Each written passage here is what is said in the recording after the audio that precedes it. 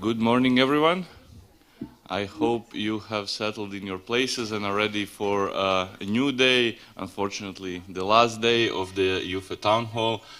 I hope that you have gotten a nice rest and are full of energy for today as well.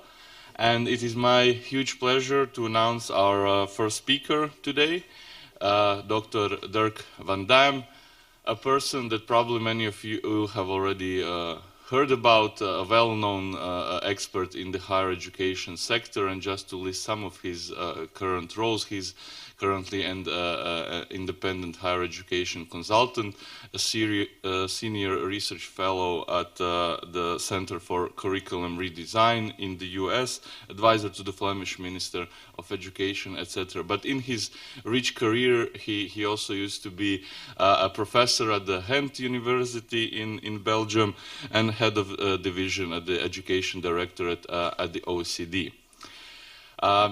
Professor Dr. Van Dam is joining us now online here. I hope you can hear us well. I can hear you loud and clearly. Yes. Good morning, everyone. That's great. Then I pass on the word to you, and we're looking forward to your talk. Okay, good morning. I'm very sorry that I'm not able to join you in person in the beautiful town of Rijeka. Yeah, technology enables us to do some interesting things these days. So I will share with you some thoughts on the state of universities in Europe and some challenges ahead.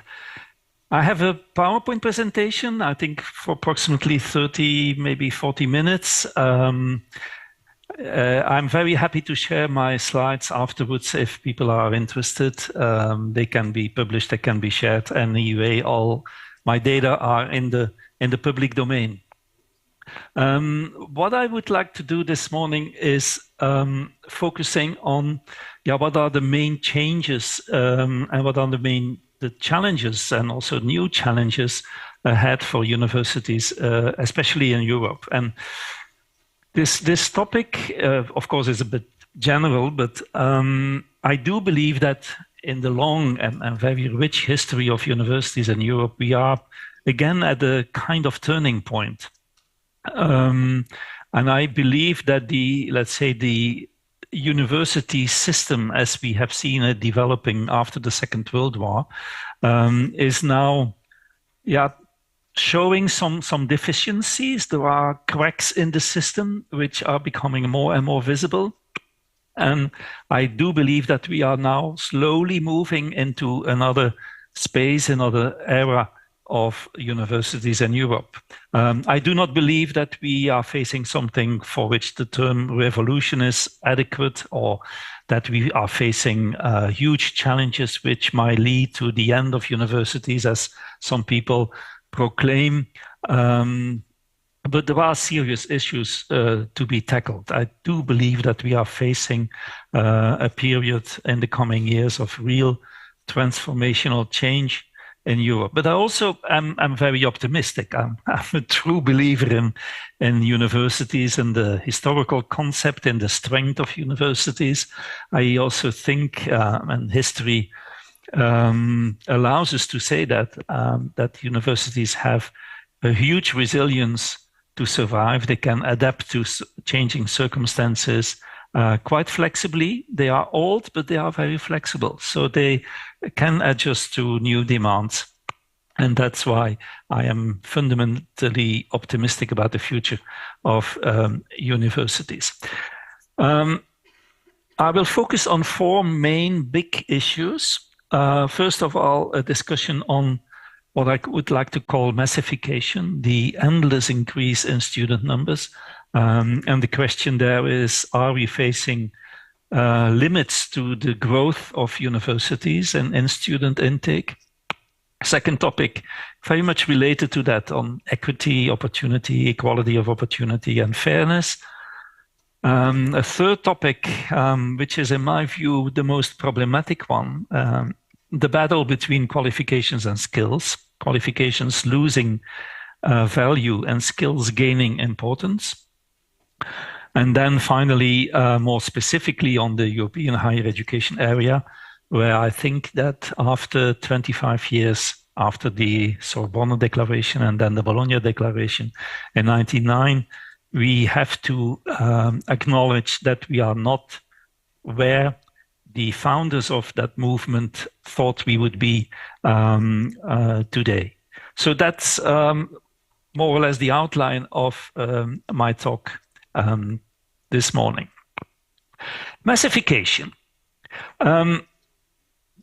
All my data come from OECD publications. You will probably understand that as an OECD person, I was also responsible for data collections and the publication of Education at a Glance. So this is really the data environment I'm feeling very familiar with. And this comes from Education at a Glance. It shows you the incredible increase in attainment. So not student intake, not participation, but attainment levels in the younger age cohort of 25 to 34-year-olds in OECD countries. This is if you look at the black line, this is a historically unprecedented progress. It's an unprecedented change in the nature of our societies. The movement from, in only 20 years, from approximately a quarter of that young age cohort to half of that young age cohort having a higher education or tertiary education attainment level.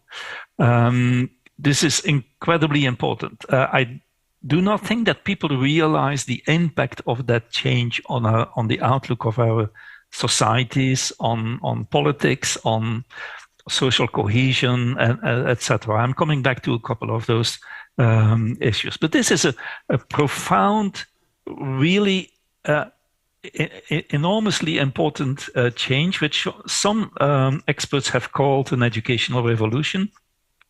But it's really very powerful. Of course, there are huge differences between countries, but you see this movement, and here we are seeing figures from PISA from 2008 to 2018. This move is happening in almost all countries. And it's too early to say that we are seeing a kind of leveling out of the differences between countries. The differences are still too important, but we see actually mostly all countries slowly moving to this kind of benchmark figure of 50% of the young age cohort, which we reached on average in the OECD in 2022. So this will further increase, especially in those countries which now are making a huge progress in student participation and attainment levels. So the movement in universal access and graduation in higher education is becoming a worldwide movement. And even if we include countries which are not visible in this chart, like China or India, the growth there is really impressive. Also, the Middle East, Latin America is a little bit of a specific element, but let's say that the worldwide movement is clearly visible. But we are also seeing, if we really dig into the figures, some more problematic consequences of this fundamental change.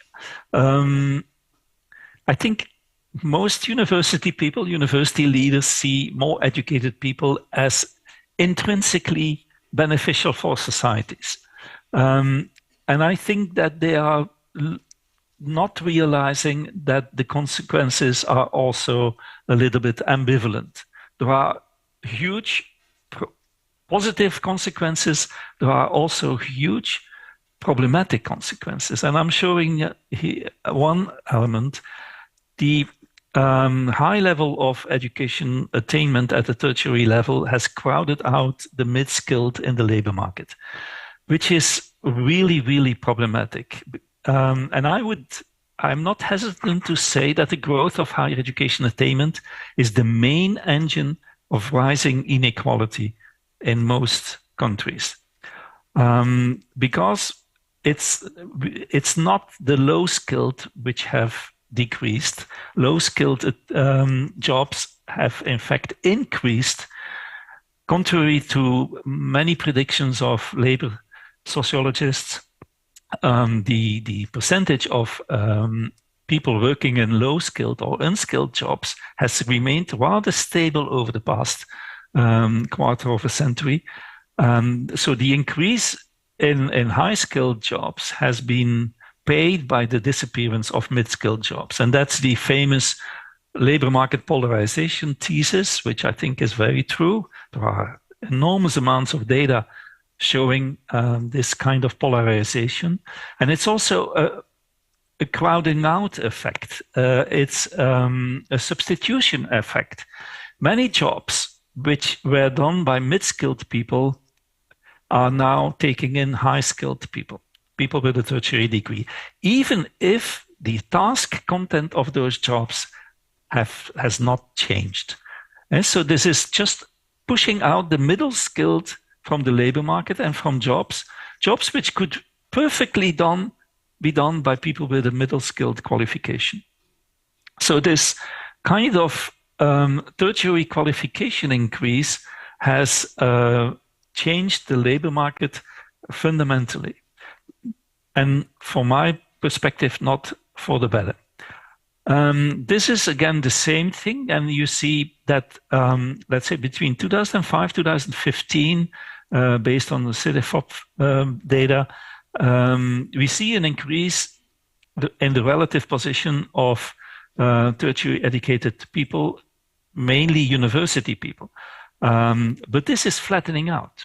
So the increase between 2016 and 2025, which we predict, is showing a much less important increase for people with a tertiary qualification in OECD countries. This is only European OECD countries. And the relative position of the tertiary non-university sector is growing. But you see again this crowding out, this substitution effect of the mid-skilled worker and the stable position of the low-skilled worker with only a primary education degree.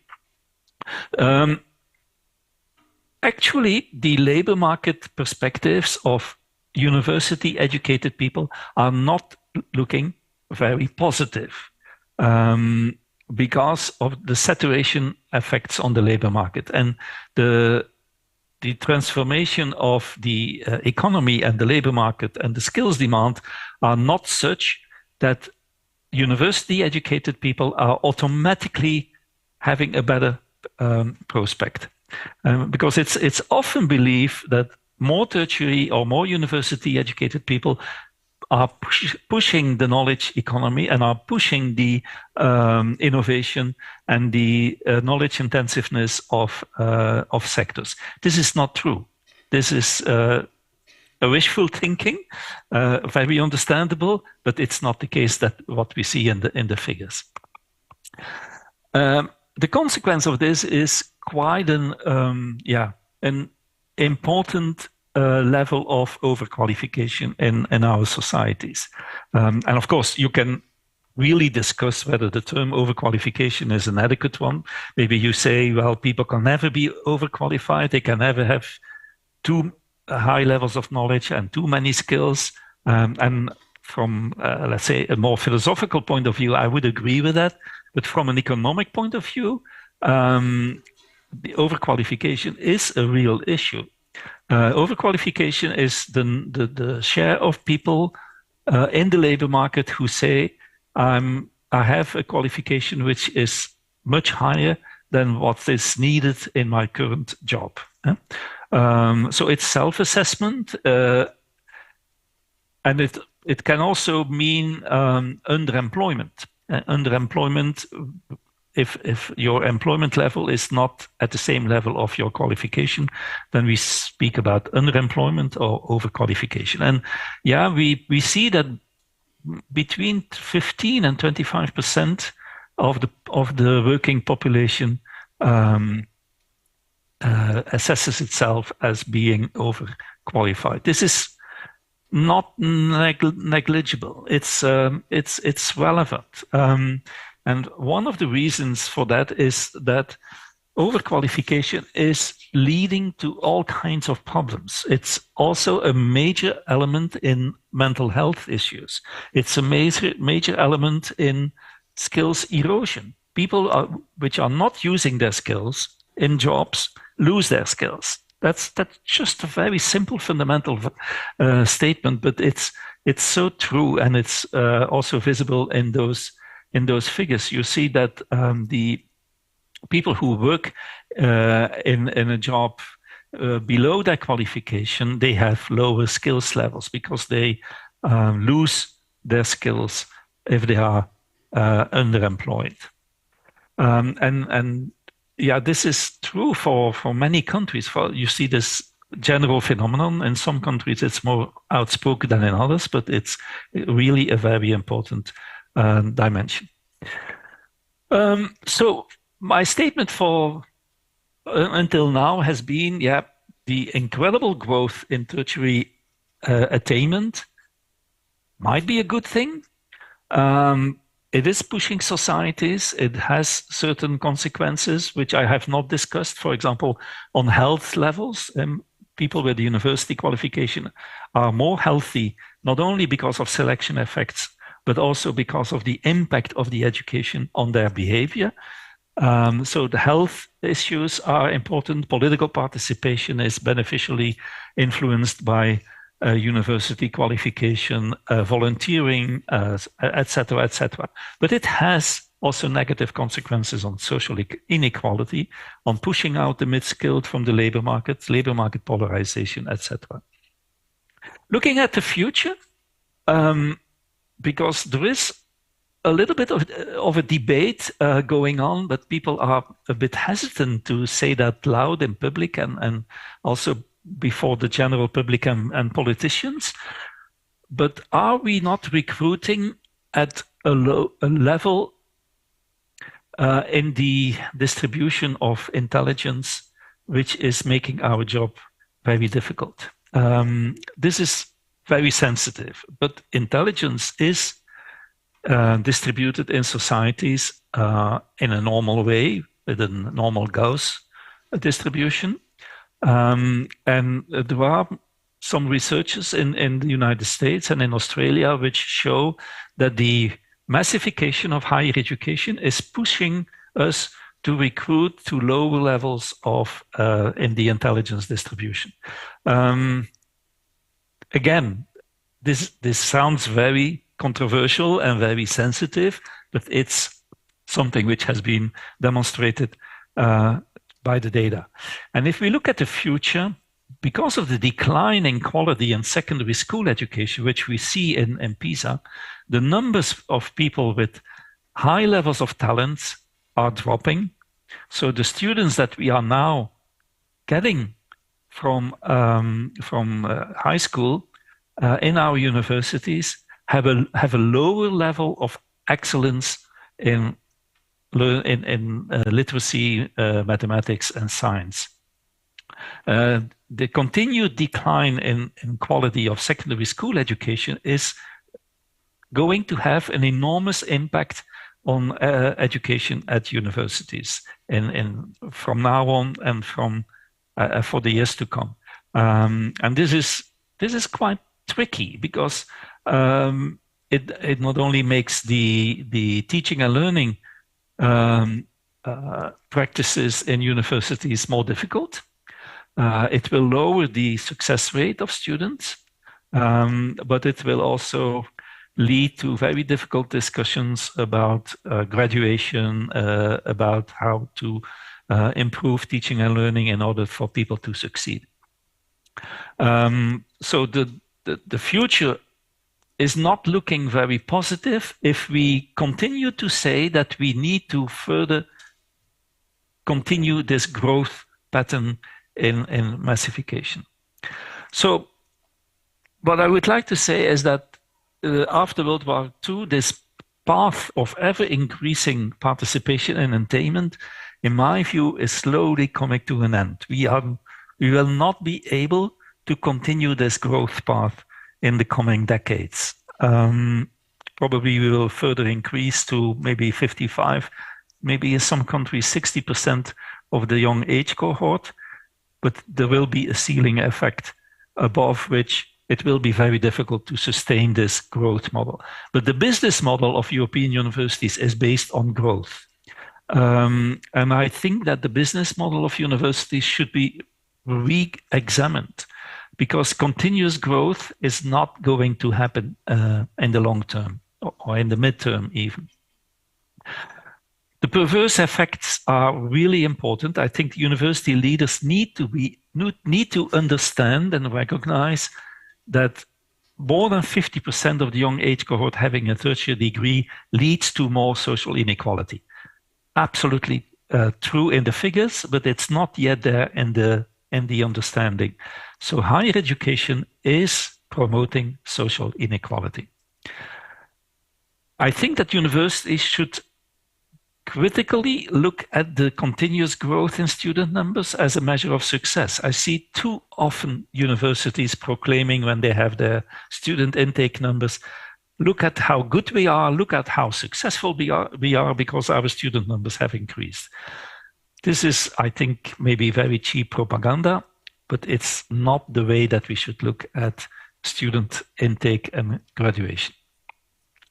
Second topic is very much related to that. Equity, equality of opportunity, fairness, very important concepts, which we are all very sensitive for, including myself. I have spent an enormous amount of my time when I was in a policy environment in improving equity issues, trying to solve very difficult problems, not easy and not very successful either. Again, average figures for the OECD, and you see figures for 4 age cohorts. So that gives you an idea of the historical development. Massification has actually not narrowed the gap. The gap is here calculated in educational attainment level of parents as a measure of social background. It has just shifted the whole distribution upwards. And yeah, it's not a huge difference between 43% and 45% of probability to have a tertiary qualification, but it has not narrowed, it has slightly increased. So we have not, I say it again, we have not fulfilled the social contract of equity, equality of opportunity, and fairness. Or social justice, if you want. The social contract of universities in the age of massification was implicitly and explicitly to also provide equality of opportunity. This has not happened. I don't think it's the fault or that universities are to blame for that. It's a very complex phenomenon where the previous educational stages in the trajectory of students, of course, play an enormous role. And I also have come back, but that's probably another discussion. I've written a long paper on equality of opportunity last year, which I'm happy to share if people are interested. But I'm no longer convinced that it's a possible achievement, that we are able to realize equality of opportunity for many different reasons. But the fact is that the figures are there. Completing a tertiary degree by parental educational background, you see the difference between people who have at least one parent with a tertiary degree and the middle educated with, and you see this this gap, which is very significant and which is almost visible in all countries. Also, the more equity-oriented countries like the Nordics or Northwestern European countries, I don't think that any country can claim that it has done a very good job in equality of opportunity. Again, this different data, but again, the same kind of conclusion, a huge gap because of parental educational background. And if we look at migration, we are making slow progress in improving the educational opportunities of children with a migrant background, but we are not there yet. And so there are still huge gaps to be filled. My conclusion for the second part is yeah, I don't believe that talents are equally distributed. I think this is a belief that we cherish and that we are happy to believe, but it's simply not true. But we can still do a lot better in making the promises real of equality of opportunity, meritocracy, and social mobility. In many systems, we have, I mean universities have improved social mobility. Higher education has been a channel for social mobility for many young people from disadvantaged backgrounds. I myself consider to be one of them. I was the first in my family to have a university, to have the opportunity to go to a university. And I have many colleagues in my age group of the same. So it has not been a total disaster. It has improved social mobility, but the gap has, in general, not diminished, has not disappeared, and we still have a long way to go to make that promise a little bit more real. Okay, the third topic, and this is a little bit longer, the battle between qualifications and skills, like I prefer to call it, because I do believe that we are seeing now a conflict between those two. And this is incredibly important for universities because the only monopoly we have is in qualifications. We are the only, let's say, higher education institutions are the only institutions in society which are allowed to award bachelor, master, PhD qualifications, but we are not the only ones which are developing skills.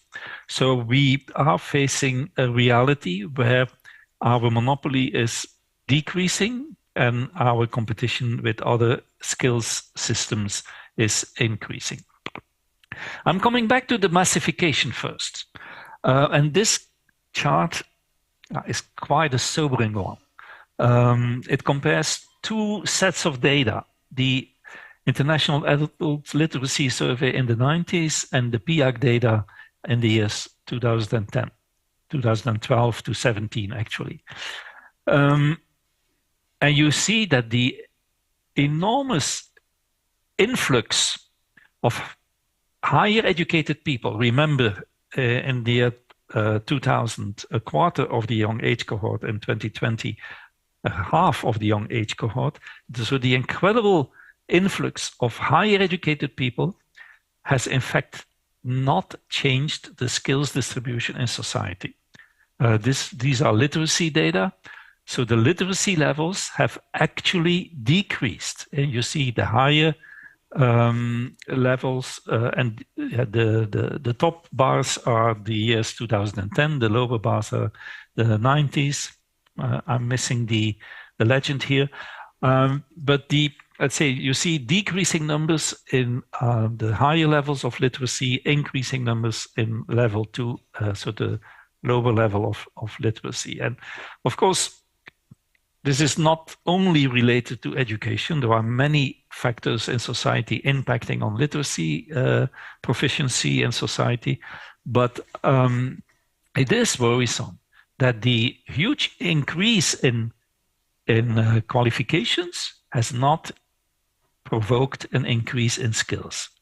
And this is an enigma, and I have been wrestling with those figures for many years, trying to find explanations. I have not found a good explanation.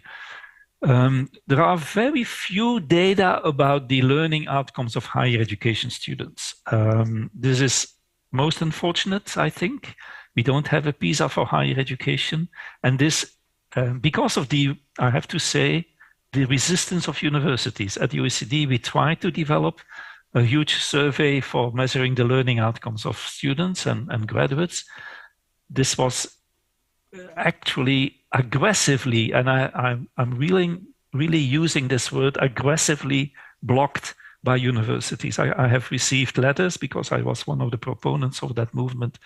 I have received letters that I thought would never be, that I would never receive from academic colleagues, that I was killing universities, etc., etc. So we have very few data. And I think that universities will pay the price for the fact that they are not producing reliable, comparable data on learning outcomes. This is going to be a major handicap in discussions which will come in the coming years. But the few data we have, again, here from the International Literacy Survey and the Survey of Adult Skills, PIAC, shows that even people with a higher education degree, their skills levels have dropped. So that shows that people with a higher education qualification in the 90s with a tertiary degree had higher literacy skills than people with a tertiary qualification in the years 2012, 15, 17, depending on the country. And this is, yeah, again, very, very sobering. So if we look at measures of human capital, and I have spent a lot of my time when I was at the OECD and discussing with colleagues in the economics directorate, they were looking for reliable data on human capital. And they always used qualifications data, how many people have a certain level of qualifications. So and still the World Bank and many other international institutions are measuring human capital by the share of tertiary graduates in the population or in specific age cohorts. And if we look again at the 25 to 34-year-olds, this has doubled in those 20 years. But if we look at skills distributions, it's a completely different picture. Actually, the skills level has dropped. So how can we explain this gap? But it shows you that qualifications as skills follow divergent paths in social development.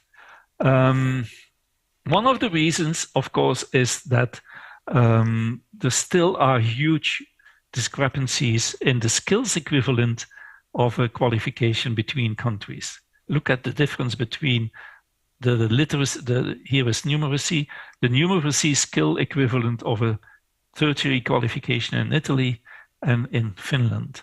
This is just, they are both in the European higher education area. They have a lot of mobility, collaboration in the Bologna process, etc. I'm coming back to that at the end. Their skills equivalent of their qualifications remains incredibly different. So it is not a level playing field. It is not a convergence of skill levels by qualification.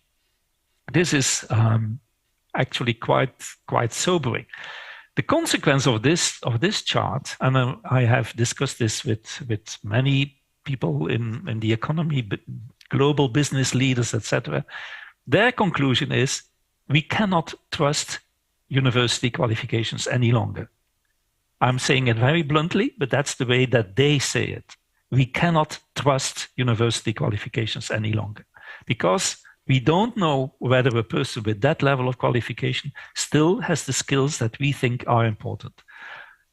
This is, in my belief system, being a university person, one of the most critical statements I heard in my life about universities.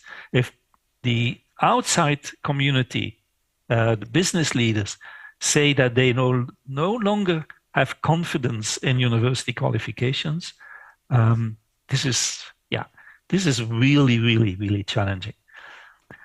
The situation is very different between countries, as you can see in Finland, Netherlands, Sweden, also in my own country, Belgium. We are still doing a quite good job. We are still delivering qualifications with a significant skills equivalent.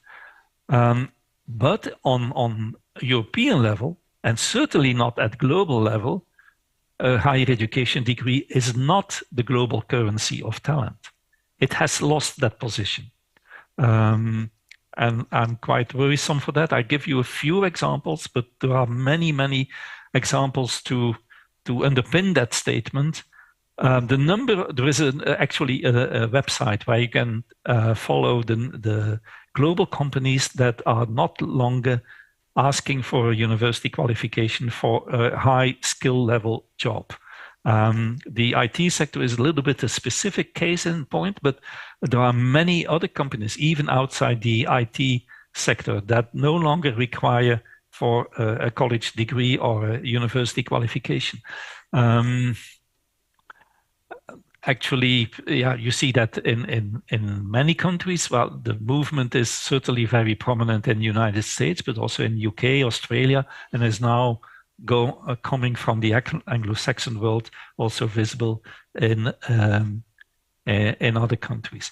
There has been research by colleagues of mine in the OECD where they have tracked high-skilled job advertisements, and the prominence of in job ads of a university qualification has dropped significantly. If you look at high-skilled job advertisements today, the frequency of finding an explicit reference to a university qualification is dropping incredibly. What comes instead? And this is something very worrisome. Universities are losing the game for assessment. And so the expansion of the human resources sector, the assessment centers, etc., in companies, but also independent from companies, this kind of business is growing incredibly. And companies are now saying, we are considering to do skills-based hiring initiatives, assessing the skills of applicants ourselves, rather than to trust on the qualification that a person brings with them. So the qualification is de-emphasized and skills are prioritized. But skills are not assessed by universities. They are assessed outside universities by skills assessment centers or HR departments of huge companies, etc. And you see here data from the United States, and they are already a little bit outdated. It was a survey in 2018, but that many companies are moving in this direction. Another discussion which is very relevant for this is that company leaders, global business leaders say, when we meet them in the OECD and in other circles, a university qualification is not representing the skills we think are important. And this is a more qualitative discussion. And we are not able to capture that in very well with data on literacy or numeracy, because many people in the higher education community say, well, yeah, we have other objectives in teaching and learning than literacy and numeracy. I personally do not agree, because the high levels of literacy and numeracy come very close to what universities are developing. But there is certainly a more qualitative change going on in skill demand. And this comes from a very famous research in the United States by people from MIT, where they have classified not jobs, but the tasks that people do. So actually jobs are not the relevant category to examine those things. Jobs can still have the same name, but completely a different task input. And they divided the task in 5 categories. And what you see here is that the skills for which higher education is actually preparing, routine cognitive labor, is absolutely going down, even much more than manual labor. And what is increasing is non-routine interpersonal skills, communication, interpersonal behavior, and non-routine analytical skills, more the research skills. In non-routine analytic, you can see imagine that as being the skills that a person working on a master's or PhD thesis is developing. And so really analytical thinking, creative thinking, etc. So those skills are becoming much more important. And there you see, of course, an enormous opportunity for universities. But let's say the lower levels of skills, which are more routine, procedural knowledge, they are rapidly being faded out in the labor market. The data are a little bit outdated now. There is research going on to update this, but the trend will further continue. That's for sure. I said already that we do not have reliable data on learning outcomes of students or graduates of higher education. I supervised one project for which the report has been published a couple of months ago, where we assess the critical thinking skills. Methodologically very challenging. I will not go into detail on that. If people want to see the report, I can share you the link. It's available. I named the countries A, B, C, D, E because the samples are not representative for the countries. It's just, but it shows you huge differences. We have very good instruments now. The assessment science has increased enormously over the past years. We can measure critical thinking. That's no doubt about that. And we can measure also the development of critical thinking. And what I've done here, what I've represented here in this slide is in those 5 countries, what is the difference in critical thinking levels between students entering a university and students exiting university after the first degree, so at the end of the bachelor phase. And you see that in most countries, there is a drop in the lower levels, so an increase in the higher levels of critical thinking. But still, well, there are 2 observations. First, we come to an average, and we tested over 120,000 students, the biggest share of them in the United States, but also in other countries. 45% only has acceptable levels of critical thinking when they leave the university after the bachelor phase. This is simply too low. So the levels that we are considered to be minimally important, which is proficient, only 45% of the students, when they leave the bachelor degree, have that level. And it's not aiming at, the items are not at an extremely high level. They are very simple ways of critical thinking. And the second observation is, in some countries, the change which happened when students are in universities is simply very minimal. There is only one country D, where you see this significant change, where you see the higher levels increasing and the lower levels dropping. But still in that country, which is actually doing a rather good job in developing critical thinking in university, still 25 to 30% of the student leaving the bachelor phase do not have sufficient critical thinking skills, even if they have the bachelor qualification. Yes. So this is again sobering. There is a lot of talk about critical thinking, and university leaders sometimes, to my frustration, they use a very positive rhetoric about critical thinking, that the university education automatically promotes critical thinking. No, it doesn't happen automatically. It is a huge effort, and you have to dedicate curriculum content to the development of critical thinking skills. It doesn't happen automatically, as you see in those country examples. I give one further example because the case of Finland is very interesting. And this is a bit more positive for universities, because we see in the lower part of the chart the difference between universities and universities of applied sciences.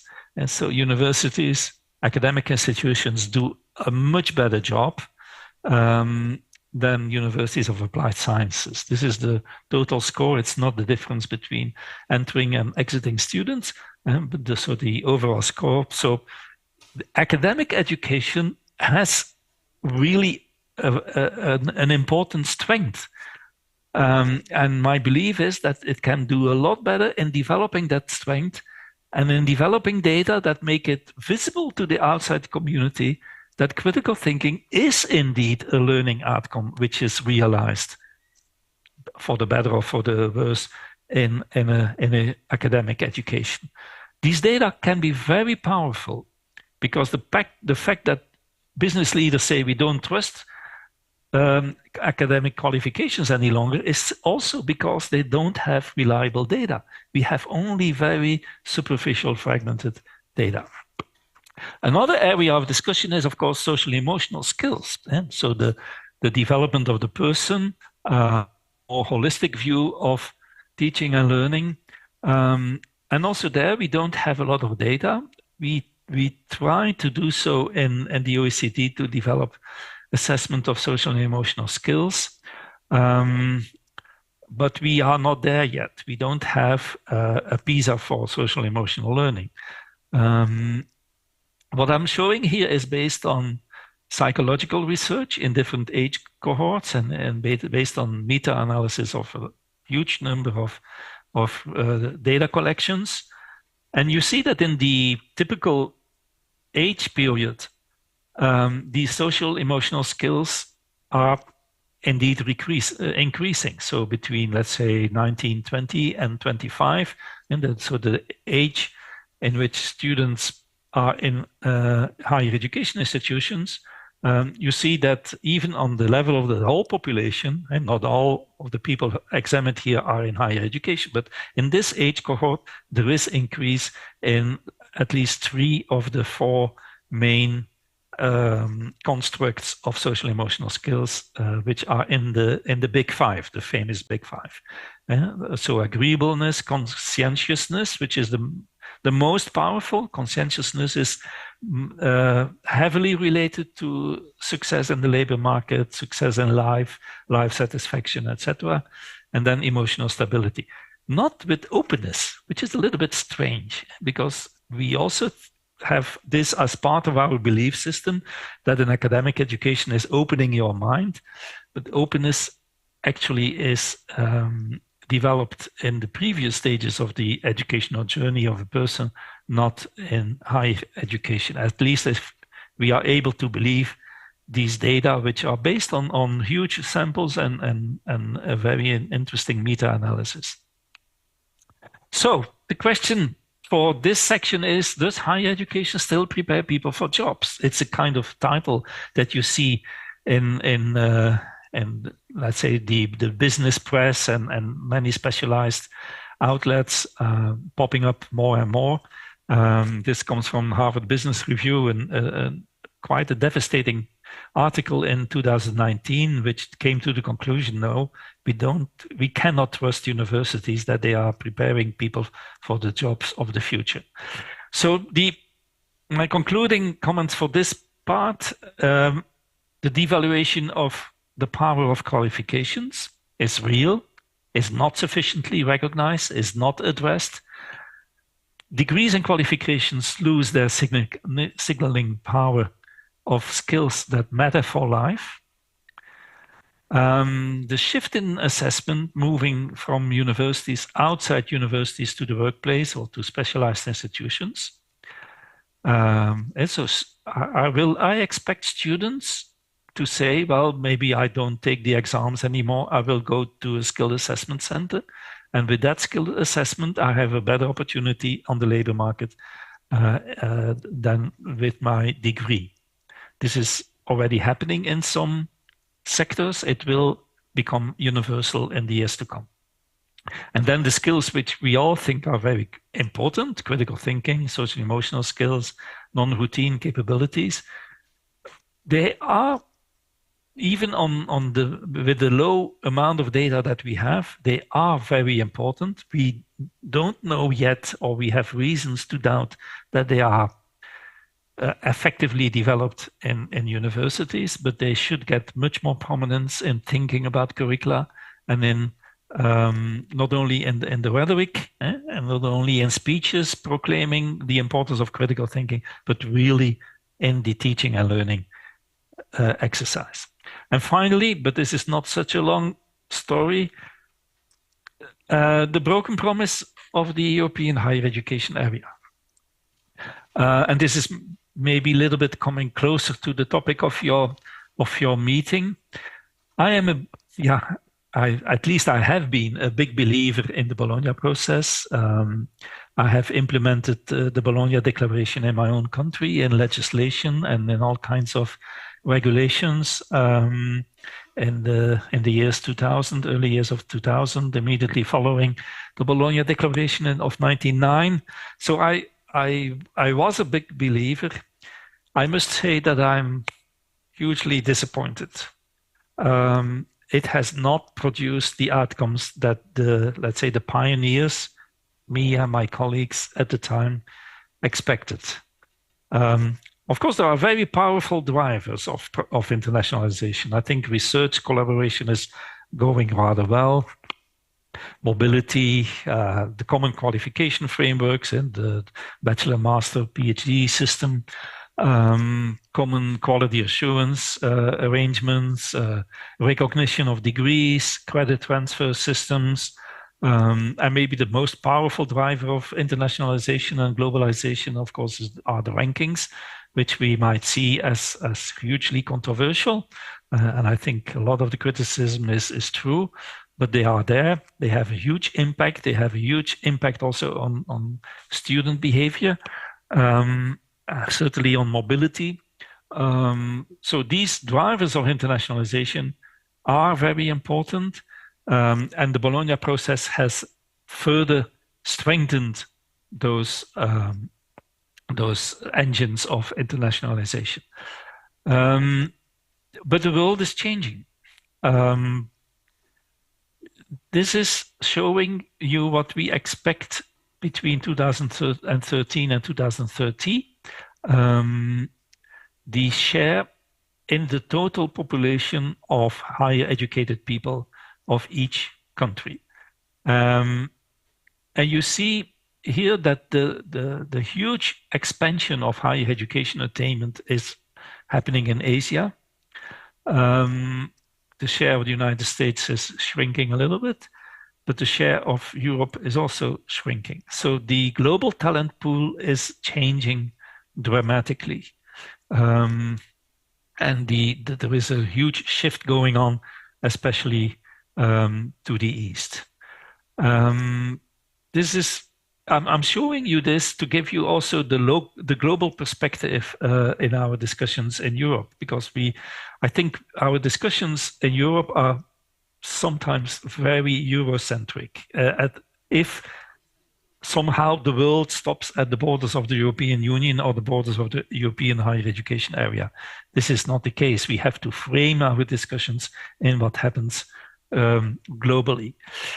The promise of the European higher education area, of course, and I don't have to repeat that for you, convergence, creating a level playing field in the European space, mobility, qualification structure, credit transfer, ECTS, recognition of degrees, quality assurance, all kinds of collaborations, networking, etc.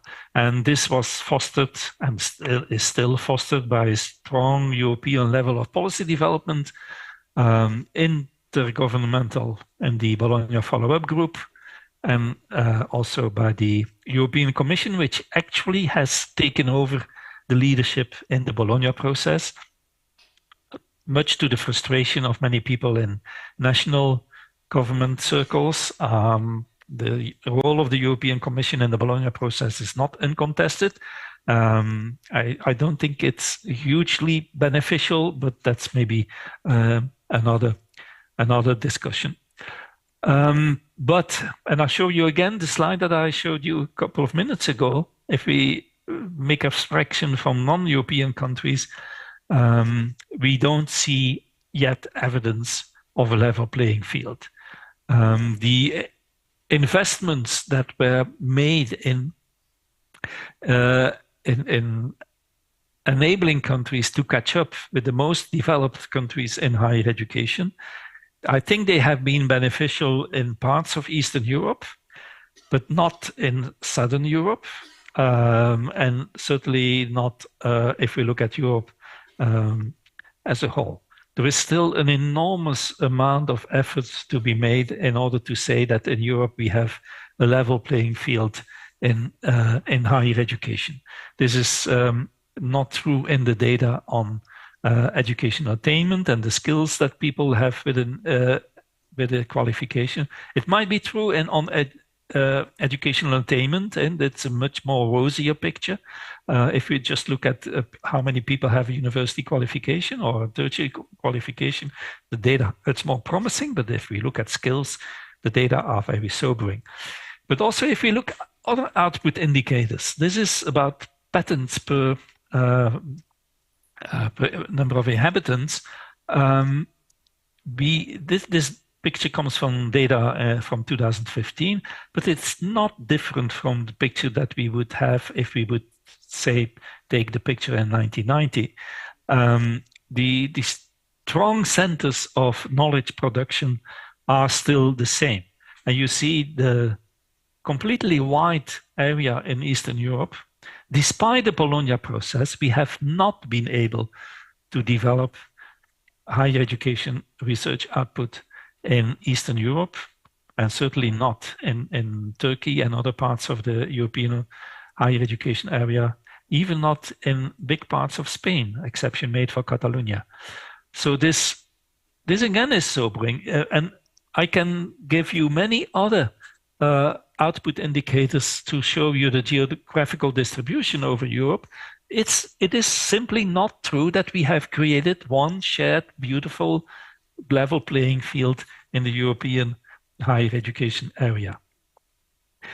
And again, moving to the global level, and I'm taking here, because of the fact that we simply don't have other data, I take the rankings data. The country distribution doesn't show that the area where there is a high demand in higher education is also the area where there is a high reputation for higher education institutions. So the system is incredibly hierarchical. Actually, if we compare higher education with many other social systems, higher education is one of the most unequal hierarchically distributed systems that we know. It's incredible. We still seem to accept that reality, that this is so skewed, that is so unequally distributed. It's incredible. I'm getting a bit emotional because I really can't believe why the global higher education community is willing to accept such a level of inequality while sometimes attacking social inequality in society at large. Its own system is absolutely one of the most unequal that we know. So this is quite sobering. And of course, there are also very powerful drivers of divergence and not only convergence. We see more institutional diversification. We see more competition, more differences in power.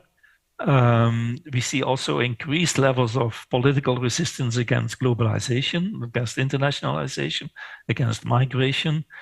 But we also, and that's the point I want to stress, national and regional differences in skill demand and skills use. That's something that we now see more and more in the data that we have at OECD. We tend to create a level playing field for regions which are actually not in demand of some of the skills that are at stake here. This is maybe a very sensitive thing, but the level of inequality also has, in my view, it's too high. It's unacceptable, but it also has a little bit of an explanation. And there are certain countries and parts of Europe which have been, which with tried to benefit from the European higher education area, and which have now realized that the amount of efforts are not paying off. A good case in point, and I don't want to offend anyone in the audience, but Portugal is a good case in point. The Portuguese ministers of science and research made an enormous effort to improve the science and research systems, and the outputs in the research of Portugal are improving. But the society and the labor market did not demand for that kind of skills. And the number of PhD people in Portugal which are underemployed or unemployed is also increasing. And so the idea that a level playing field is good by definition is maybe a little bit naive. But I still am very optimistic for the future. I'm a bit disappointed for what has happened in the past 25 years. But convergence, harmonization are very ambitious, and maybe we should define our objectives for the European higher education area maybe more at a humble level. But I do believe in collaboration and exchange and mutual learning and like-minded networks. And your network is an excellent example of that. I do believe that the university networks, and we have now different kinds of networks with different priorities, different value systems. I think this is important. The idea that everyone in Europe should become the same and that we should move to a kind of uniformization and that idea was really lively, visible in the early days of the Bologna process, but it's just an appalling idea. We have to cherish diversity also in higher education. We have to recognize the power of divergence. So university networks in plural, they have, in my view, a big future if they define their ambitions in a careful way. With regard to the initiative of European universities, I have a positive state of mind, but I think it's too early to say something meaningful about them. I will stop here.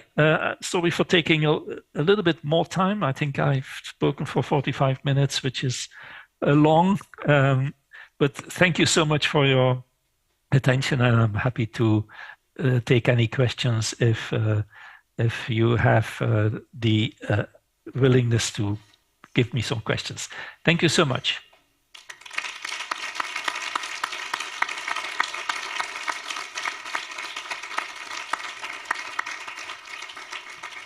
Thank you very much, Dr. Van Dam, for a very interesting presentation. I think that when we work on something as intensive as creating a new European university, it can sometimes happen that we miss or forget to zoom out and look at the big picture. And I think that your presentation was extremely valuable in that regard. So we will have some time for questions. I have already seen a question way over there. So Matteo, please go ahead and feel free. Okay, I already see some hands over here as well.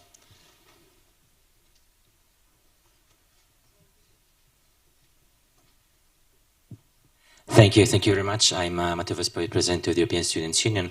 It was a very interesting keynote also because of some elements like massification of higher education that promotes inequality or the several data that are quoting, especially like US, for instance, and also the fact that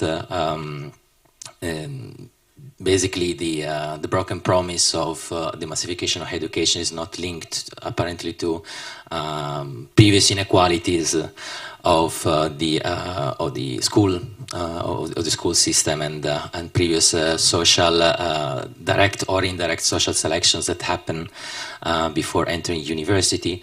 So also the first question would be if then the promise is broken, what should we still be in a hierarchical system? So should we promote that? But my question is actually on the Bologna process, because you showed a picture linked to the patents. And my question to you is, for a process that is explicitly not involving research, because it is linked to actually to the recognition of, especially in the core recognition of degrees, CTS, etc., how is that the patents are a good proxy for indicating the success or the failure of the European higher education area? Thank you. Yeah, that's a rather easy question. It's a good question. I would say I would disagree with the statement that the European higher education area or the Bologna process has nothing to do with research. At least in the view of the European Commission, the European research area and European higher education area are two very, very linked initiatives. And with the implicit idea, or sometimes explicit idea, that promoting a level playing field in education will also be beneficial for the research capabilities of universities, and for the obvious reason that research and teaching and learning are two functions of universities which we can take apart in our minds, but in the reality at the work floor they are not taken apart. So they are intertwined, and I believe if you guys meet in this interesting network, it has also an impact on research activities. It's not only about teaching and learning. So the idea that you can do something about teaching and learning and not do something about research and vice versa, I think is wrong. The two are so linked that implicitly and explicitly the Bologna process is also at research. Maybe I used an indicator which is quite eccentric or quite exceptional, patents, but it's still an interesting proxy for, let's say, knowledge development in a region. And so the knowledge development, you can count the number of PhDs, but then you count again qualifications. I am much more interested in actual using indicators which have a real impact on the economy and society. So that's why I chose patents and not qualifications, because the core function of universities is knowledge creation, knowledge application, knowledge distribution. It's all about knowledge. And therefore, I think teaching and learning and research are very much interlinked. Thank you. And we have quite so many people on the list already, so just ask you to keep your questions very much to the point. So next is Rika. Hello, thank you. Okay, it's working. So more than a question, I have a comment coming from Finland, where politicians are pushing the goal of educated university degree people up to 70% just now. So it's a good question for us. For YUFE, I would like to say, you mentioned that the measuring of the learning outcomes is not done at the universities, or the skills, measuring of the skills. So for YUFE, we have in Work Package 5, we have the task that is working on the learning analytics and developing the pedagogy based on that and the data. So I think this is, in the Finnish hockey terms, the momentum for us as a European University Alliance as well. Mm-hmm. That's very good to hear. I would very much support that. I think it's enormously important if university and university networks and alliances are taking up this challenge of developing reliable, trustworthy learning outputs indicators. I think that's very important. So yeah, I didn't know that this was going on. I'm very interested to hear more about it. So I really support what you are doing. I know in Finland this discussion is much more prominent and much more powerful than in many other countries. And I have been working with Finnish colleagues a lot on this, also specifically on the study of critical thinking. And yeah, I have always admired Finland for taking up this challenge so positively, but in many other countries there is such a resistance against even thinking that you could measure the learning outcomes of university students and graduates. So Finland is giving the example. Thank you. Thank you. So next we have Daniela. Good morning, Professor Van Damme of Dirk. Thanks a lot for this enlightening talk. I would like to start saying that, you know, the academics that have written you letters have actually just fostered our interest for your work further. And that in parallel in our alliance, we have thought of you as a keynote speaker. So I'm very grateful that you joined us today. And I would like to go back to a reflection I had while I was listening to you, because you have shown us evidence, data, and often, or almost never actually, I have to say, in the strategic documents of universities, in their mission statements, data is mentioned as a foundation for the policies that are going to be pursued in the coming years. So you made me think that universities and alliances should put their ambitions next to data that actually also suggest relevance for the work they are going to do. And I think for our alliance, this is extremely relevant because one of the main foci is civic engagement, development of soft skills, also together with the business sector, with the civic organizations. But do you think that universities should also do better, and how then to involve the stakeholders in the process of program development and also to measure the learning outcomes? Yeah, so that's a very good point and a very important comment and question. And I would say completely yes, absolutely. Let me first give you a thought on one of the first things that you said, and it's also a little bit of frustration. Universities are the most powerful knowledge institutions and research institutions in our societies, but they are not spending enough attention in researching themselves. So we have research going on all kinds of activities in the economy and society, but we have very poorly developed research on higher education. There are researchers and there are research centers, but we could do a lot better in developing research and knowledge about ourselves, about our own functioning, our outcomes, our outputs, our impact on societies, etc. So this is a little bit of frustration that I have for many years. Research on universities and on higher education is often taken not seriously, and we desperately need much more data, much better data.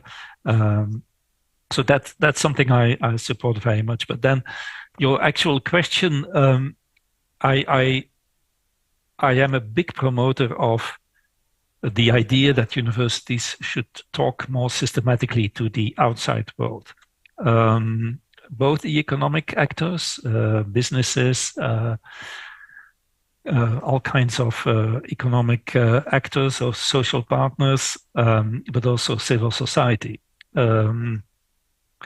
And this conversation is not developed well enough. I am frequently in the United States, and I see that kind of conversation much more intensive and also much more serious happening in the United States than it's happening in Europe. So yes, absolutely, we should have a better understanding of what the outside world is expecting from universities.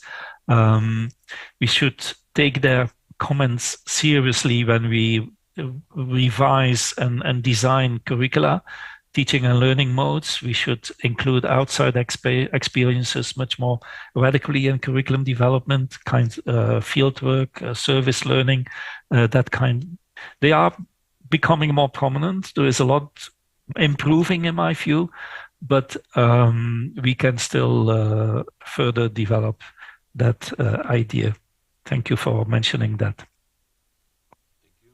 And I'm sorry, I missed that there was a question even before over there. Yes, please go ahead. Hello. Hello, Mr. Van Damme. First of all, I would like to thank you for the very interesting lecture. It was very insightful. And I think we have learned a lot about the challenges for the higher education. But I would like to ask you a more general question, more global question. So we have seen that there is this inequality and that well, basically, I think the percentage of people with university degree is increasing, while not always necessarily being a good thing. So I would like to ask you whether you think, how do you see the role of movements in the society that promote equity and even like equality of outcome in terms of solving the problem in the labor market globally, meaning that, for example, people with manual labor skills and service labor skills would get an equal monetary and social appreciation. Do you see this as a good movement? And how do you see the global solution for the global market, considering the fact that low-skill labor, as you have called it, is still very much present? Yes, that's a bit of a tricky question, because the answer cannot be non-political. So the answer will have to be political.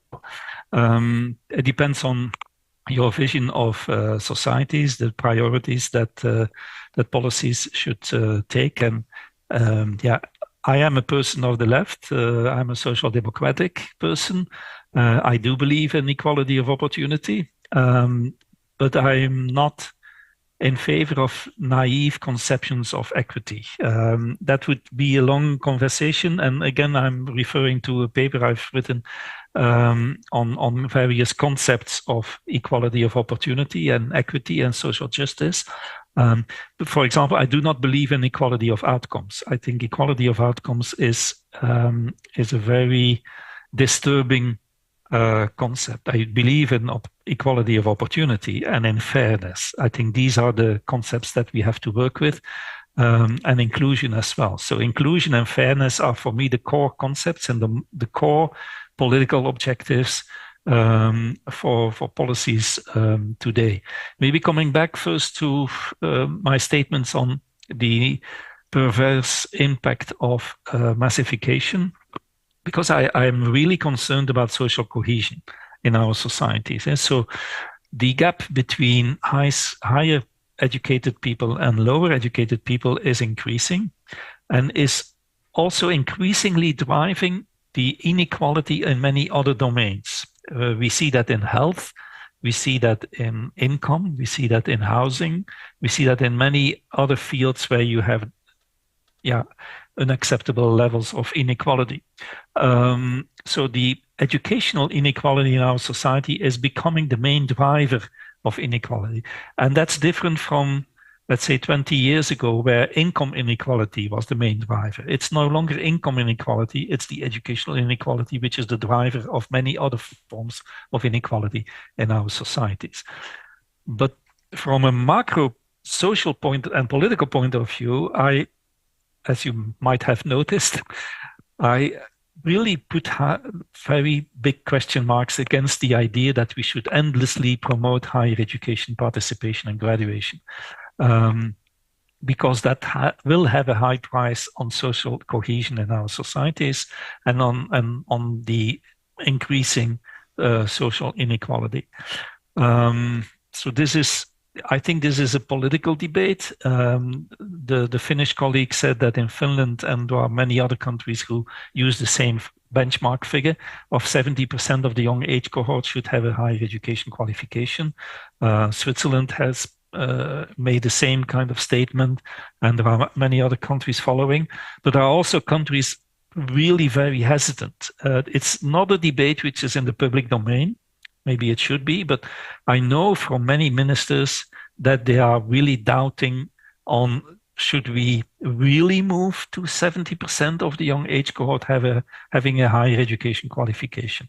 What will the consequences be? Is that something that is beneficial for society? I personally believe that it's not beneficial for society. It's not going to promote at a high level the creation and the development of a knowledge economy, and it's going to increase the level of inequality and the lack of social cohesion to very risky levels. But that's my assessment. There are people who make another assessment of this.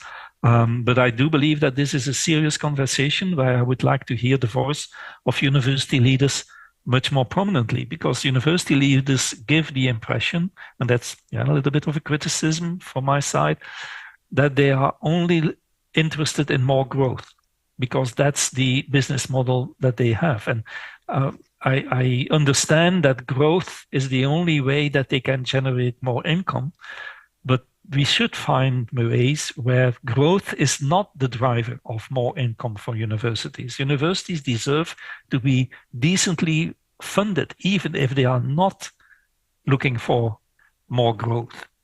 So I would really be interested in hearing university leaders joining this conversation and this political debate much more explicitly. I will stop here, but I hope I have given a little bit of an answer to your question. Your question was much more encompassing, but I'm not able to give you much more than I said. Thank you.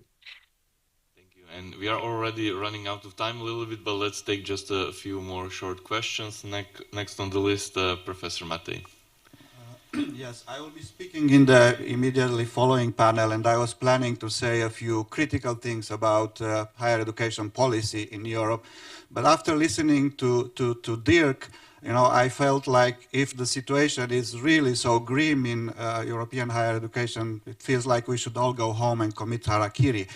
And, of course, there are good news as well in European higher education, perhaps more than in other parts of the world. And let me illustrate this with an example going back to Dirk's repeated information and assessment about the Bologna process, the broken promise of the Bologna process. And I understand the frustration of people who have contributed so much to designing and pushing for the implementation of the Bologna process. If I can use a military metaphor, which is bad at these times, these were the generals of the Bologna process, like Dirk himself, and we owe them a debt of gratitude, actually, for designing and starting this process.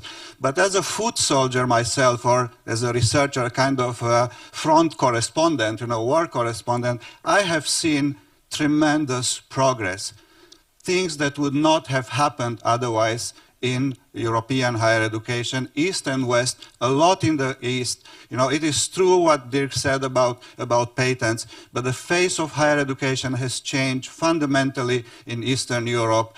And the fate of individual students, university, academics, administrator has changed. And that progress would not have been there. So it is true that we have not achieved the level field, and perhaps this would not even have been good, as Dirk said, but what we have achieved is a unique and remarkable, incomplete and skewed common European space for dialogue and practice in higher education, which has made possible a lot of formidable achievements. Hi, Livio. Good to see you.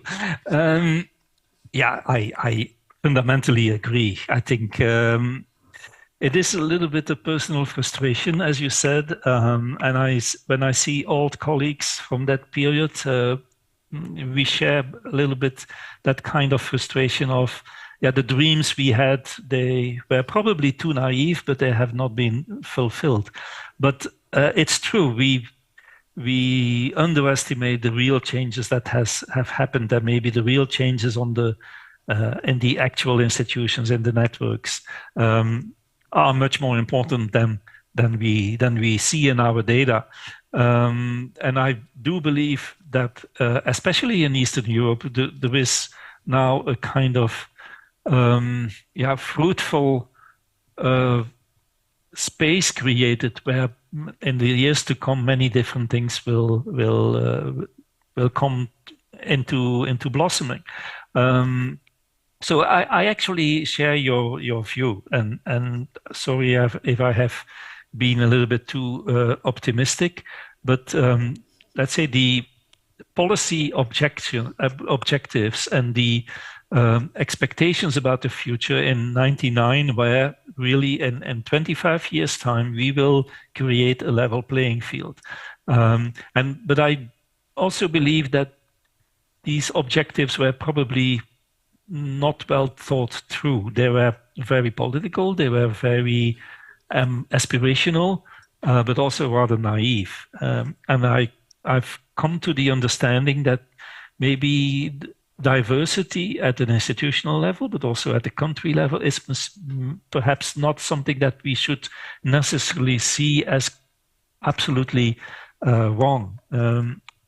So different pathways are also having their importance and their significance and value.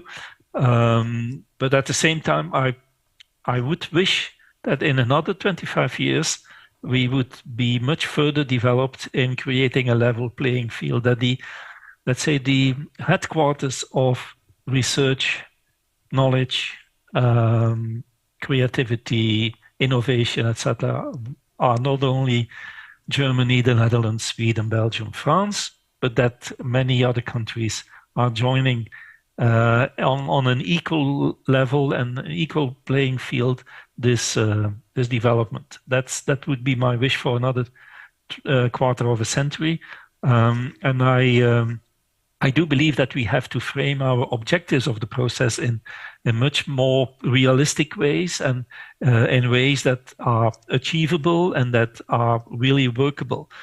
Because what you describe is right, but it's only one element of this whole process. So that was actually what I wanted to communicate. Next. Yeah.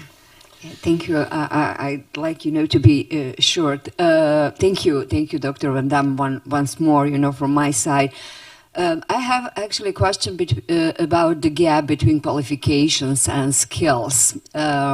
Actually, we know that there is, we are very much worried about, the relevance of our diploma, university diplomas, in comparison with the competencies the labor market actually need at this very moment. But we always, have the explanation for us and said, okay, we have the Apple, we have the Google, they actually organize the boot camps, trying to educate, the people for very, very specific jobs at their companies.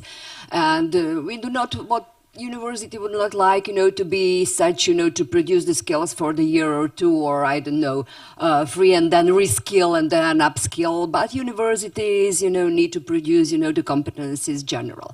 So, but I'm worried. You mentioned that actually we do not do that, that the critical thinking, that the other let us say, competencies or skills are also there is the decrease. The element worried me the most is the idea that the people with the university diploma actually we notice the kind of decrease of the relevant skills, not skills, for instance, for a specific company.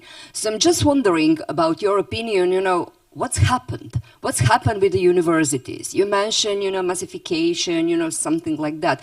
But I'm just wondering how it happened, that we actually, related to that, who actually could be, the change maker. You mentioned that we are now in the turning point, that we need, you're searching for a change maker.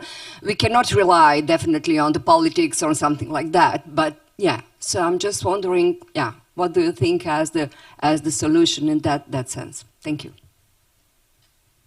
Yeah, very good question again. I do believe that universities have been a little bit too complacent in believing that their qualifications, degrees, diplomas, whatever label you want to use, have an intrinsic value which is strong enough to survive. So this kind of complacency, in my perception, has been very strong and is now a little bit shaken. You have to understand what a degree or a qualification really is. It is, and in the sociology of education, there are different theories about this, but I am personally more attracted to the signaling theory, which says that a qualification signals attributes of a person which are important for the person who has to receive or assess the qualification. And so the signaling value for me is essential.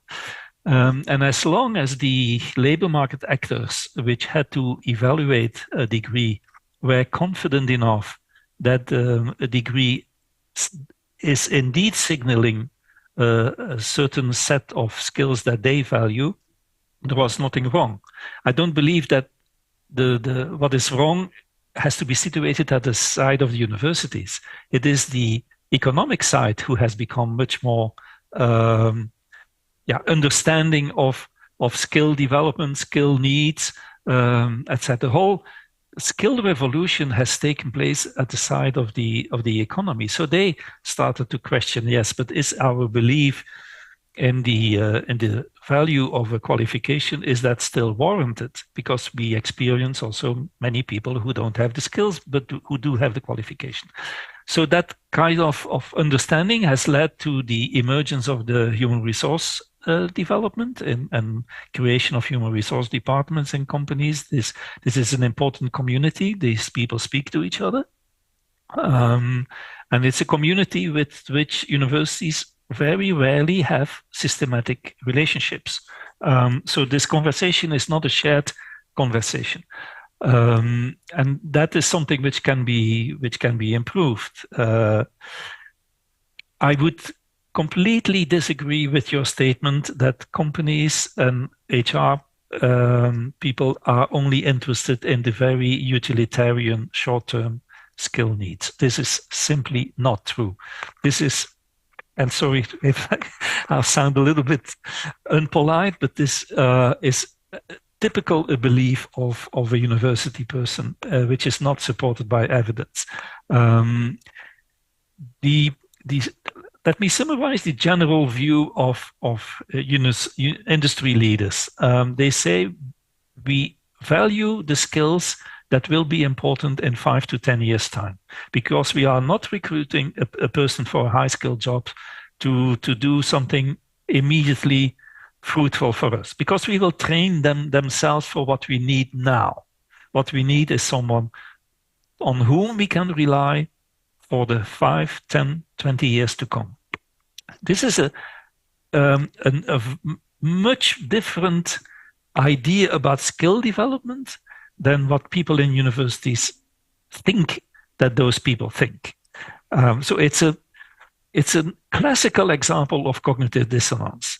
It's because of the lack of understanding of each other, the lack of speaking to each other. And I personally find it completely legitimate, and it's my traditional objection to those statements to industry leaders. Sorry, I think it's absolutely legitimate that universities have their own objectives that they want to realize with students, which are different from what the economic actors demand or perceive as being important. So universities have the right to also define their curricula in order to the value system and to the objectives that they want to pursue, which are maybe not in line with what industry requires and things. But in reality, if you speak to them, the differences are not that big.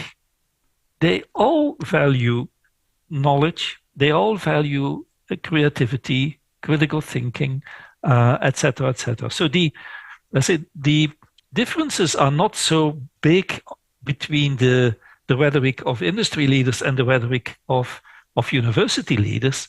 but they do not speak to each other, they don't understand each other, and they are perceiving wrong ideas about each other's position. So my argument is not to subjugate or to completely put universities at the service of industry. That's absolutely not my argument. My argument is to have a really mature conversation between those two worlds, where each of them has the full right to have their own priorities and to define their own learning and skills objectives. I will stop here because it's a long story, and I think I've probably made my point clear.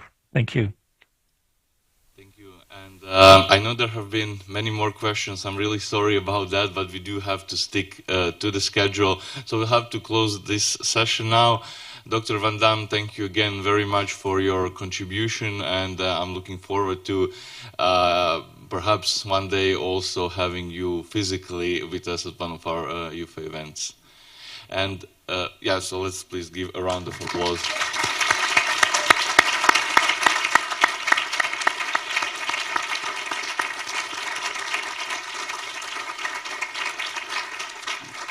And we will now move to just a short coffee break, so please be back here at 11 for the next panel, which is actually very much relevant for the question of what the society and different stakeholders are expecting of European universities.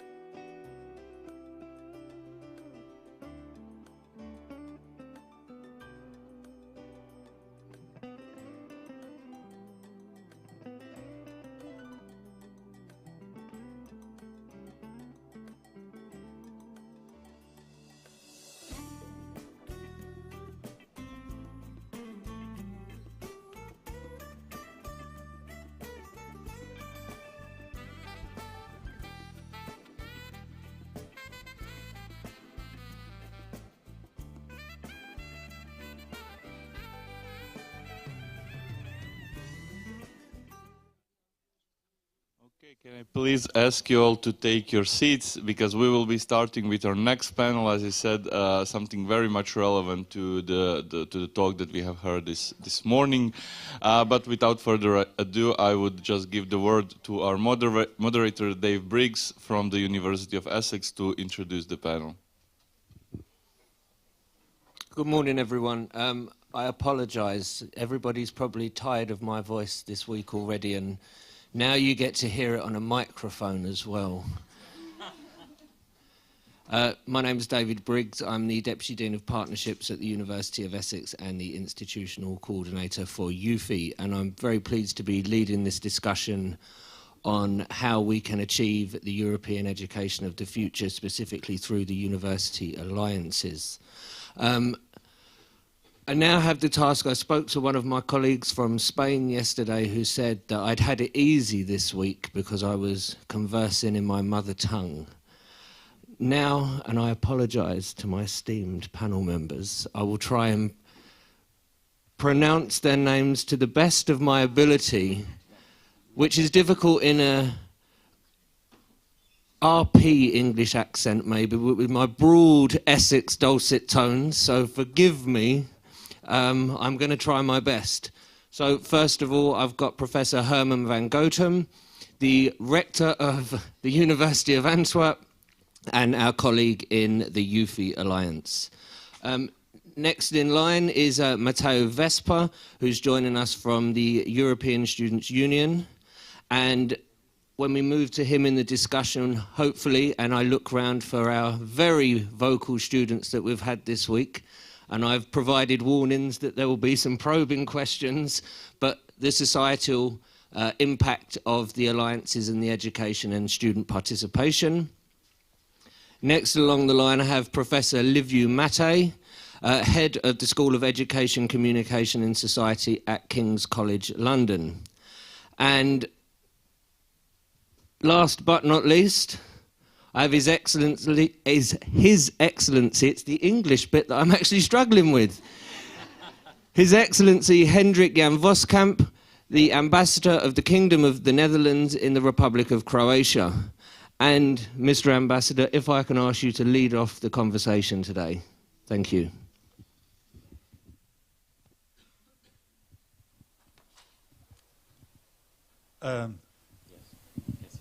Does it work? Yes, it works.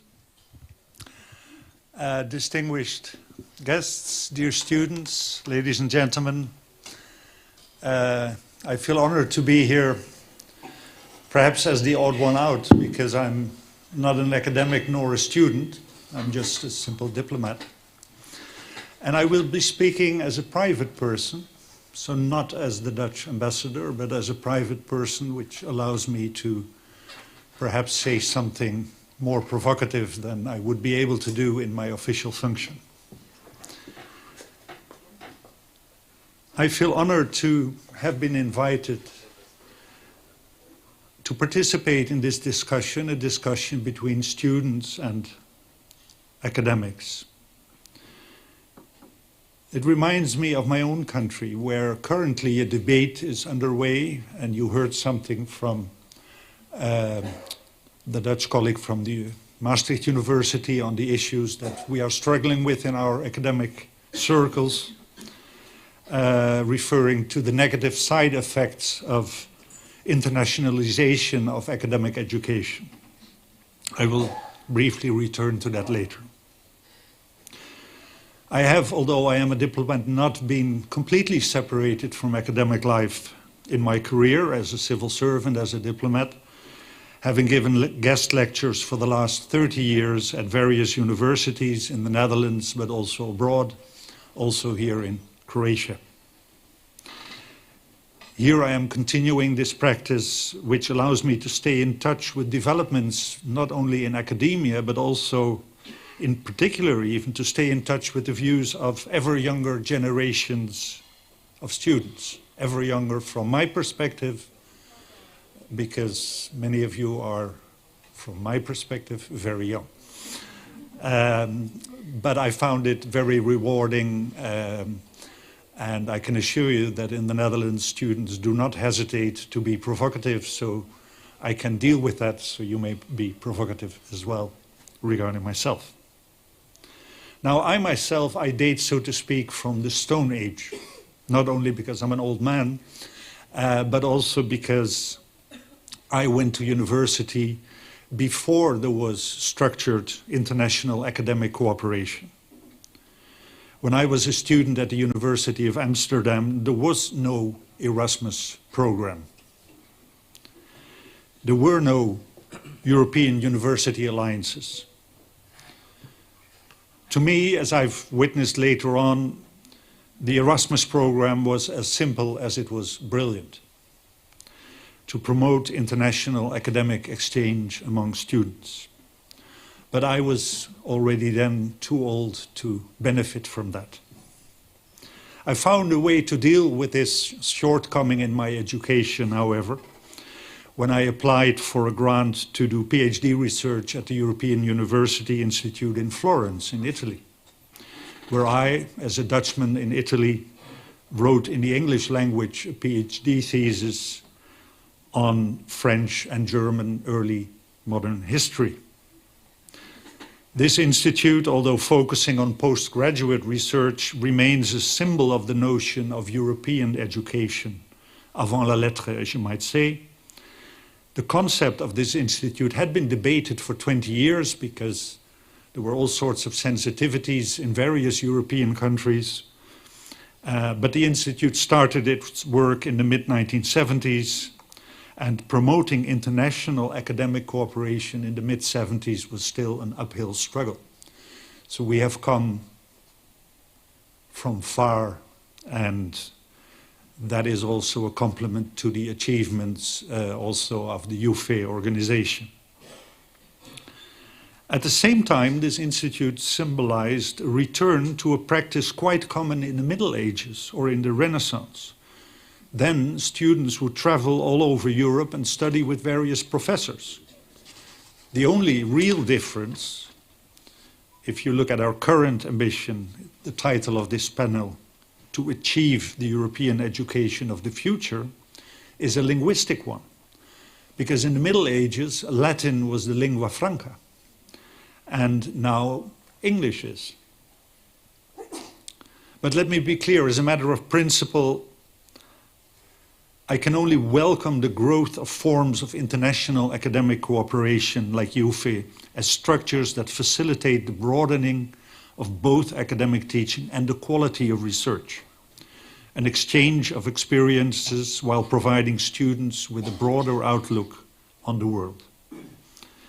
I would, however, like to draw attention to some aspects that are, in my personal view, once again, essential for the success of any sustainable form of European education.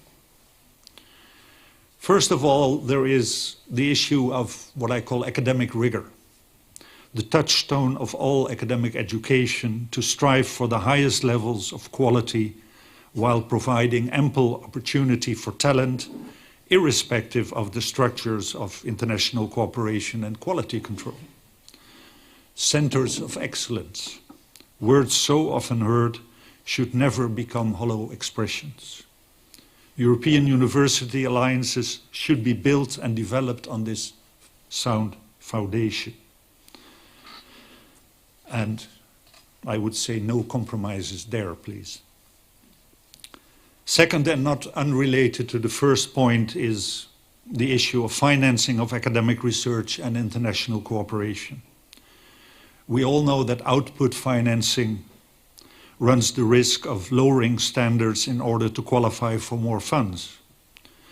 We also know that some forms of funding, like the funding by the European Union, may have an effect of seduction, so to speak, to stimulate academic alliances that would perhaps not have come into existence without the conditions of this attractive funding.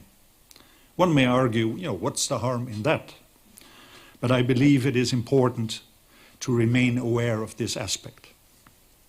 Thirdly, I need to come back to the lingua franca. In my country, the Netherlands, students with an international and often non-EU background are often critical of the quality of the teaching they receive in the English language, because our university professors and teachers were not trained in the English language. And Dutch students often challenge the principle itself.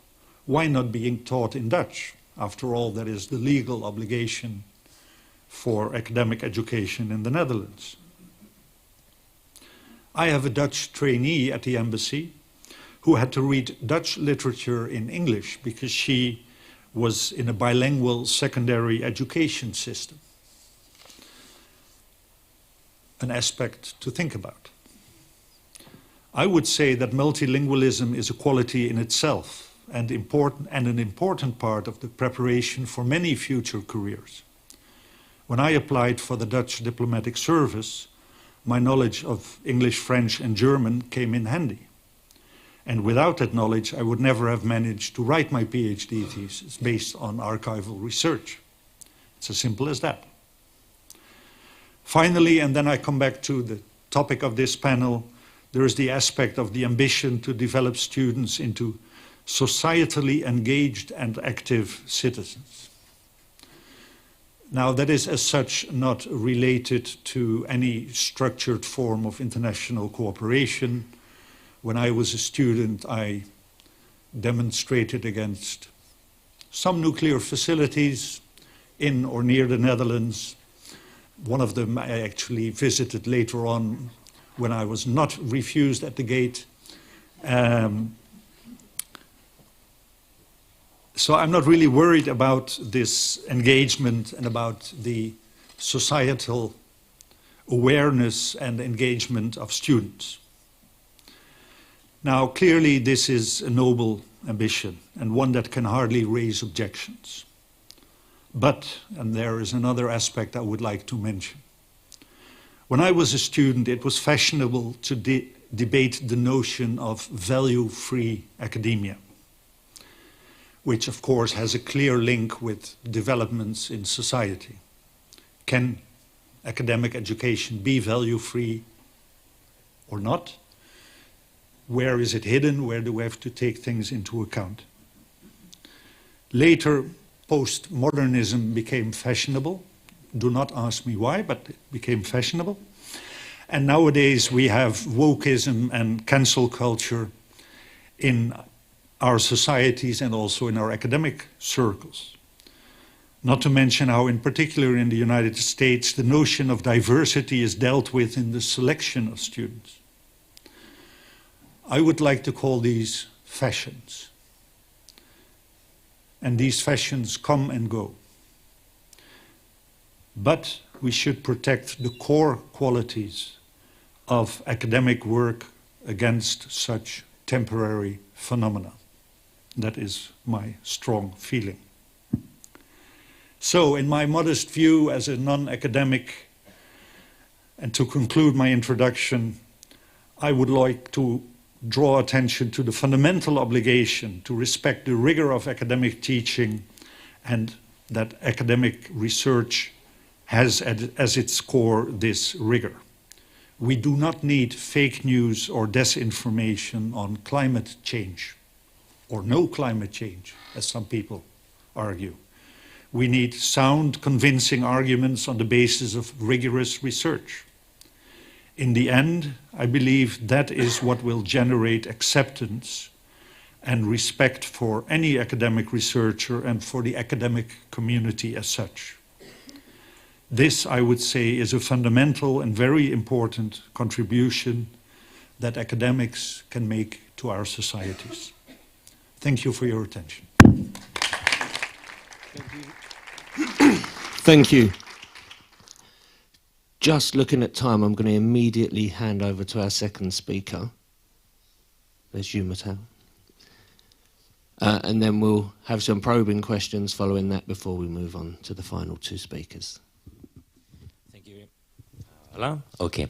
Thank you very much. So I'll briefly introduce myself. As I was said, I'm the president of the European Students' Union, which is the organization that was founded 40 years ago in 1982, and now represents 45 national union students from 40 countries. So it's bigger than the EU, and it goes literally from Iceland to Armenia and Georgia. I've been asked to discuss about the element of social dimension, societal engagement, and student participation linked to these new developments for what regards the European Education Area and the European Universities Initiative. I would like to start by yesterday night, when we had the dinner and the speeches, especially for the greetings of the people that were leaving the youth organization. And what struck me was that that kind of environment is similar to what you would see in our board meetings, so the general assemblies, where you have the representatives of the national union students that meets with the leadership of the European leadership of the organization, which is us. It underlines one of the new elements that, among other things, the European universities as a concept has brought, which is this element of grassroots transnationalization. Higher education in Europe is very much an ecosystem, an environment made up of 3 different fora, especially the Council of Europe, the Bologna Process, and the European Union. And the people that normally are working in this fora are always the same, in the sense of you see the people from the ministry that are juggling between these 3 fora. We, as a stakeholder organization, are there, the same for what regards the European Commission, which, by the way, does not lead the Bologna process, otherwise they wouldn't be thinking about the European education area. And the European universities are basically a new kid on the block. And that is why I think that, as a personal opinion, that after Erasmus and Bologna process, this discussion about the European education area is the 3rd phase of the transnationalization and Europeanization of higher education.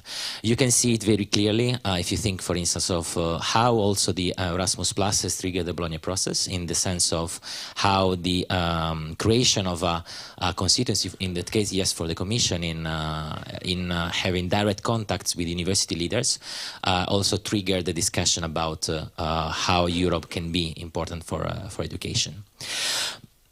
And this creates several new elements, several challenges. The first element that I want to take seriously, and sometimes it is not, is what is said that this university is the university of the future. We believe that all universities, higher education institutions in Europe are European universities, and this is one of the critical elements, I would say, especially of initial Macron speech. But we are up for the challenge. So if this university is the university of the future, why a student that is studying in Poland, for instance, in Torun, should pay the tuition fees while their colleague from YUFE in the same alliance in University of Eastern Finland are not? Why the selection processes are different from one institution to the other, why the student support systems are different from one institution to the other. Of course, it is, we know the answer, it is linked to national legislation, it is linked also to institutional culture, but it is part of the discussion when we discuss about the obstacles to the integration of higher education. And this is something that is happening in many contexts, also at the European Union level. But sometimes what is actually at the core of the student experience, which is learning and teaching, but also the possibility to access higher education, which means accessing in the sense of, for instance, numerus clausus, in the sense of tuition fees, in the sense of scholarship, sometimes it doesn't enter. And this is something also very important, not only for a distant future where we could think of all the, for instance, YUFE as one university and the different current members as campuses, as a transnational campus, but it also becomes important when we discuss about European degrees. If you talk with different alliance leaders and also directors, etc., one of the difficult things for what regards establishing a joint degree was actually this element of how do I manage with these elements, with tuition fees, with scholarships, and with accession. And also, who should pay for that? This is another important element. For instance, in one of the examples is the Erasmus Mundus joint master's programs that have a specific part for the scholarships. So in a previous event of another alliance, the discussion was, should it be European scholarships for this kind of European degrees, since they are European, or should it be financed by the member states? And then goes also the element of student and staff participation. We believe that if we are serious with the European education area, and we are also serious about the element of the European education area being integrated within the Bologna process, European higher education area, then also the Commission and Member States, which are both full members of that, should be held accountable for those policies within the EEA. And then the question of student and staff participation is there. Student staff participation in the sense of democratically elected student and staff representatives is one of the key elements of the Bologna process, and is also being endorsed by the Council of the European Union, so by the education ministers, in the recent Council recommendations building bridging for fostering European collaboration in higher education. But on this there has been very little improvement, and also it creates, as also we were discussing yesterday, difficulties when there is a bit of a hiatus between the newly structured student councils and the local student representatives. And this is, of course, one of the challenges of inclusion and the challenges of creating a transnational joint endeavor made up of local people, and this is also the leaderships actually of the universities that might not be normally used to this kind of transnationalism. I come from a background that has nothing to do, like, let's say, with as my family background, with international things, and intercultural. Being able to work in multinational groups is something that you learn with the years. So how can we go through that? And also, how can we integrate the broader student body in the discussions and in the operations of the alliances? The first element is to start taking seriously the element of multilingualism that was indicated before. It is true that now English is a lingua franca, I'm speaking in English, but if you think about your own journey, in order to master the language, if you are not a native speaker, think about how many years and how much money you spend for that.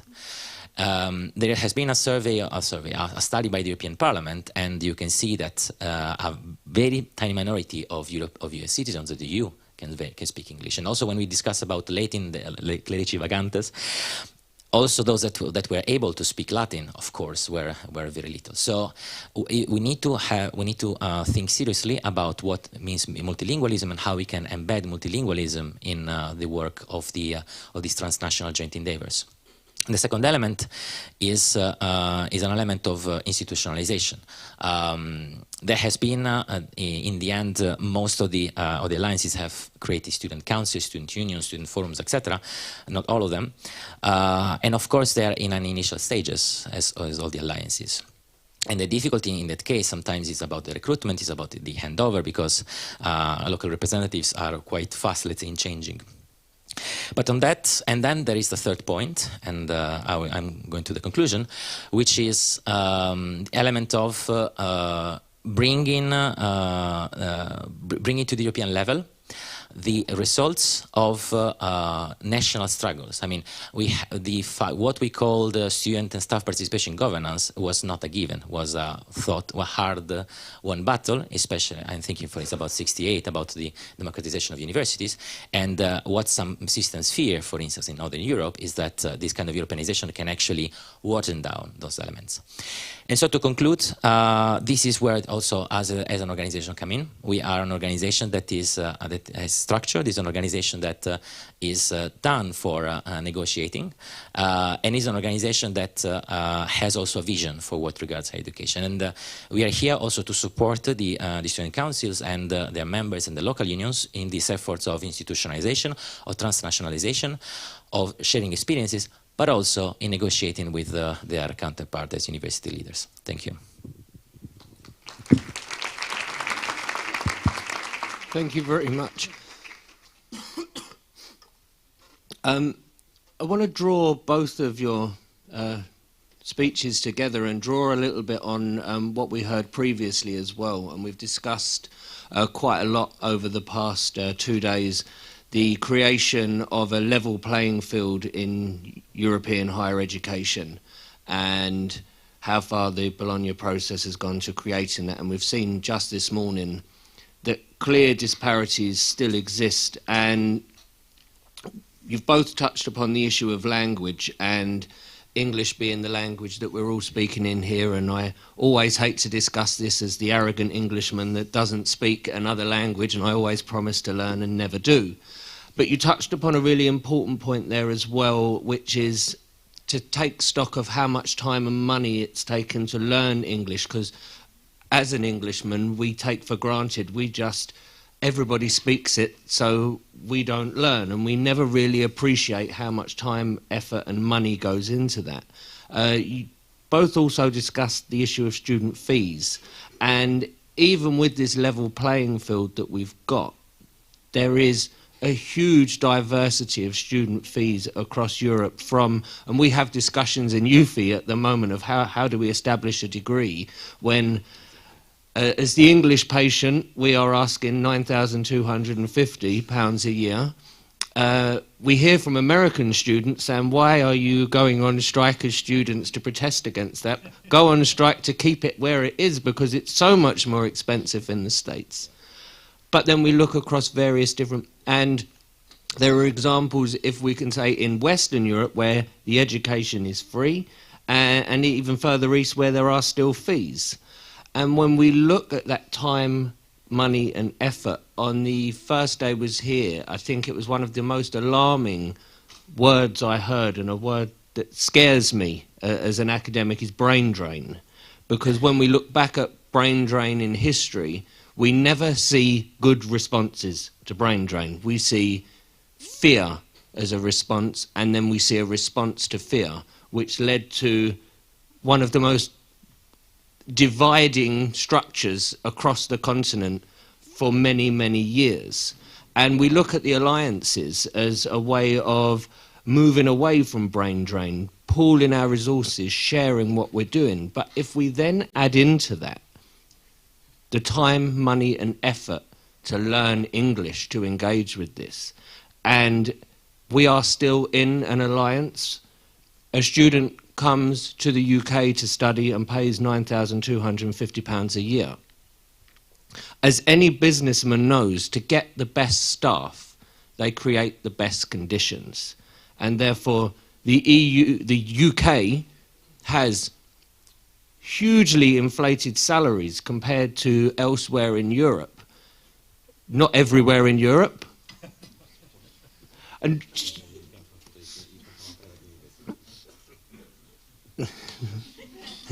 in particular areas.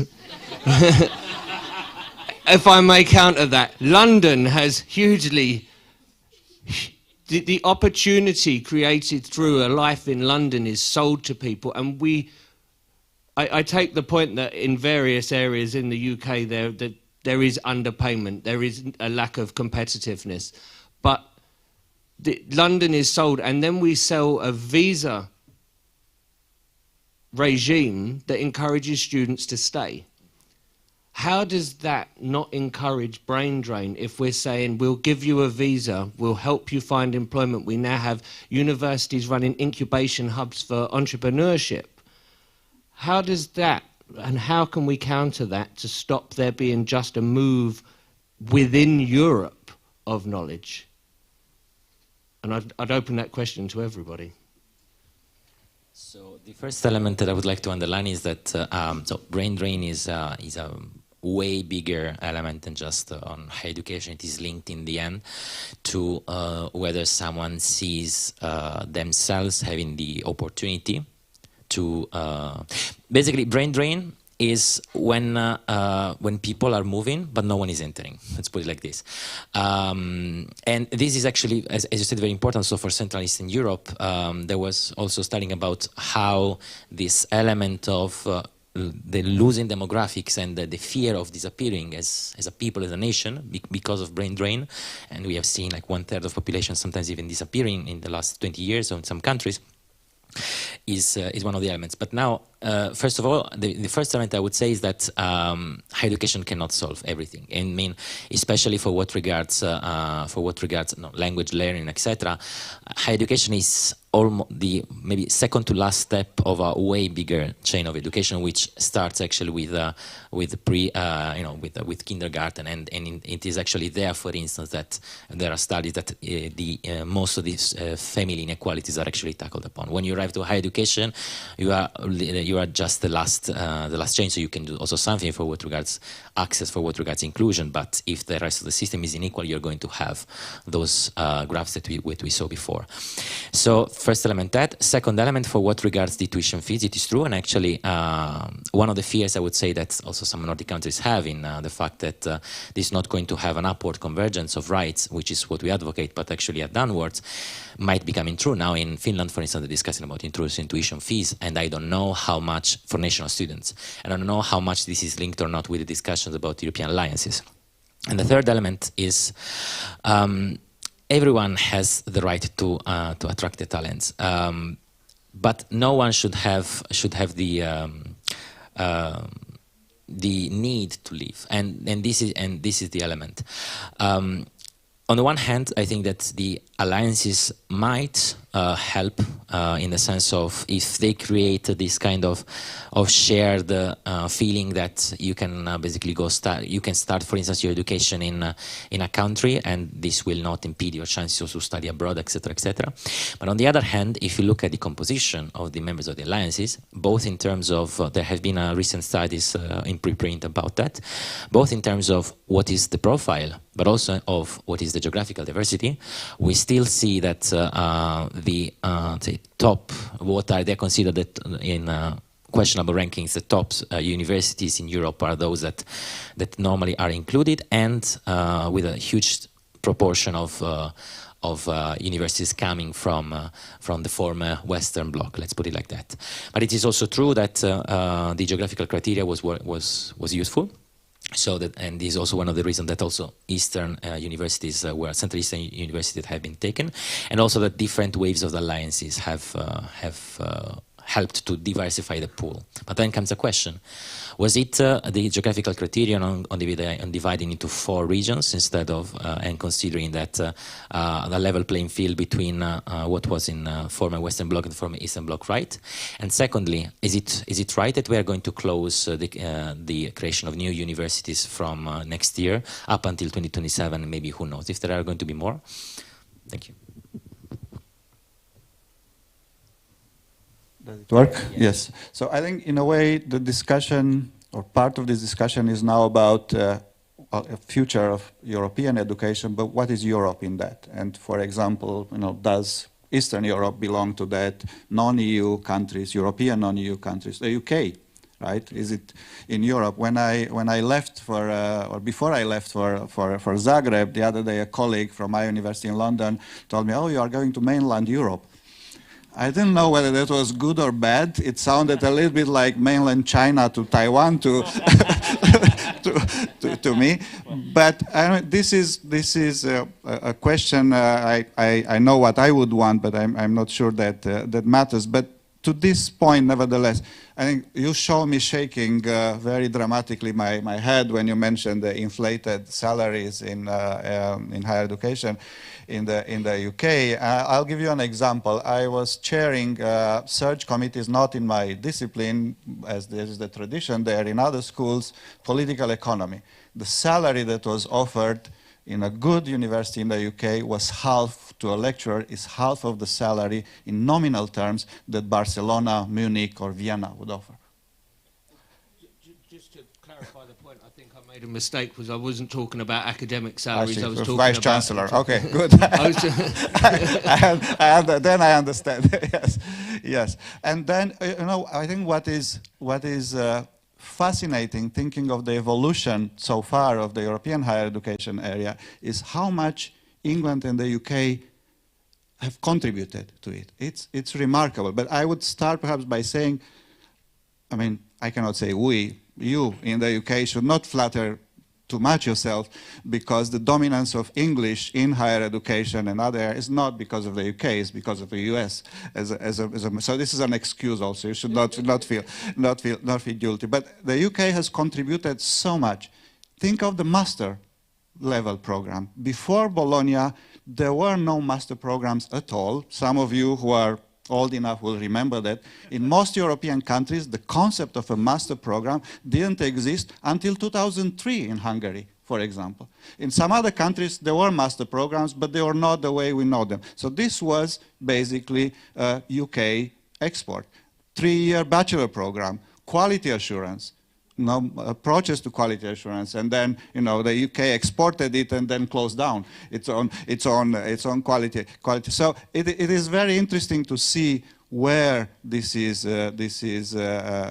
going. But I think we do have a question about the shape of the European, what we mean by European in European education, and this is an intellectual question, it's a moral question, a political question as well.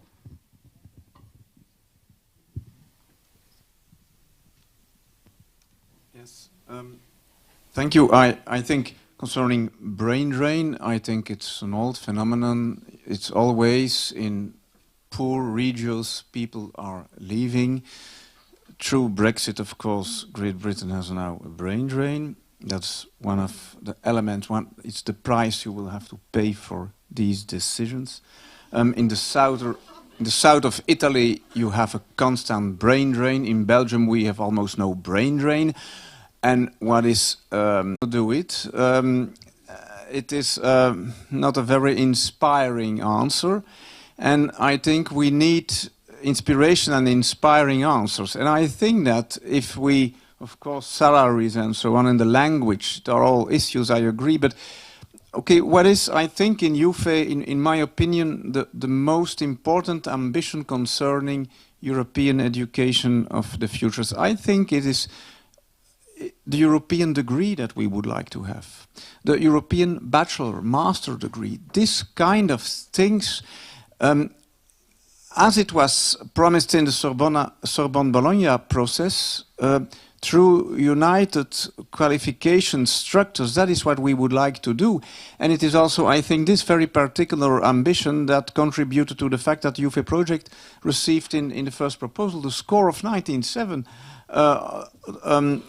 Out of 100 in the first round. We are responding, I think, in a very ambitious way to the objective set with the European alliances. And here I have to make, I think, we spoke already about the past, and I'm a historian, so I agree, of course, and we have to do that. And I have to also to make a political analysis here. I think European unification, it's a big project, and it started in the 1950s, and it has taken shape through economy, money, the free market, the euro currency.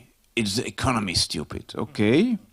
But today the refugee crisis, and especially the rise of strong nationalism, language question, which you were referring to, make that the European project is under strong pressure. And Europe needs new unifying project, not only about money and labor market. And I think that that was the vision of Macron, and that was bright. Culture, of course, is uniting us, but that's a difficult question, culture. Well, we took a different way and we said education, higher education. It's in fact a way to reflect also on European culture. And bringing education to European level is a very important project. And it brings together universities in Europe. It brings together politicians, policymakers in Europe. A European diploma, not delivered by an existing university, but by a university alliance, a European university, this is really a revolutionary innovation. And it also means, because you have to think on this, we have to work out an European accreditation, European quality control. It even means, if you think this through, that in time we will need a European Minister of Education. So this will completely change European unification, European organization, institutionally and mentally. Because education is a very effective way to promote European ID. And we heard yesterday, Śnieżna, you spoke about two pillars, And the two pillars are peace, harmony, mutual respect, and enlightenment, public reason, and rule of reason, indeed. But I also believe that a concept of a European diploma that we would like to work out through YUFE, that it will increase critical thinking. And now I refer to what Dirk van Damme said tomorrow. There are problems with critical thinking. Well, I think that the European diploma, that it will increase critical thinking, that it will increase intellectual, social and emotional skills. And we will also contribute in this way to excellency, which is also a problem. I agree. We will contribute to excellency, to the highest possible intellectual formation. And it is not just a dream. As we could hear yesterday, Europe is working out, and is working out with us, with some of our universities, to a European diploma. It is not a coincidence that we as YUFE are involved in this. You know, the top universities, we all know them, and we are not a top universities. And not everyone can be on the top because there is not enough place on the top, you should fall. So the top universities, it are very often very old ladies. And they are really in this context reluctant to hand their diplomas over to a European title in which the name of their university would only be mentioned at the bottom of the diploma. And it is not a coincidence that we integrated yesterday Sorbonne Nouvelle in our network too.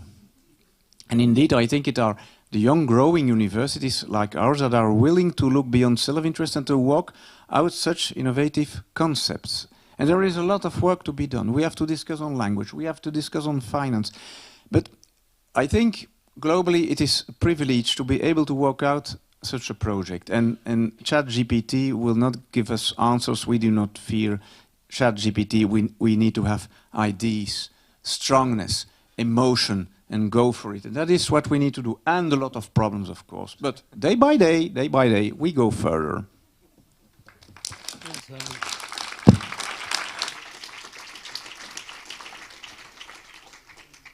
And finally, Liviu.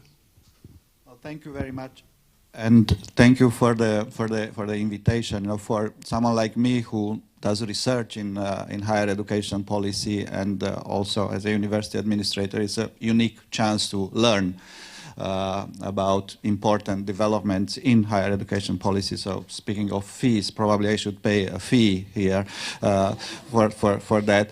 But I learned a lot already yesterday and today, and one of the things I learned, which is in a way a confirmation, hypothesis if you wish, is that the European Universities Initiative is a fascinating, unprecedented development in higher education in the history of Europe, and I think in the history of the world, and it will matter a lot, not only for the future of higher education in Europe, or it may matter a lot, not only for the future of higher education in Europe, but also for the future of Europe, exactly as it was mentioned. So I will talk a little bit about that, adding perhaps some information and argument to this thesis, the relevance for Europe, but I will also add something that may sound somewhat critical, but perhaps I will turn it rather into an appeal, also pointing to some reasons to worry as part of this initiative, and there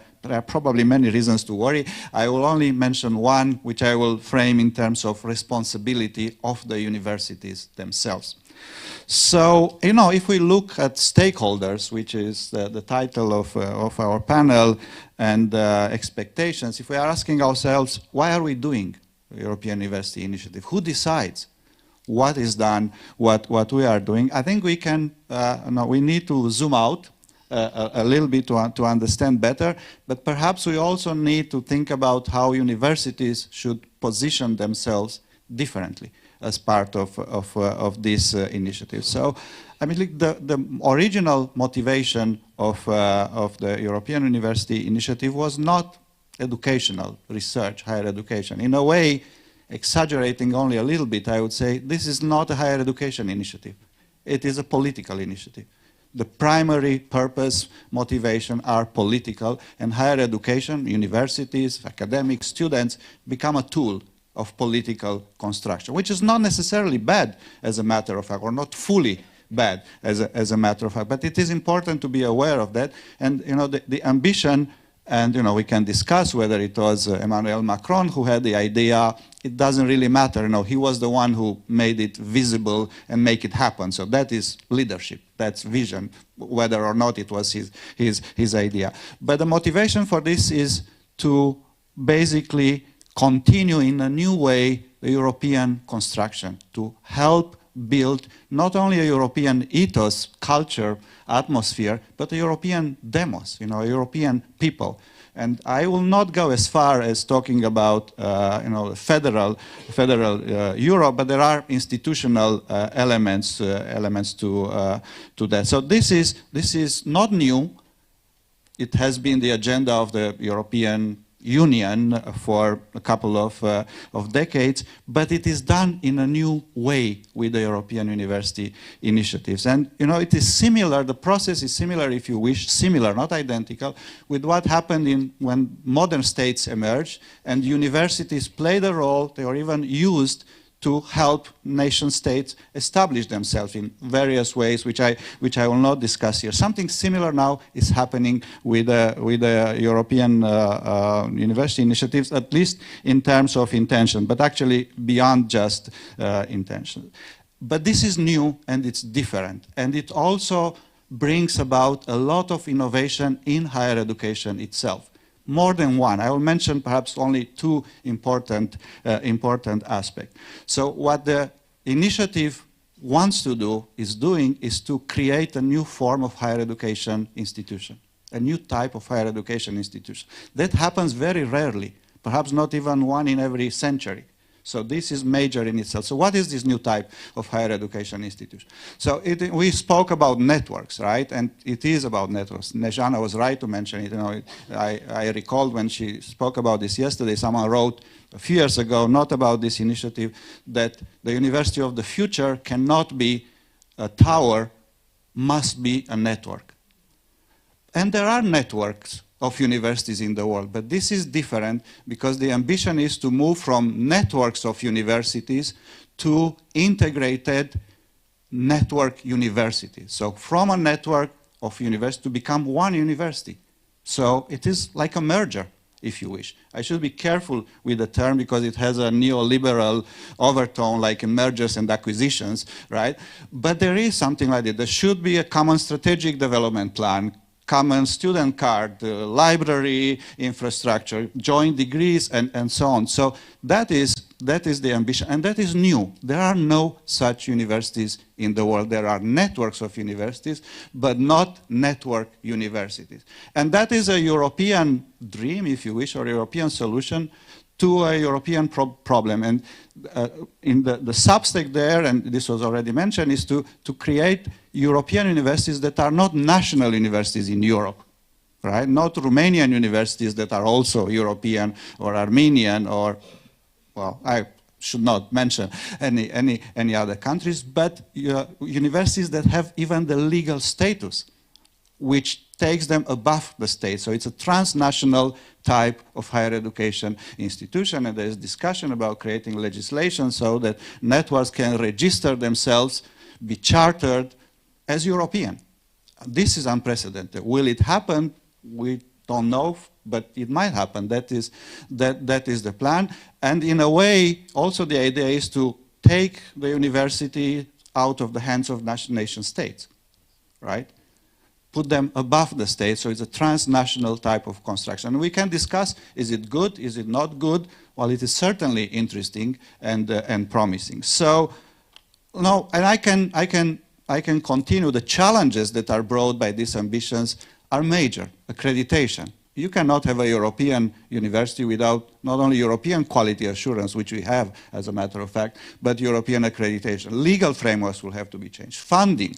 Cooperation, interinstitutional, let alone international cooperation. Are we going to cooperate with other universities individually as universities or as an alliance, right? So there are many challenges. There will be major transformations as this goes ahead.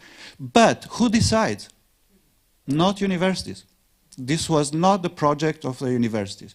I remember meetings when the idea was already there. It was announced after Sorbonne.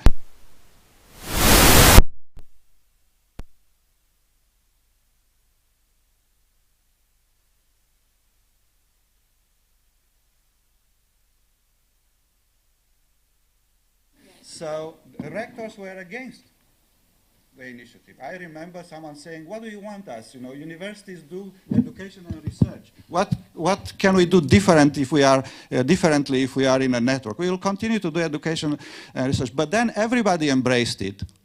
And universities that were not in the first round rushed to join. And we can discuss why, but it was the initiative was embraced with enthusiasm in the end. And this enthusiasm is also very, very visible here, and it's contagious. As a matter of fact, thinking of well, if I may go back to Britain at present, there is an atmosphere of depression in higher education in the UK, and it has to do a lot with Brexit. It has also to do with the cynicism of governmental policies towards higher education.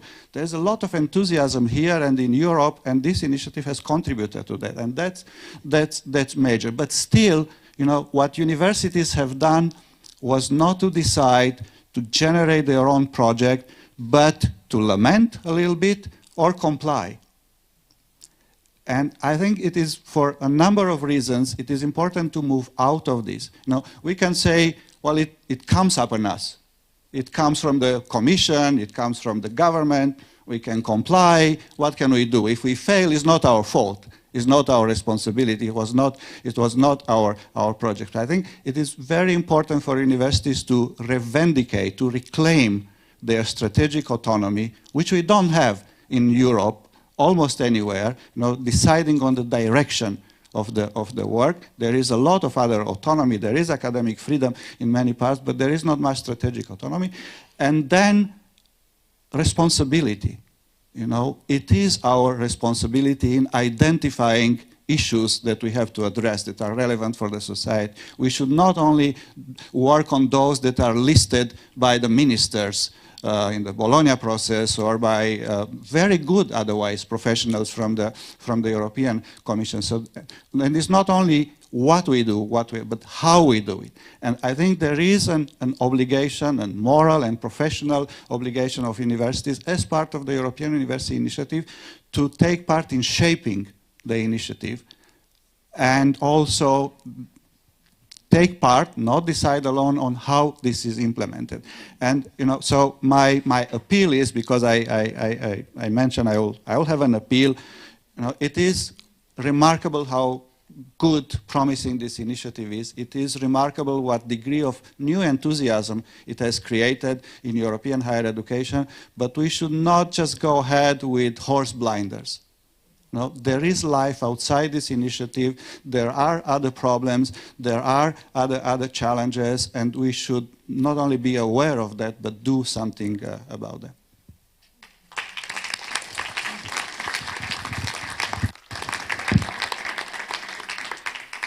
I've got so many questions now, but I can see some people desperate to ask, so I'll start with our director, Daniela.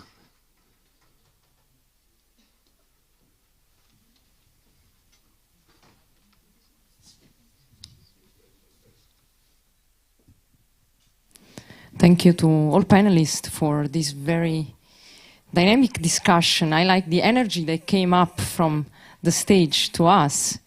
And you are also a source of inspiration. I have to say these were reflections that we cannot take for granted, so thanks for sharing them with us.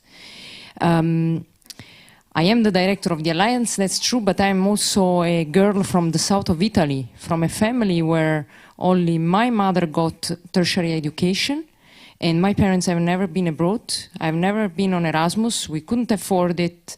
I barely knew what it was.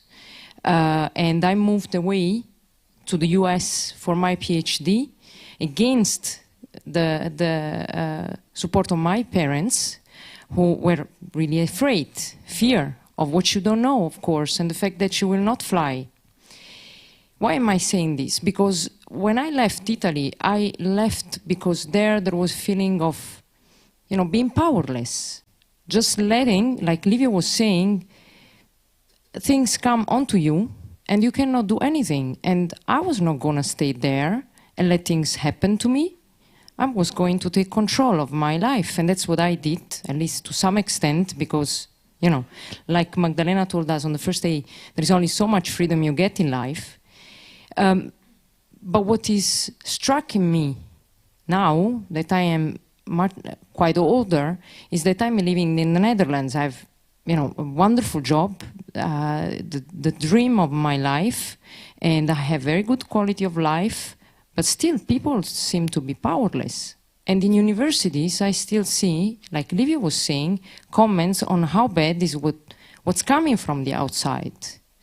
And I think I would like to join him in the plea to take responsibility for higher education, but also acknowledging that not everything can be fixed by universities, but that universities, with the evidence they create and the knowledge they have, they can point out that there are several factors that need to be addressed.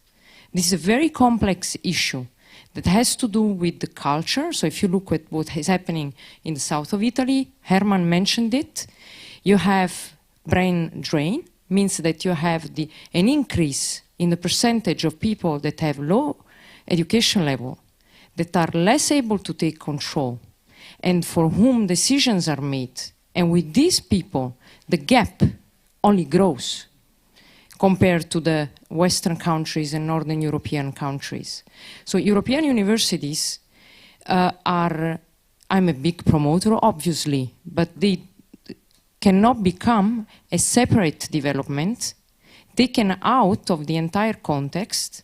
And I think also when we talk of separate entities, it's a great development if it's accessible really to all. So if equal opportunities are guaranteed so that all talents can have the choice, and Matteo said it, you can attract talents, but ideally people should not have to leave to have better opportunities. So I hope that in European universities we can continue taking responsibility and really be open and supportive to ensure that there is not just leveling that's unreachable of all conditions everywhere, but that everywhere people can be guaranteed at the end a better quality of life and better opportunities. That's, in my view, what universities are not responsible for, but should continue to contribute to. Next, of course, to produce excellent knowledge and innovation and technologies. That's something I think we all agree about. But taking control on the role that knowledge has in development of policies, of strategies and national level, it's what I think we have been missing in the past decades, and that European universities can really help us do in the future. I would like, thank you. I would like to reflect on what you said. I think, of course, we are no government, we are not a political party, and a lot of questions in society have to be solved by governments, not by universities. But, in fact, we are a kind of moral beacon. It is possible to play, and therefore it's so interesting to be a rector. It is possible to play a real role in politics if you have good messages. And take now what we are doing in YUFE, our research projects too. YUFE in the city. We have, I think we are making choices also in the field of research which are linked to inequality, social problems and so on. Our YUFE for postdocs, the 51 PhDs, we will also be active in these fields. So I think that in fact we are very important players in a more diplomatic way. And our research and our mission of YUFE is also to try to give a solution, we are studying poverty, we are studying inequality, and bringing together the knowledge that we have at our universities. This is an extraordinary experience, and we will work with more benchmarks than we did before, and through comparison you will learn constantly, and we will influence and modify policy. I'm convinced of that. Very quickly, so that we can have also other questions. What Daniela was indicating was actually the fear. I am one of the, I've been working on, I've basically written all the policy positions of ESO since 2017, because I'm that old in the organization. And what you actually was indicating was my and our initial fear, in the sense of, if you're thinking about those are European universities, what happens to the others? If all the mobility starts only within the university, what happens to the general Erasmus program and all this kind of stuff? But since, as we see, the project is here to stay, we critically embraced it as a way to actually add on system level change. Our policy is what we call an upward convergence of student rights. And so this is what I was talking before, so this element of the obstacles. And this is also a plea, I would say, to the leaders of the different also alliances that are here. Do not ask things only for yourselves. Try to achieve the best benchmark in different dimensions that you have within your alliance. Don't go to the lowest common denominators. And if that is not achievable, then go to the government and ask to those things to change. And this will actually trigger a system level change that will benefit not only your students but also all the students, and hopefully will also tackle those elements of brain drain, because because we have different systems, of course, we have also different fundings, different conditions, but there are things where each of us in different countries, in different institutions, are doing it better. And if we learn from them and we try to reach to that level and to trigger also the legislative changes, the funding changes even that are needed, then this project will actually serve the European project as a whole, not just in creating a new, let's say, federal universities that will compare with the Ivy League, which was initially also one of the ideas, but I would actually benefit the whole European education area, all the European universities, also those that are outside, that are in the periphery, and that will also thank the leadership of these alliances for having brought this change. Before we go to the next question, did you want to come in? Yeah, unless there are other questions. Manisha? Are you okay with this if I go now? So, for me, as Daniela had highlighted her past, I would like to highlight my past. I am half Indian, half German. I lived half my life in India, half my life in Germany, and then now I'm living in the Netherlands and studying there. And I've heard a lot of buzzwords today with like multilingualism, then civic engagement, brain drain, identifying problems, etc. And I think, of course, it's nice that we are discussing everything in such a broad level of policies, structural, content, etc. But perhaps we should really focus a little bit further on what concretely it is that you would like to speak about when we are addressing this subject. And I say this because we say, for instance, okay, what is the role of universities at all right now in this European system? You have also, for instance, highlighted Mr. Levieu, I'm so sorry if I pronounce it wrong, that I do worry, because that is precisely the problem that I would like to address. Because you have mentioned, for instance, that this is a political movement, but we always forget that politics are done by citizens, and citizens also include academics. Of course, we can debate about that in which countries what is precisely happening, but that is theoretically the key idea that the European system is working on, that academics also contribute to the system that politics is working on. And if we are going to go through this idea, then what is it that universities can actually contribute to these systems? And there I would say the concrete solution would be what His Excellency had highlighted, is also identifying problems such as multilingualism. I come from India, which has 28 states. It has so many different languages, and I dare to right now challenge all of you to tell me that multilingualism is a problem and that it takes so much effort to learn another language. I speak 4 different Indian languages, and this was from a school where really I did not pay like 2,000 euros or 9,000 euros or how much ever 1,000 euros that other people are paying here in Europe. It is all, let's be honest, a certificate issue, a money issue, as you had all highlighted. If I study in the Netherlands in English, and if I want to study in the UK, I have to do an exam. And for me, I'm a mother tongue speaker. So and because in India is not classified as a mother tongue language in the UK, I have to do another exam for it. And this goes across Europe everywhere. So maybe we should focus on those key issues and perhaps scrutinize a little bit further there and say, hey, this is a challenge for us. Maybe we should work on that a little bit further in order for this European education to move forward. Even though I very much appreciate the broad discussion. No? Right.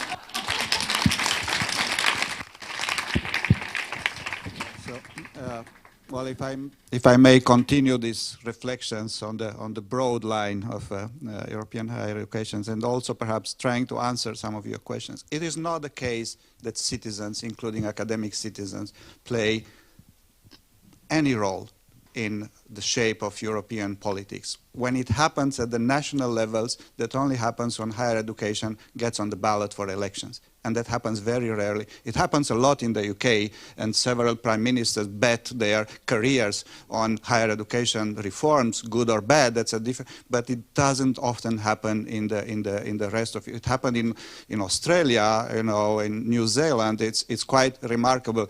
But that's the way when citizens can get their voice listened. It doesn't happen otherwise. Still, Europe is very interesting in that regard, talking about governance perhaps more than just, or more specifically than higher education policy. The fact that there is a student representative at the table whenever there is a discussion at the institutional level, national level, or European level is unique to Europe. You will not have this in America. You will not have this in Asia, right? So that is, and this is Bologna. This is a major achievement. I mean, it took some fight. It took some fight, but that's so. Students do have a voice, and universities, through their at institutional level, they vote in the Senate. At national level, through the national association, some have several in the same country, Armenia, or ESU. But for universities, this is mainly done through the European University Association, which is the collective voice of higher education. But what is interesting, so students are always present when important policy discussions take place, or student representatives. University administrators, leaders, rectors are present. Academics are almost never present as academics. If you are a professor and a rector, yes. So this is very different from the United States, where the faculty, the academic body has a very important role in almost. So we are different, and personally, I think what is very much missing in this equation, and I'm not going to repeat, I mentioned it already, is the institutional responsibility of universities. What are we here for? What do we do? What do we want to do? And I was asked once, what do you mean by strategic autonomy? Why is that an issue? And I said, well, imagine, and I was talking about China at that moment, but it applies here to some extent. So imagine that someone gives you the best, most powerful car in the world, right? And the money to buy gas, everything you want, you can go. There's no speed limit. You can go as fast as you care, if you care. But you only get a map, and you can go up and down the same highway, and you don't decide, whether you can go out or on other places. And there is research about that in China. This has a major effect on productivity. Creation of new knowledge, identifying and addressing real issues, because someone decides for you, basically, and it might change every 5 years or so. And I think there is a lot of room for universities to step in. And then the other comment, so not everything is bad, and I think we should appreciate the remarkable positive peculiarities, if I invent a new term on the fly right now in Europe. We spoke, I was very intrigued, Fernando mentioned yesterday values, and how there is, I think he's right, there is a neo-colonial overtone when we have a European ministry for our way of life, as if, you know, it was more than specific, perhaps superior. We have European values. Do we have European values? Are they different from others? And here I would disagree with Fernando. We do have European values that others don't have. They are not values in the anthropological terms, but in the institutional term. Staff and student participation is defined as a value by the HEA ministers. It doesn't apply in the US. Academic freedom, ask China, ask Iran, ask Southeast Asia. There's no discussion about academic freedom. University autonomy, a little bit. So there are sets of values, and for higher education we have a list of values. They are being defined, most of them, as a matter of fact, and they are inspirational. And you know, we don't, unfortunately, I would say, we don't share them with others from other parts of the world. We should be careful about that. You know, how do we interpret that? What do we do about it? But Europe, UK included, these days is a remarkable place to be in higher education. Very quickly, thank you, Manisha, for two things. The first one, to break down this Eurocentrism of it's difficult to learn languages, etc., when in countries like India. But actually, in most of the let's say non-colonized countries of the world, including also Africa and Southeast Asia, it's normal to speak more than one language. And secondly, also to pointing out the concrete things, which is exactly what a student unionist should do. For what regards the element of higher education, European higher education being shaped by politics, I think that I agree with this very little. But also because when we see very much more like patterns of like ministries and countries, and also the individual leadership of ministry officials that actually shape how higher education it is. And it is true on the one hand on the values that students, also staff are there, but at the same time we have many examples at the national level. I will take the National Recovery Resilience Plans as an example where this didn't happen. So it's still aspirational. It is also part of the fight that as student organizations we do. But we take seriously the fact that it is a democratic deficit, the fact that we don't have a common discussion on the European level, also by the political parties, of what is their vision for higher education. We have approved a manifesto for the 2024 election that we are circulating in the European political parties, because we believe that they need to have a vision for education, because the European education, higher education at the European level is one of the fastest, it doesn't seem so, but it's one of the fastest growing sectors in Europe. And the fact that there is no such discussions, I would even say ideologically, because in the end, parties represent ideologies and party represents also social classes theoretically, is worrying. But we are doing this path, and we are challenging the parties at the European level to take on such discussions. Thank you. Thank you, and thank you to the panel. I've just looked up, and as we're going to be live streaming the YUFE for postdoc launch at past:30, I've been tipped the wink that I must draw everything to a close now. So I'd like to take one last chance to thank the panel for their contributions, and I'm sure everybody wants to give them a round of applause.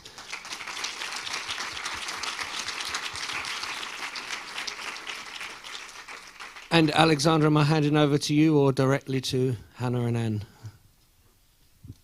Basically, yes. So I would just ask our YUFE for postdoc launch event speakers to come join us here, so we can have a launch event for a new YUFE project.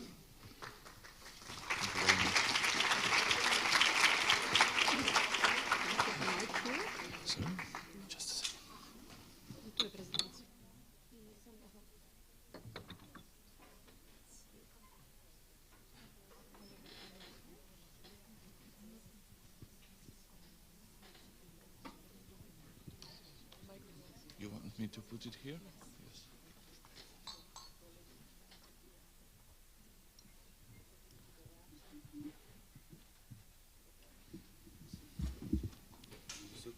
Yes. Yes, yes. Hi, do you hear me? Hi. We are with this session in between lunch, which is not always very pleasant, but luckily there is no discreet way to leave this room, except by the windows above. So I'll just trust that you stick with me and with our other two speakers to probably launch a new project of the YUFE Alliance. So my name is Anne Adams. I work in the Antwerp University, Department of Research, Valorization and Innovation, and I'm the coordinator of the YUFE for Postdocs project. And it is with much joy and also with some relief, I must say, to stand here today and to be able to announce the official launch of this grand project, which is intended to give wings to the research and innovation agenda of this wonderful alliance. Now, I first of all like to thank the organizers of this event to enable us to launch this project here in the Town Hall event, and also take the opportunity, since we're live streamed, to say hi to a number of people that couldn't be here today and that also contributed to the start of this project. And also to the people here that did contribute and are present here. Hi, good that you are here and that you can kind of share this joy with us. Now, I find it very appropriate to launch this project in the context of this Town Hall event, especially this first one in the new era of YUFE. So we assemble here in full force, and this is a nice occasion to give the appropriate attention to this project and its first call, which is going to open very soon. And the Alliance definitely has fresh wind in its sails, and this project is an additional push, I think, to push our boat forwards and even become even better than we are today. Now, YUFE for Postdocs is indeed a satellite project of the Alliance, and it's also very much a brainchild of the Alliance. But with a budget of 7 million euros and the potential for 51 positions in our universities, I think it's even more than that. I think it is really a landmark. It can be a landmark in our collaboration. So I see this project not simply as a cherry on the cake of YUFE for Postdoc. Actually, I see it as a full layer of glazed fruit on top of it, actually. So it's much more. Now, first, I'd like to share some memories. Where did this project come from? How did it come into being? Well, the conception of this child dates back from 2021, when we boldly decided, with the support of the rectors in Bremen, to go forward with it and to work towards the writing of a Marie Curie co-fund application. We valorized our experience that we had with two previous pilot postdoc calls, and we shaped a project which is very much in line with the DNA of YUFE. So what we want to do is we want to train our postdocs to be really able to interact with societal actors, with the stakeholders of their research. And our urban environments are supposed to be the laboratories in which they will carry out their research projects. So we submitted the project in February 2022, after some months of intense work, where a number of you took part in. And we were also very lucky of being supported by a total of I think it's 10 city councils, regional councils, and business organizations. They are involved in the project as associated partners, so they will be involved when we carry out the project. And man, did we have success. We had, I think, the largest project being funded out of the call, and we also had very high marks, 97 to 100. I never in my life had marks like this, I must say, in my university career. So, but not me, us. So I think we can be very proud of it, and we really have an opportunity here that we must jump on. And let me quickly point out the opportunities that this project can bring, not only to the Alliance, to our respective university, but also to our academics, because this is really supposed to be a research project that does more than delivering on research. So clearly it enables us to attract talented junior postdoctoral researchers to our Alliance, but it does much more than that. It gives us the opportunity to create a top-notch training project for postdocs, and we promised in our proposal to actually create a new standard for postdoctoral research within our universities. So that's really something. We created high expectations, but this work we're going to do in synergy with the work carried out within the Alliance, specifically in Work Package 6. So we want to really step up and create talent and create work in the two projects. So this project can bring great visibility to the Alliance and to our respective universities, and we will be able also hopefully to share a lot of valuable expertise with other universities, including those that we work with in the context of the YERO network.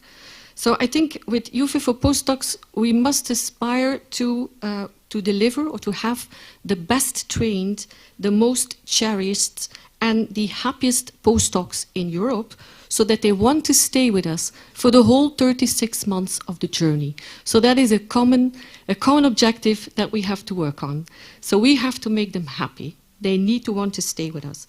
And then I think we will be able to create a real impact with this project, not only because they are expected to push the boundaries of science within their discipline, but also because we are going to train them very well in order to become what we called future-proof knowledge workers, so people that are able to interact with society and can find a job inside academia or outside academia. So these are high expectations that we created with this project, and the EC entrusted us with gold, so to say. We have gold in our hands. The next step is to spend it, and to spend it the right way, and to deliver on what we promised. And so the objective is now, let's make it happen. Let's do this together. Let's take off with YUFE for postdocs. And in order to make this a success, this is very much a collaborative work. I compare this to be a giant exercise of synchronic swimming, because we have to do a lot of things in the same universities at the same time. So that is an exercise, an ambitious one, but still I think a feasible one if we play our cards right. Okay, so everything is ready to start off in style. And Hannah, the project manager, Hannah Whittle, is going to tell you later what we can do to really start off this project.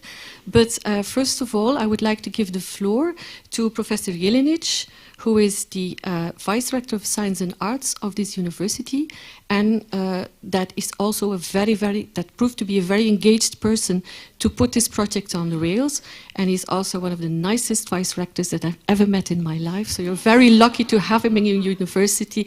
So Gordon, I think I'll leave the floor to you.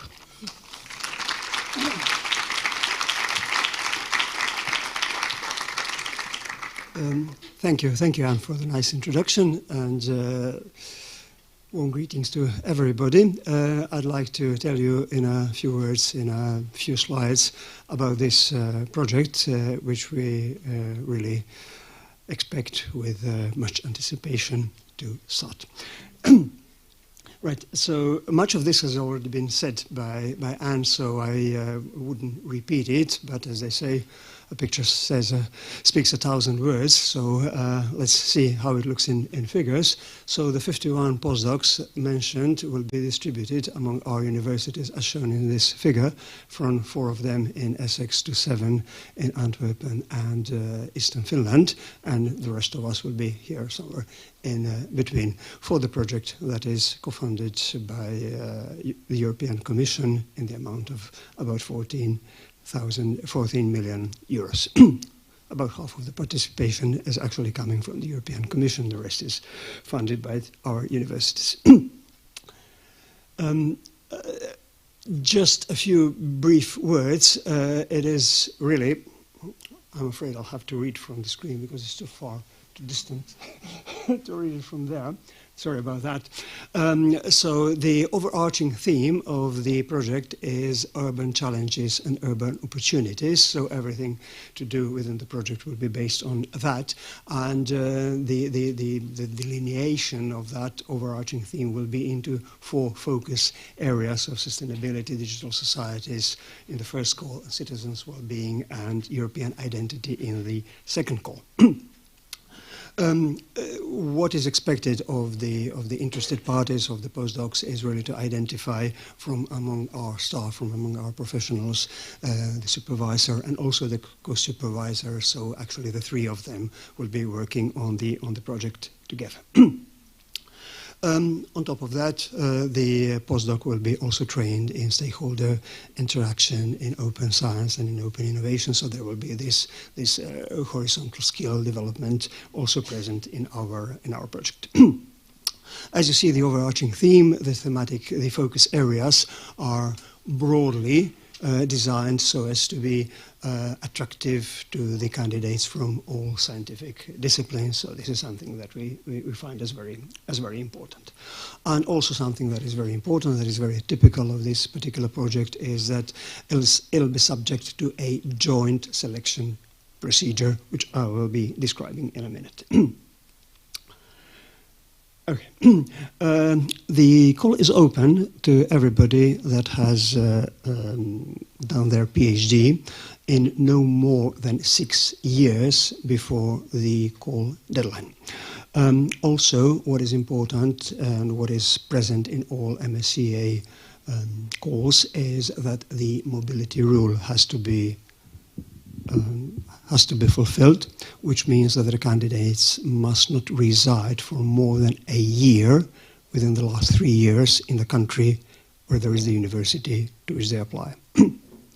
Other than that, there is no restrictions, so the call is open to any candidates. So far as the supervision is concerned, any member of the academic staff from the YUFE Alliance is eligible to act as a supervisor or a co-supervisor, provided they have at least 10% of employment in the University of the Alliance. What I forgot to mention, what you saw on the earlier slide, the idea is that the candidates be spread across the academic community as evenly as possible, so to avoid the possibility that just one supervisor collects a number of postdocs. Now, why is this project particularly important, in my view, for the Alliance's research and innovation agenda?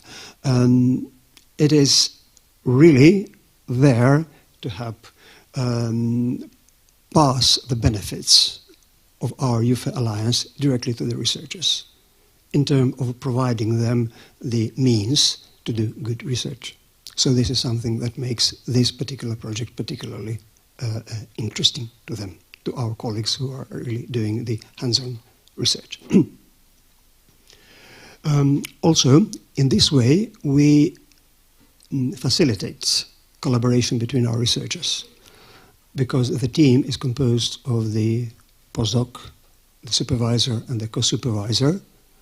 It means that the project itself actually pushes them to establish those links, and then if the application is successful, also to promote those links and to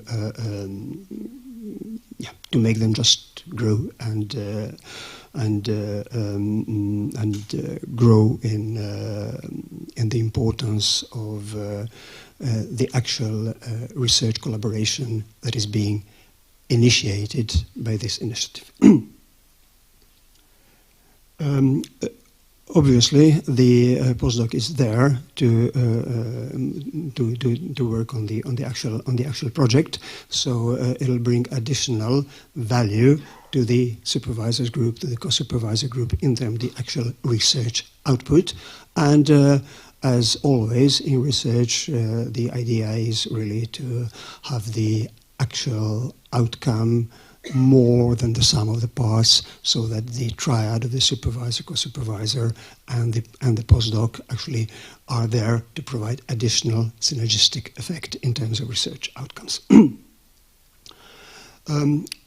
Something that is in my view particularly important here, with a view to how the strength of the Alliance will establish in the future, is that in this way we will provide the means for the postdocs to strengthen the links between themselves within their own community, and in this way also contribute to making stronger connections between the universities within the Alliance. and also to provide common grounds for the future research as well. Right, so far as the researchers are concerned, obviously they will benefit from working in reputable teams from our alliance to being involved in working with more than just one YUFE university. Their positions are attractive, at some places exceedingly attractive, and this is one of them here, and I will be coming back to that later on. Also, they will be exposed to valuable training in open science and open innovation. They will be they will have very direct intersectoral experience through non-academic supervision provided by our partner organizations, our local councils or chambers of commerce that are also involved in the project, and yes, in this way they will really build their career prospects for future.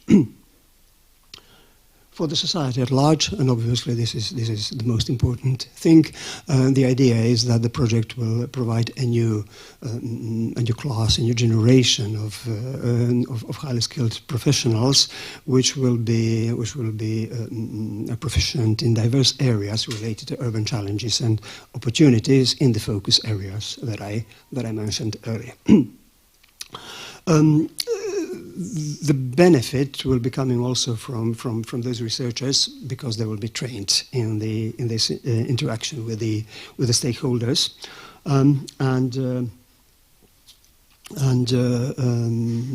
yeah, as Anne has mentioned, and I've just slightly changed the term because I don't think there is anything future-proof at all. That's what I think. So we will be bringing, we will be really creating future resilient researchers, which will be open and responsive to the needs of the societies at large. What is specific of this project is that it has a novel selection procedure, and this selection procedure is really in line with the objectives of agreement on the reform of the research assessment. Now,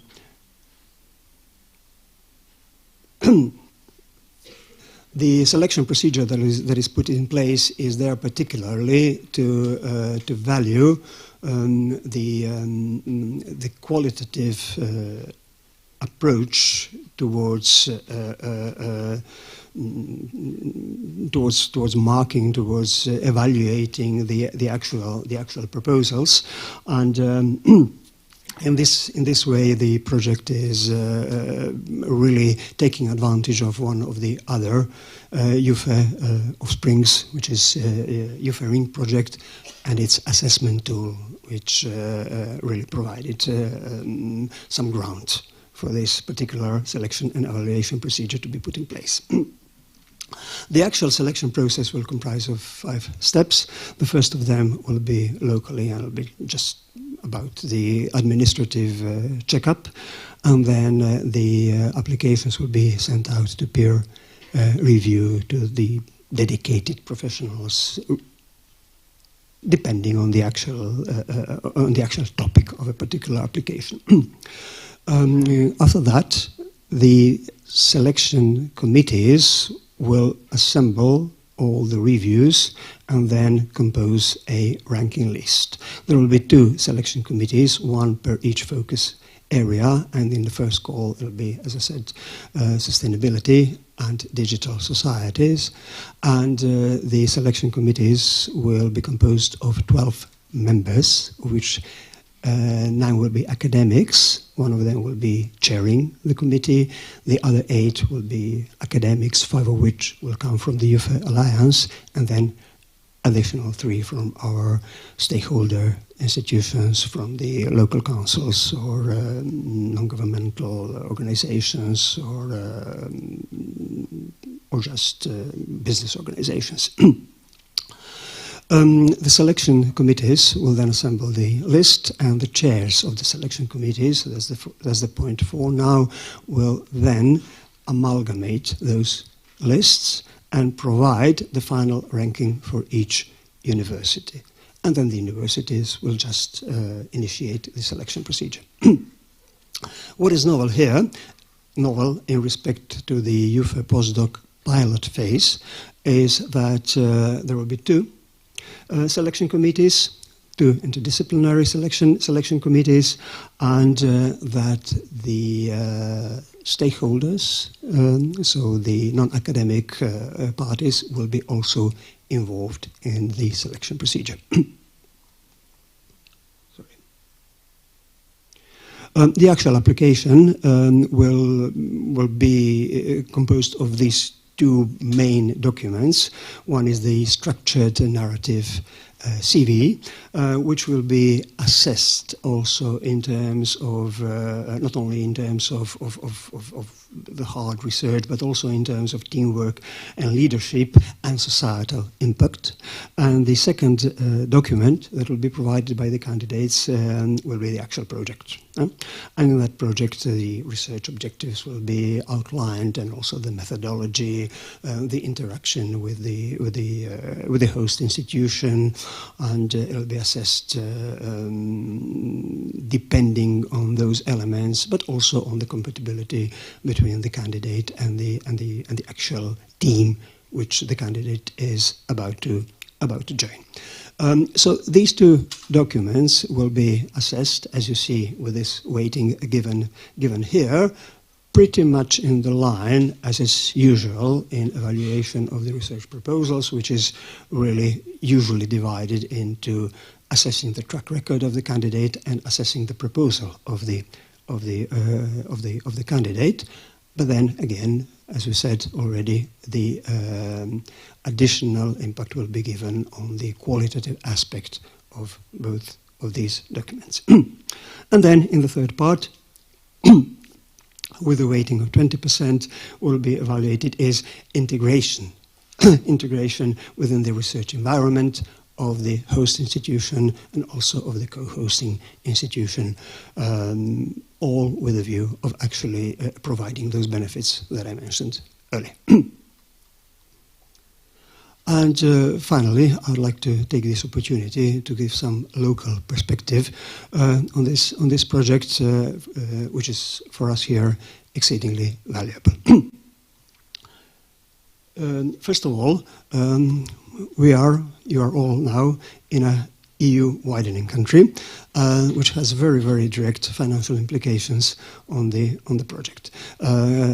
In our country, for the postdoc that is going to be employed through this project, it means double the salary that they would otherwise receive from our governmental funds.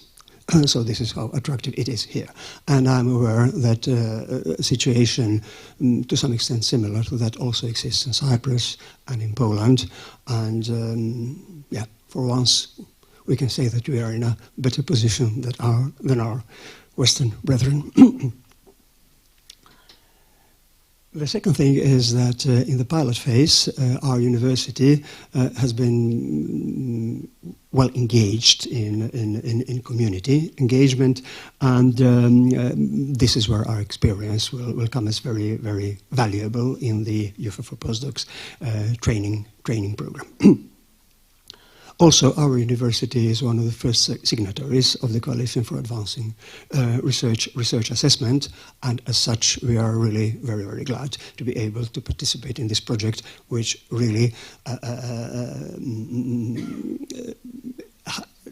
makes it very concrete how to apply those principles in practice.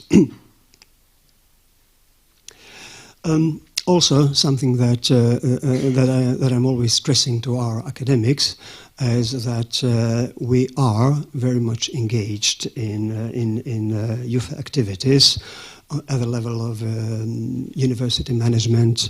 There are many projects that we are running, and there are many benefits that we are gaining from there. But they are mostly related to capacity building and to generally to policy projects. As such, they are exceedingly useful. But as such, we are sometimes in a position to struggle to explain to our researchers what it is that we are actually doing. And now we are in a position to speak their language, to speak the language in which they are very, very proficient, because YUFE for postdocs actually gives them the researchers. Okay, so these results, as I just described, are not something that is immediately obvious, but with the YUFE for postdocs project, we think that it'll be different. So this is really my main message for our colleagues, and I hope that it'll be equally attractive for the researchers at other universities as well. So at this point, I would leave the floor to Hannah, who will say you something more about the first call. Thank you.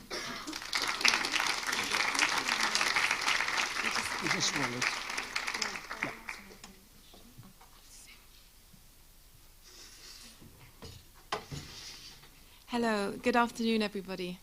My name is Hannah Whittle, and I recently joined the YUFE Alliance, so I'm 8 weeks into the position, working at the University of Antwerp as a program manager. And as Anne and Gordon have given you a very thorough overview of the project, I'm just briefly going to step in now with a look at our project timeline and the next key milestones. So, here we are today at our launch event in Rijeka. And also today, our guide for applicants and call text will be placed on the YUFE for Postdocs website. And this is really important because it provides potential candidates, supervisors and co-supervisors with a very thorough overview of the program. And on the 1st of March, the call will officially launch. So at that point, we will have our portal open, the template documents will be online, and the frequently asked questions will be available on the website too. And as Gordon and Anne mentioned, it's really open to all disciplines and all subjects, and from candidates all over the world. They must focus on the areas of sustainability and digital societies in this first call. And later, on the 10th of March, we will have a webinar organised with our colleagues in Bremen, whereby we will actually be opening the floor to further questions. So, moving on, in May to October, we will have the first call selection process. So the first call will officially close at midnight on the 7th of May, and then we will be doing a review of the candidates, and then it moves on to peer review, and finally the selection committee will then convene in September. In November, the recruitment procedures in the partner universities begin, and then officially in the January of next year, we welcome our first cohort. So we're very excited about this, and this will be 29 postdocs joining the 9 YUFE universities. In April, we then start the preparation for Call 2, and then before summer, the starting of the preparation of the YUFE for Postdocs training program. And then the 1st of October, of course, we have the launch of our second call. The focus areas, as Gordon previously mentioned, are European identity and citizens' well-being, and we will be framing these again in an urban context. Now, I would invite everybody to check out our new website, if you haven't yet already seen it. We launched this on the 20th of January, and it contains very, very relevant information about the program, which is constantly being updated. So, firstly, we have a specialist web tool, an inventory, that allows potential applicants to look for potential supervisors and co-supervisors in the host universities across all of the YUFE universities. And you can see our list of navigators here. I'm pleased to see that many of them are in the room with us today and also watching online. And they're really doing a great job of already answering incoming queries. And these navigators really have a dual role. So firstly, they're available during the application process to answer questions about mobility issues, any working arrangements so on that people might have, and they're also really complementing this web tool and inventory that we set up, so assisting with the finding of the supervisors and co-supervisors. And we also have a new help desk email address for general inquiries. I'm pleased to say we already had a number of queries coming through from people within Europe and beyond. So from Korea, from the US, from Yemen. So we're very excited about this. And the email address is there, you can see it below. And also this week, we published our new leaflet for the promotional purposes. And you can find this online and distribute it with anybody who may be interested in applying for the program. Finally, as I said, published today, our complete guide for applicants and call text are online. And on the 1st of March, the application portal opens and the template documents and frequently asked questions will also be online. So this guide for applicants is very lengthy, it's very detailed, and it really provides access to in-depth practical information. So you can see the program in general, how they can apply, the ethics, diversity, and inclusivity aspects, which are very important, and the evaluation and selection procedure. And the call text can be read in addition to this to really complement it. And this provides more of an overview of key information about the program. So internal communication, and here we say full speed ahead, because we are really asking every one of you in the room and online to really help us to push this program as much as possible. And actually our dedicated team have already been doing this since October. So we invite everybody to communicate again via newsletters, via emails, online and physical presentations. We have already released one press release on the 20th of January, and the second one is due to be published in 2 minutes, I think, Jonas, online, if everything's going to plan. So please check out our website at 1 p.m. when the second one will be there. The key information leaflet that I mentioned is also available. You can please download and distribute this to anyone who's interested in the program. And also actively approaching the faculties and internal platforms to disseminate is very crucial. So when you discuss it with academics who may be interested in acting as supervisors and co-supervisors, you can mention the following.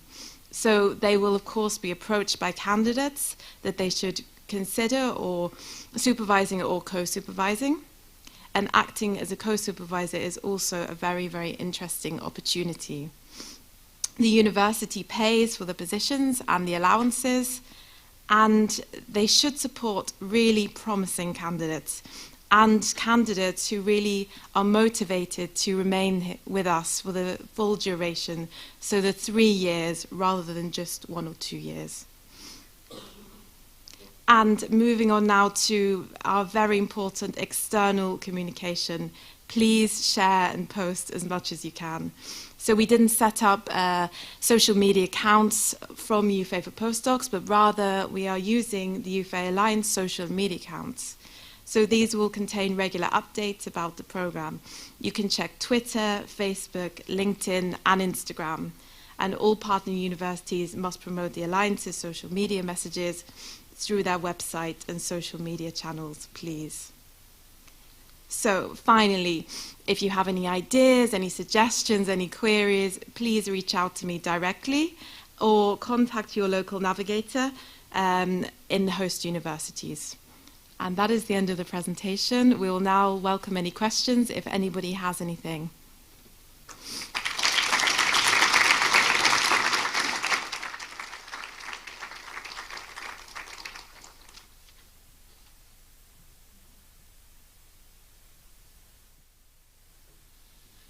Thank you very much, colleagues. So I guess now you have also heard about the start of this exciting new project, and that in the future over 50 new postdoctoral positions will be active in YUFE, so another big step.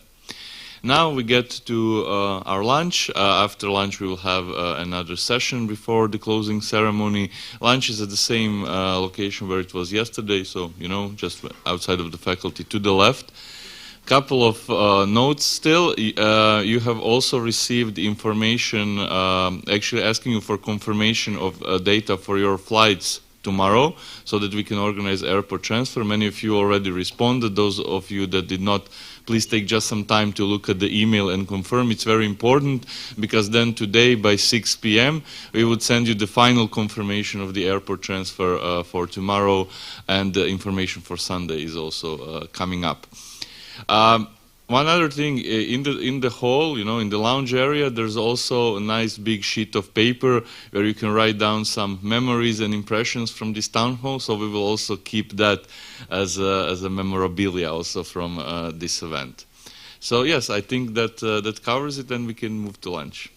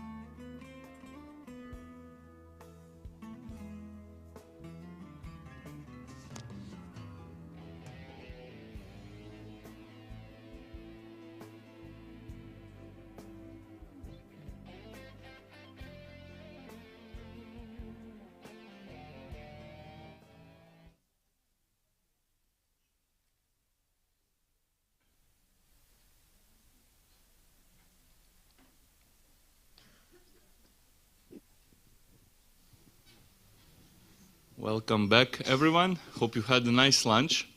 And welcome back for the final session of our YUFE Town Hall this year, panel dedicated to community engagement of European University Alliances. And for that reason, we have representatives of 4 European University Alliances here. So I'm sure that this will be another interesting opportunity to exchange information, perspective, and ideas between the alliances, which will definitely be very important going forward. So, not to be too long here, I will pass the word to Anastasia, our moderator today. So, yes, please go ahead. Thank you. Thank you. Okay, I think we have the most difficult job of the whole conference in our hands today with this STEAM panel here. Not only we're just right after lunch, but we are the people who are holding you back from going home for the weekend. So we will try and keep you awake and have provide some lively discussion. And I think this the subject of this panel is definitely something which is very close to the YUFE Alliance's heart, and from what I understand, to the other colleagues from the other alliances here.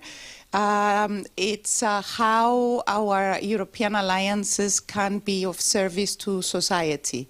So we're going to touch upon the third mission of the universities. So without further ado, I would like to first introduce the panel. We have with us Maria Jose Herrero Villa from Universidad Carlos III de Madrid, a colleague and a very close colleague from the YUFE Alliance, and Selma Borovic, who is the institutional coordinator in the Aurora of the Palatsky University Olomouc. Oh, okay. Of the Czech Republic, and the Aurora Alliance, Slaven Jalic, Vice Rector of International Interinstitutional Collaboration and Technology Transfer, and who represents the EU Connexus Alliance, and Zoran Jogash from the University of Split, Vice Rector of International Collaboration and Cooperation with Local Community. So Maria Jose, the floor is yours. Thank you. Thank you very much, Anastasia. Thank you very much to the organizations. Great town hall so far. We did have a lot of fun, and I hope we maintain the level this time. Many times during these 2 sessions, we hear that we need to listen more to our students.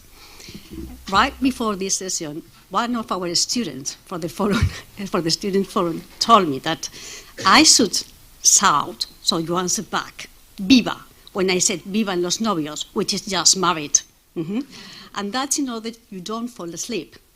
So shall we give it a try? Shall we listen to our students' opinion and we give it a try? Yeah? Okay, I say, "Viva los novios." You say, "Viva." Viva. Viva. That's it. Now that you are all awake, we can start. Thank you, Borja, for your suggestion. I think this is not my... no, this is not mine. No problem. We make it shift. Yeah. Now. And just start the presentation. Yes, now it's mine. We've been told to us, and Anastasia has introduced us, the third mission concept. And we've been referring to this during the whole day with a really inspiring panels before us. Mr. Pandan and the previous one already tackled several aspects of this concept. But just for those that are not very familiar with it, which I guess are, again, our student forum, I will refer to it just as the aspect of the universities that got to do with connections with the environment, with the society, with community. The first mission will be education, the second mission will be research, and the third mission will be these connections outside the academia. This means that more and more, since 40 years ago, we are trying to become an actor, a member, a relevant member of our communities.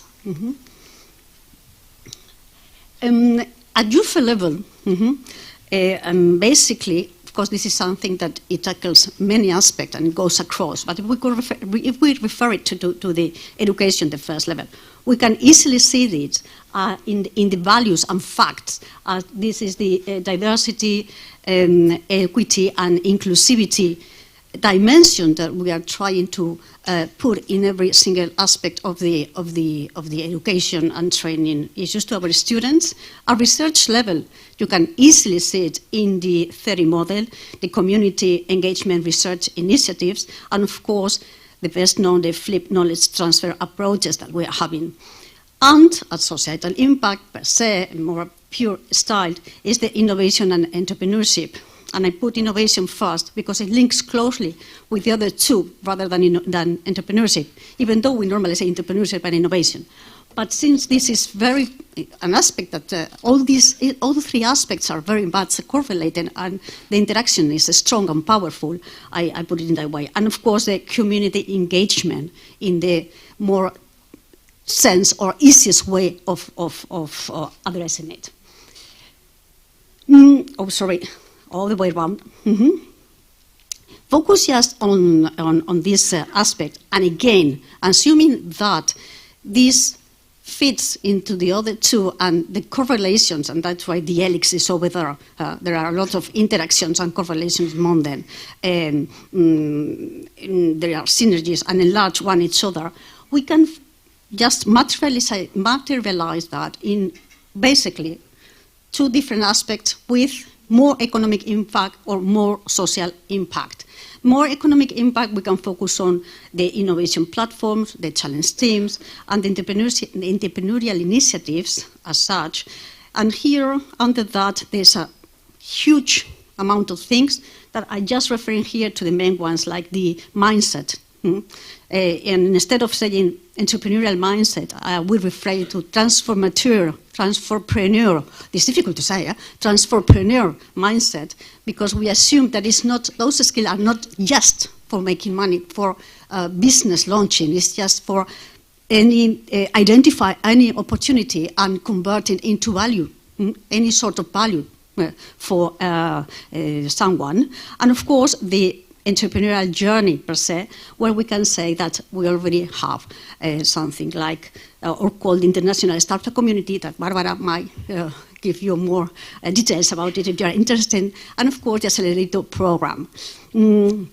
More in the aspect of the social and engagement impact, we have the YUFE Help Desk, the volunteers program, frame program, international cafes, and I've been told to say and encourage this much because it's very important that we are about to map cooperation schemes that, of course, that will help us to connect again every aspect at local level with the international level of YUFE.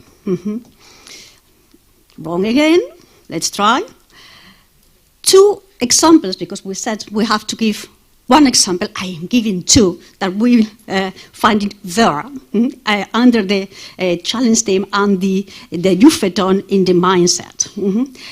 The similarities of these two activities that I will reflect them now are mainly the target group. They are multidisciplinary, multiculturality, and real challenge-based learning experience. Again, wrong. I will learn till before I finish. No problem. The challenge team are multi-agents team with a multidisciplinary approach that try to address a very concrete and real problem, giving some novelty or innovation in the solution, bringing that. How our teams are assessed is about the project design, the deliverables and final solution, the innovation level, the impact on the target group, and the satisfaction of the target group. For doing that, what we have done is defining a very agile way of learning, gathering the students, participants, externals, non-externals, and having a couple of mentors, academic mentor and non-academic mentor, on an agile basis with weekly sprints. So far, right now, you see over there the team, how it's composed, where the non-academic perspective is very important, and we aim to gather in the same team different profiles and, of course, different universities. Right now, what we are having is 4 challenges. No, in fact, there are 3, because the one that having 3, we dismissed that one because it was too low to make these interconnections and this novelty to come on. But the other 3 are going to be, are in the final stage, are going to be facing the evaluation commission for the 3 of them on the 28th of this month, under Elena's supervision and well organization. Students, participants, they appreciate this as a new, or at least for them, new way of learning, and bringing them quite a bit of big and high value on their experience. They do say also that it's quite a lot of work, that I have to say that. The YUFE-thon. The YUFE-thon is basically a challenge team in a very short schedule, just 2 weeks. 2 days. 2 days. We did it in a Friday and Saturday, and we have in the very beginning 43 applicants, but we have basically 90 participants really in the YUFE-thon. I have to say that they start all of them and they finish all of them, and which is something quite, well, spectacular if you think that this is an online version, so it's quite exhausting, working for 2 days under a very tight agenda, trying to solve a problem. That's the winning team over there. The winning team met, every single team, and one of the ideas of the YUFE-thon is that teams are built in the very beginning of the session, so the team building is part of the learning experience, and this came all from different universities and different backgrounds, and they provide quite a lot of insights for us to think about. Try again. How we gather the challenges, and this is something very important, because in the challenge team you can see easily the connections, thinking about the non-academic mentors. Non-academic mentors means finding experts outside academia related to the concrete challenge, and that is easy to see the connections. But here, in the challenge, what we did was working closely with the YUFE in the cities colleagues, tackling and addressing the municipalities to looking for ideas and challenges, real challenges they can put on the table. After that, they gave us 10 challenges, and some of them were very similar, or they have several common elements, so we rephrased them and we gathered them into 5 challenges, and those 5 challenges happen to address the YUFE pillars. So this also means that these challenges that came into for just 2 days session were coming from outside academia. So that's again the connections. I got 2 minutes left. I'm in the conclusion already. So these ideas of submission of engagement with local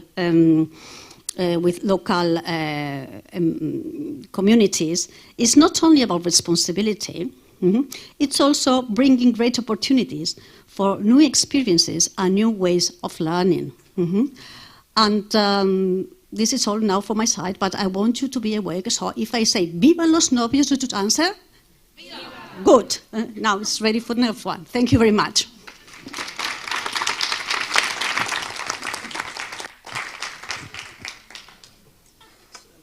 Thank you, Maria Jose. That's how you put the third mission together, the economic and the societal impact, and making it student-centered. So I think our students must be very proud and happy of that. We had a lot of them spend the weekend with us there. So now we're going to move to another interesting subject, a subject of more of the civic engagement part in the program. So Selma, take it away. Good afternoon. I'm really grateful for the invitation and for being here at University of Rijeka at YUFE Alliance Town Hall. I'm from Aurora Alliance, as you can see, and we also have a similar format of annual gatherings. We have 2 gatherings, one online for sustainability cause and one in person. And I really appreciate these opportunities where the alliances come together to exchange, because I think this is the right way forward. We are learning from each other, we are identifying similarities, some differences, but I would say mostly similarities. So this has been a great experience for me so far. I wanted to introduce you to a specific program that we have that is called Capacity Development Support Program. And we took upon ourselves this serious responsibility to bridge the divide west-east in Europe, and this program, the capacity building program, is actually speaks to that demand. I have many roles, so I am institutional coordinator, but I'm also a leader of this program together with colleagues, with a team of colleagues at Palacký University and also Vrije Universiteit Amsterdam. But just very briefly, yeah, opposite. Right. Okay. Thank you. Thank you. Sometimes you have to go the opposite way. This is just briefly to introduce you to Aurora Alliance. This is who we are. We are a second generation alliances. So we started in November 2020, right with the outbreak of COVID. So we basically had a year of working in COVID, and then only last year we started working more in person, but then we were really affected by the war situation in Ukraine because, as you can see, we are an alliance of 9 research-intensive universities that builds on the network, on Aurora network that exists from 2016. Not all universities, some universities have left the network, others have joined, but not all universities that are in network are also in the alliance. It's a complicated thing, but I won't go into it now. But as you can see, for now, this is who we are. And also, you can see that we have 4 associated partners, and our associated partners are universities in Central Eastern Europe. So in Central Europe, we have a Slovak university, Pavel Josef Šafarik University. We have a National Karazin Kharkiv University in Ukraine, and we have Southwest University, Neofit Rilski in Bulgaria, and State University of Tetova in North Macedonia. So I will tell you a little bit about the aims of this program and how we started. I already mentioned, well, so for Aurora, the co-engagement or activity engagement is all in this work package 4 that is called Co-engaging Communities. And Palacký University is chairing this work package together with Rovira University. And we are, as I already mentioned, particularly in charge of Aurora Capacity Development Support Program. The aim from the beginning was, of course, to build the academic excellence, but focus on the societal relevance. Aurora, as all the alliances, has challenge-based areas. For us, it's 4 of them. It's health and well-being, it's climate change and environmental sustainability, digital society, global citizenship, and cultural identity and diversity. On top of that, we are also working with introducing SDG goals into our teaching and research narratives across the university. So we started out with this program that was, I must say, sort of written into our proposal as a top-down development. We did not have enough time to assess the real needs of these universities that were invited to be associate partner universities, but there was an assumption that whatever we pilot should be of relevance to these universities as well, so that we can bridge that gap in academic excellence and societal relevance. So as we went along in this very tough period of COVID, we started adapting 6 Aurora deliverables into local higher education context of our partner universities that I just mentioned. So we started with innovative pedagogies, we started with COIL, which was much needed, virtual mobility. Co-creation, working with the actors in the society, municipality, region, also NGOs, identifying issues through service learning and bringing them back to classroom. Inclusion and diversity was important, and also introducing social entrepreneurship, which is another, I would say, profile of our alliance, led by Copenhagen Business School. And of course, sustainable campus. We are working very hard towards reducing CO2 emissions across our campuses, and this was also introduced into local context of our associate partners. But that was it. As we started working together, we started also doing the needs assessment that I mentioned we didn't do from the beginning when we developed this program, and then completely other priorities were identified. Working with anti-corruption in higher education in the Western Balkans, for example, working with sustainable tourism in Bulgaria, etc. So we pushed for another 19 projects, more like a seeding money that was co-contribution from our institutions towards towards projects that are of greater priority, I would say, to these associated partner universities. And in the end, we were also working towards having more impact in the regions. So each of these universities would build their own hubs, networks of already existing university relations. So, for example, Bulgarian University has Mediterranean hub, Tetova University has Western Balkans hub, Slovak University has the Baltics, and Ukraine was working with a number of post-Soviet states. But moving forward, yeah, this is just to show you the universities that we work with, and also to conclude that we did manage to implement all of this so far, and also build an Aurora expert and support center at each of these universities with an outreach in the region. And that was, I would say, by February last year. Then the situation completely changed, as you know, with the aggression, with the Russian aggression and attack on Ukraine and the war, for Karazin-Kharkiv University, which was directly impacted by war very early on, since it's only 40 kilometers from the Russian border. And these are the pictures of our partner university already in May. We had Aurora Biennial in May last year. And this is, we can see the Faculty of Sociology there and a rectorate building. Devastation was huge already by May, just 3 months that we talk about half of the staff and the student population was displaced by that time. So our priorities, how to work in the local context of this university, vastly changed. We had to start working with what I can show you in the next slide. First of all, protection of our focal points, our colleagues who were collaborating with us in their Aurora offices at Karazin University. This was a head of international office and deputy head. So relocating, bringing people to safety, that was #1 priority. We put in place a support action plan, how to support them immediately, so urgent needs, short-term, mid-term, long-term. Then we did targeted fundraising in the alliance, where I have to say that the strength of alliance, being part of an alliance, was really well demonstrated in that moment. We were able to bring together quite a substantive amount of money in a short period of time to help them with their needs that we identified as urgent needs. And we put in place the Karazin Donation Fund. We are still fundraising, we are working with this under the Aurora network, which is where the benefit of having a network as a legal entity was really evident as well, because we would not be able to do that under the alliance framework.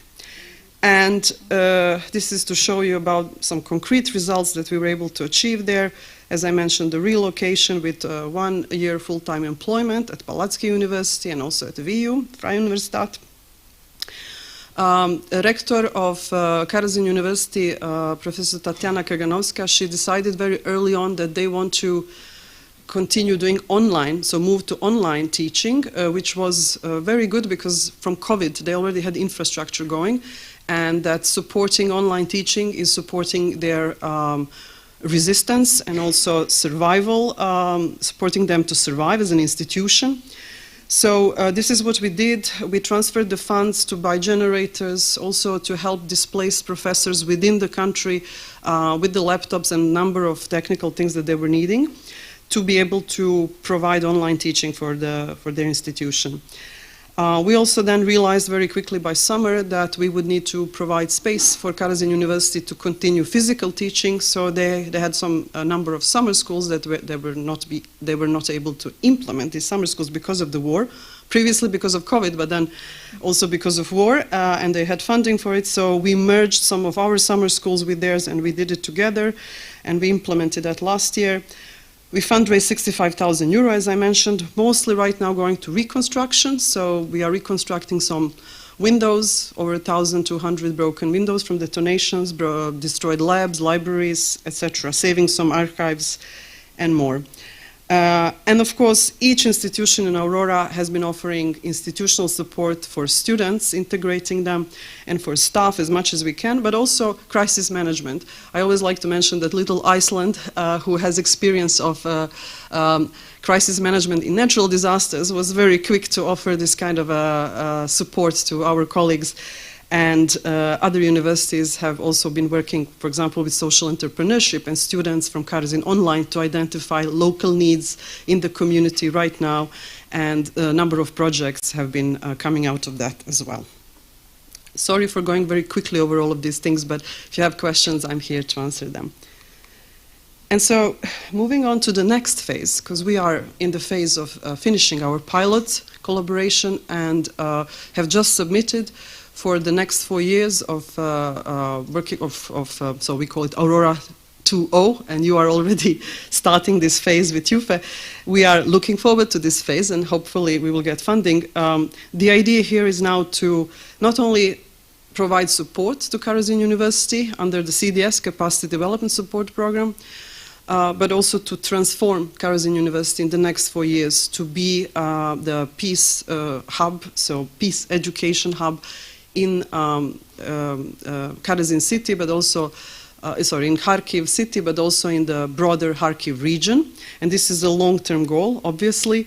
Some of the direct beneficiaries of this that we have identified together with the Karazin top management, we work very closely from the beginning on this, and also the colleagues who have relocated to our universities as refugees.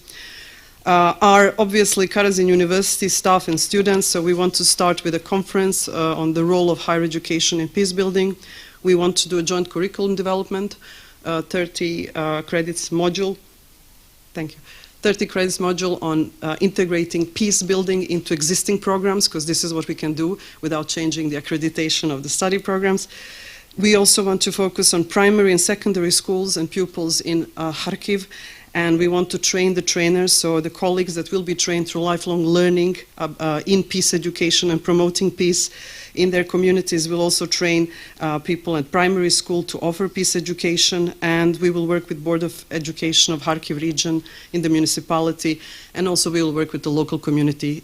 We have a number of public lectures, etc., etc.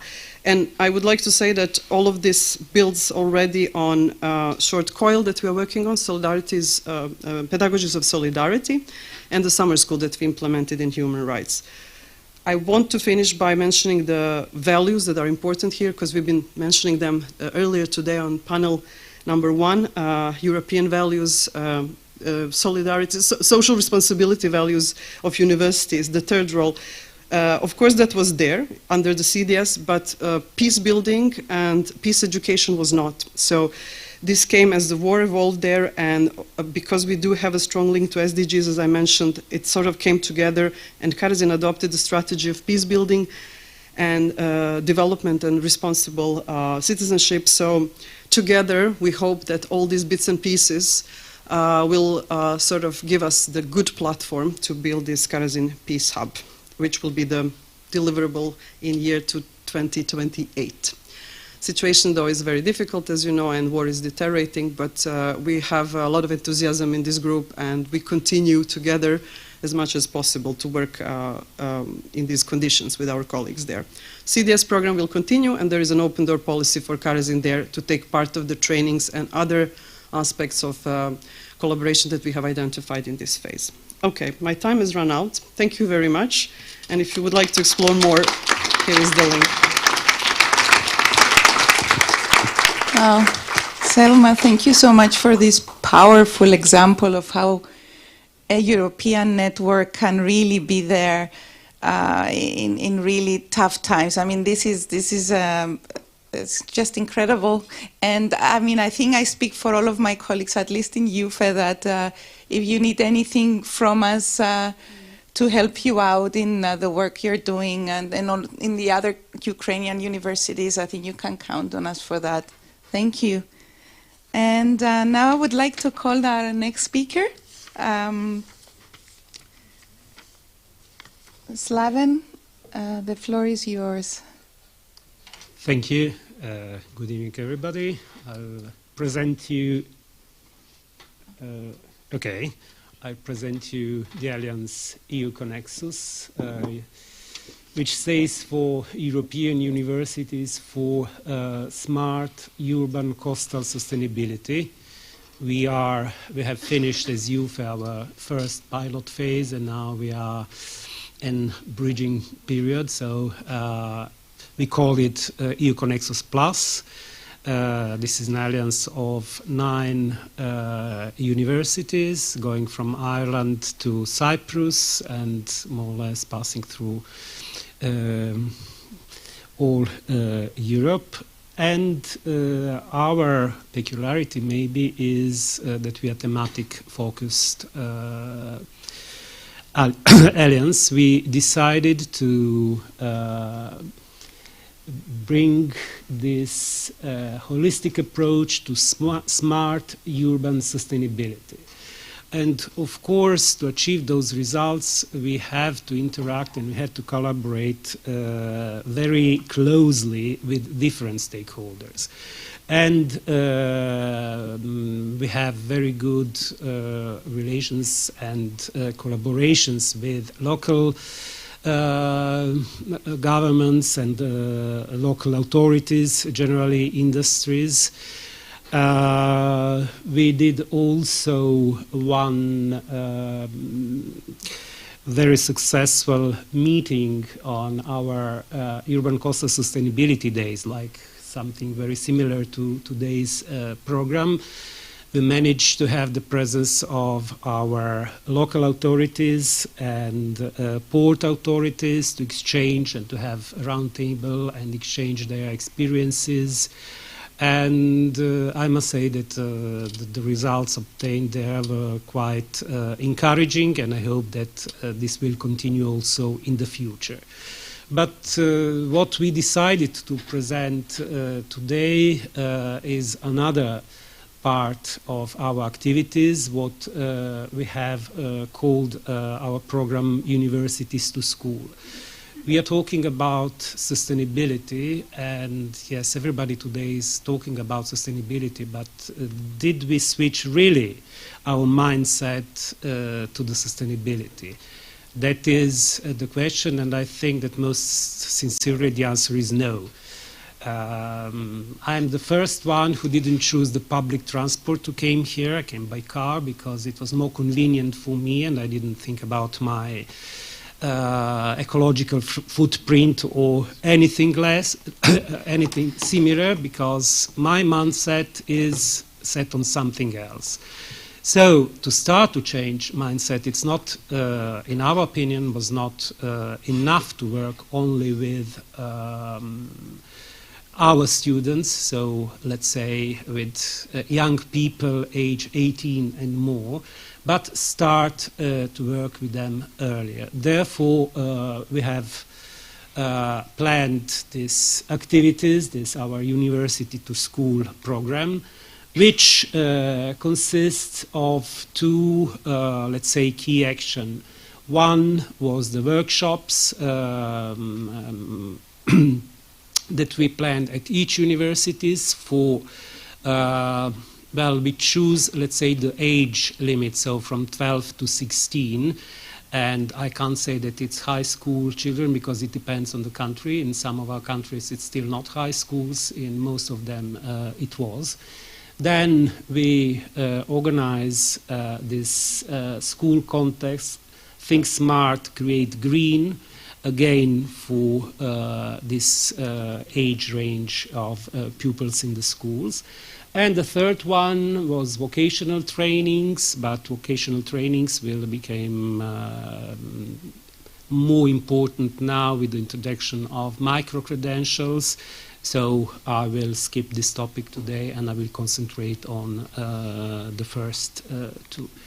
So the workshops. We have invited for every year, but you know that we had the COVID, so the first one was rather online. The other was organized at universities, and we organized a series of workshops with the students, workshops that were kept by a local scientist of the university who was hosting, but there had to be at least one scientist from a partner university connected in streaming with the aula and to help them to discuss. And workshops were created in the way that there was a kind of lecture and discussion with the students, and then some small works, exchange of ideas, etc., etc.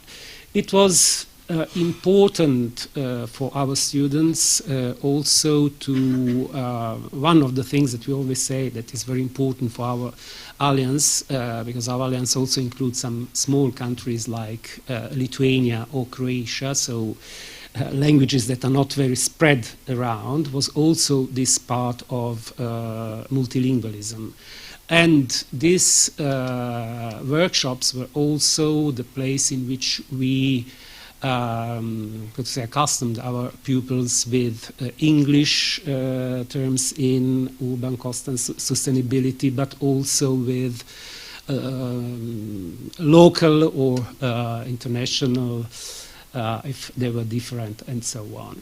I can talk about the experience of my university directly, because I was involved more in this, of course, than those on other, and it was very interesting. We had a good response from the schools, and we were rather surprised on the activities and on response that we got from the pupils. The second, even more, let's say, in the beginning challenging activities was this school context. We had to organize the first one during the lockdown, and our countries has quite different approaches, from very strict to rather liberal ones, so it created some problems, but the first context was done on online basis. And we wanted to achieve several goals with this. The first one was raising the conscience of environmental problems and contributing to change a mindset and, let's say, to put sustainability in the future citizens on the first point. But also it was a way to promote STEAM sciences and their role in solving those problems, their connection with society and how to solve it. So, till now, we have had two contexts, and the third one is in preparation. And what is very encouraging for us that each context has more and more schools involved. And it's becoming more and more difficult to select the participants, winners, etc., etc. We kept on two age groups, 12-14 and 14-16. In the challenge is organized first as a national contest, and then the winners of the national contest do the EU Connexus contest. The juries are always composed by one academic staff, student representatives, but also stakeholders representatives. The first one, when, let's say, rather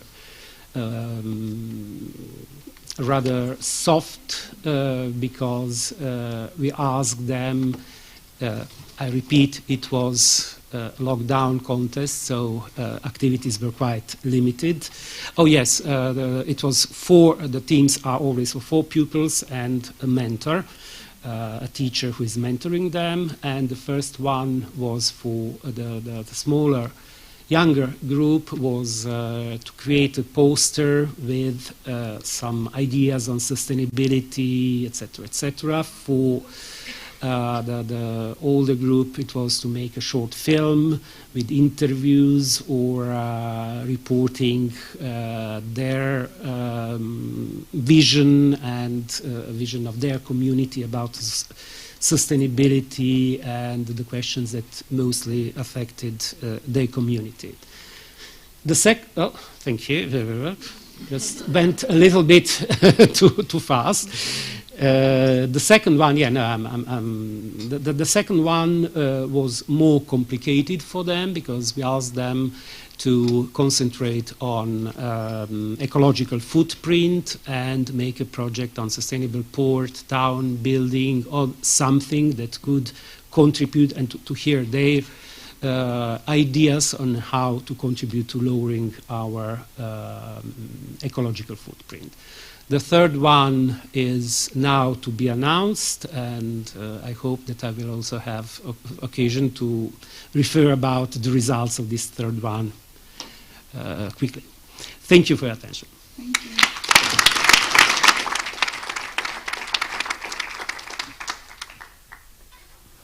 Okay, so how to foster community engagement in younger ages who are basically Europe's future citizens and future rectors, vice rectors, institutional coordinators, work package leaders of the European alliances as well.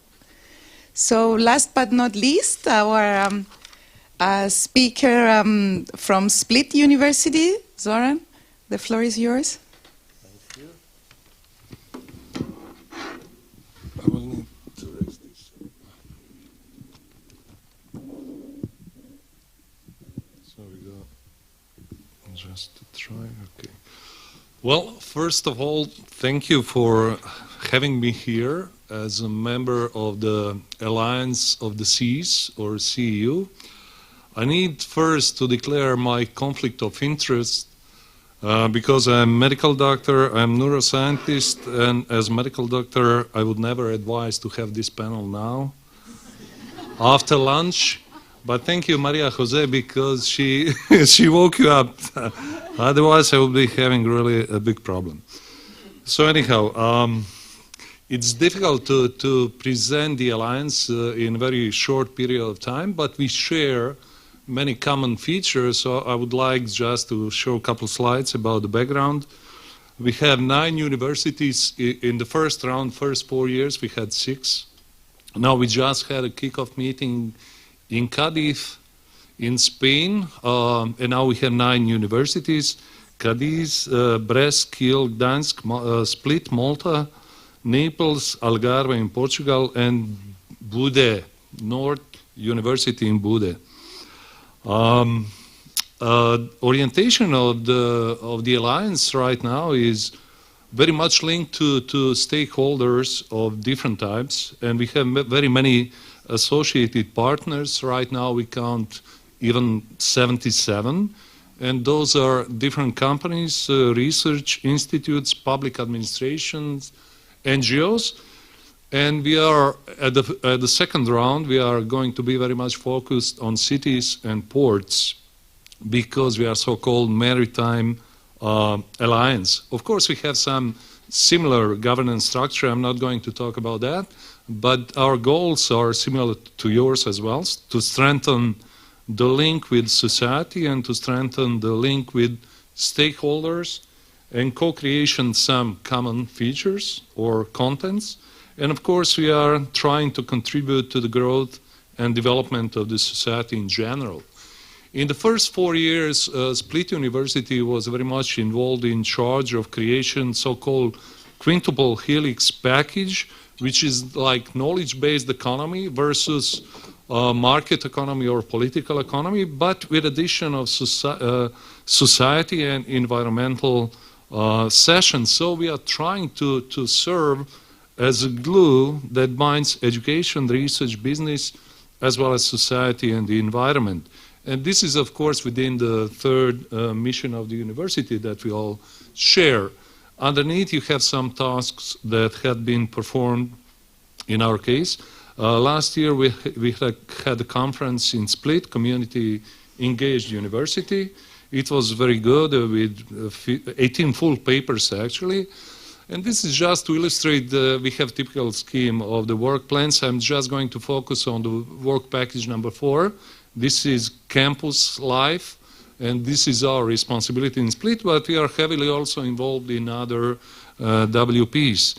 So what is unique with our alliance, we came to this, that we have 9 vice rectors, and we have like double responsibility within the alliance. So first, me personally, I need to represent University of Split, of course, but I also have alliance task, and this, in my case, digitalization. I mean, for sleep medicine doctor, it's kind of unusual, but my high school diploma was actually mathematician, informatician, so I have some background.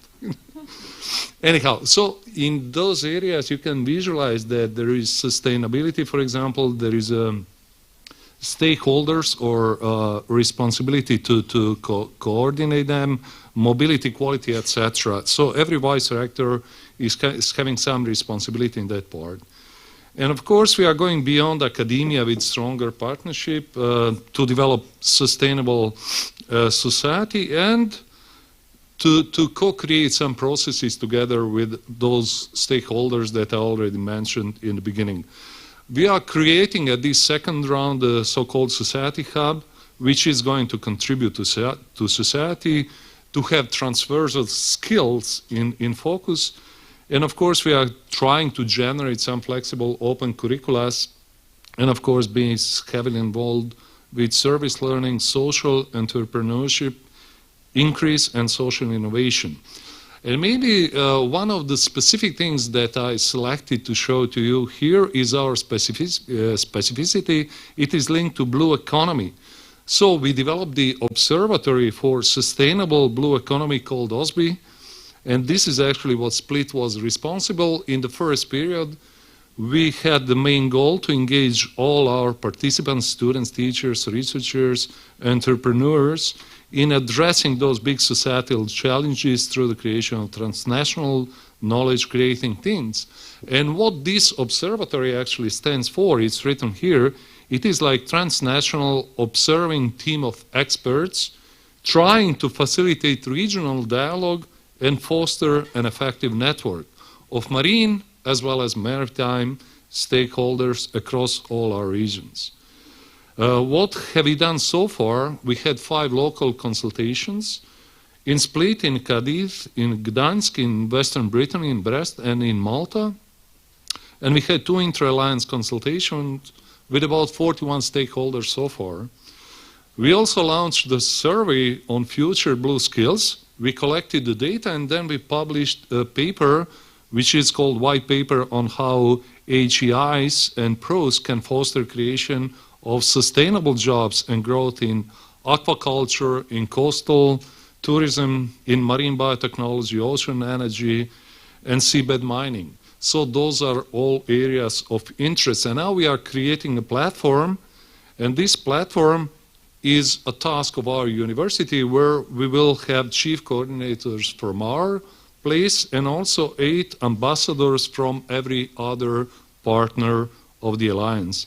And we'll also have 9 focal points from supporting technical staff and 1 secretary in this task.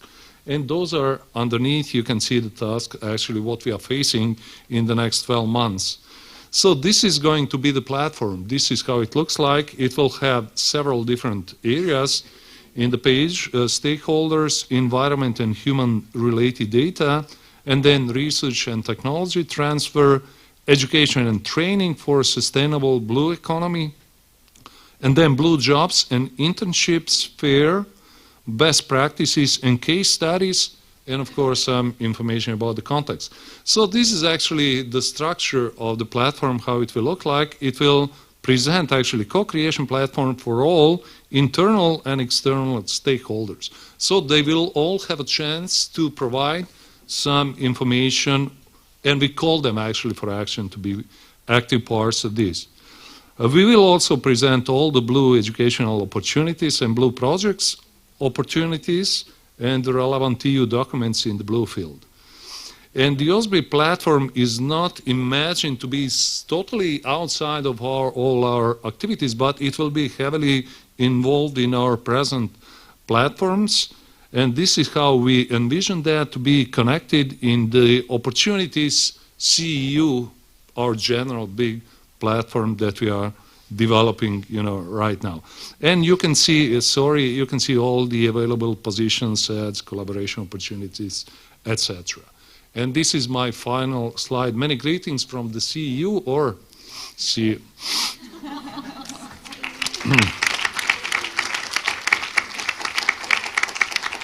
And since I was very much ahead of time, I have only one more slide, to show you. This is like invitation for discussion. I hope we will have some time, for discussion and questions. This is what we all shared. This is what I actually heard this morning.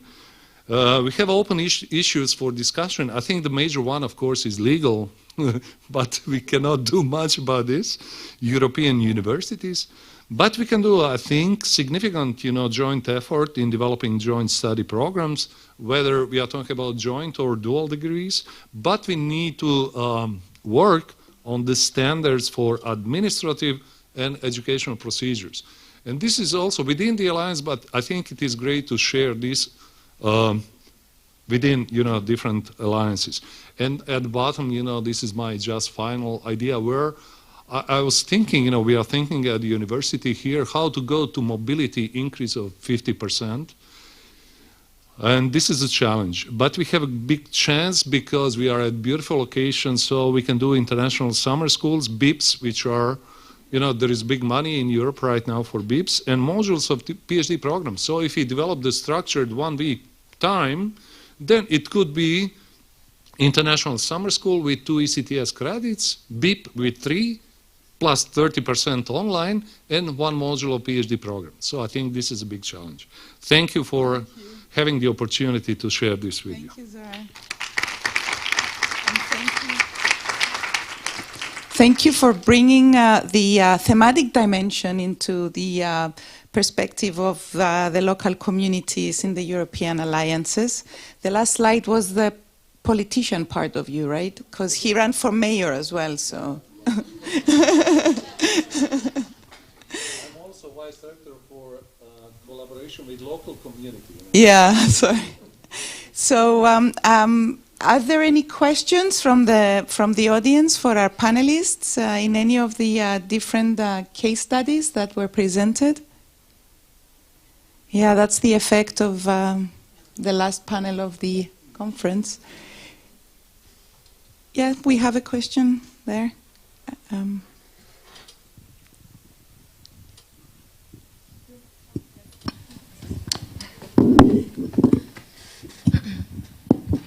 Hello. Hi. I really enjoyed listening to these talks, and I must say that coming from YUFE, the student forum, and the alliance as well, it seems that there are a lot of similarities, the names themselves as well, the work packages and all of these things. So it makes me wonder how much of similar things we are doing as alliances parallel, and how many of these best practices are actually slipping through the cracks. So I have a question for all of you, because now we have 4 or so different alliances. How do you think that all of these things can be shared better within us as alliances, and how the collaboration can maybe help us achieve similar goals much quicker than we would individually? And do you see this as a threat to yourself, or do you see this as a strategic advantage maybe? Thank you. Jelma wants to go first. Thank you very much for that very important question. And in fact, very recently, the Commissioner had consultations with 44 rectors from the currently existing alliances. And what was expressed there is really working closer together and having Commission enable this for the alliances. Right now we have something that is called 4EU1 and 4EU2. Two forums in which alliances actually meet over a number of topical issues. So there are working groups there, and for example, I represent our alliance in 4EU2, where we have 24 alliances from the second call in the working group working with non-EU partners and SDG framework. So this is happening already. We are exchanging best and worst practices, I must say, because sometimes it's not all about best practices, and it's important to be humble enough to say that, yes, this is not working yet. The objectives of the program make us all work in that format that you mentioned of the work packages, but it's quite difficult sometimes because you have so many teams. For example, we have something like 27 task teams in Aurora Alliance, and many have never met in this course of work together within the Alliance. So working in these silos is problematic, and that's the framework of the call. But there are developments already in direction that we should not just focus on those forums that exist that I mentioned, but also going beyond that, and that Commission, also governments, should enable more of these forums where we can exchange. But we can do it ourselves as well. We have recently organized UN Forum under Czech EU presidency, and I invited YUFE there. Snježana was there as a representative. We were discussing governance models, how we can, and Daniela was there too, especially in the governance workshop. So a lot of exchanges are ongoing anyway, and it's not a threat. Definitely it's not a threat. I see it as a strength. If we are working towards reforming the higher education in Europe, then we need to work together. Anybody else wants to share their view? I fully agree, with this. It's definitely the second. So I think it's great to have a meeting like this to share experiences. As you mentioned, all of us have similar schemes, and all of us are going to face the same problems in the future. As far as legal, how to form the European University or how to form the legal entity which we will all adopt regardless of our national regulations, regardless of our autonomies of universities and stuff like that. And also, I think, the mobility is also a big thing.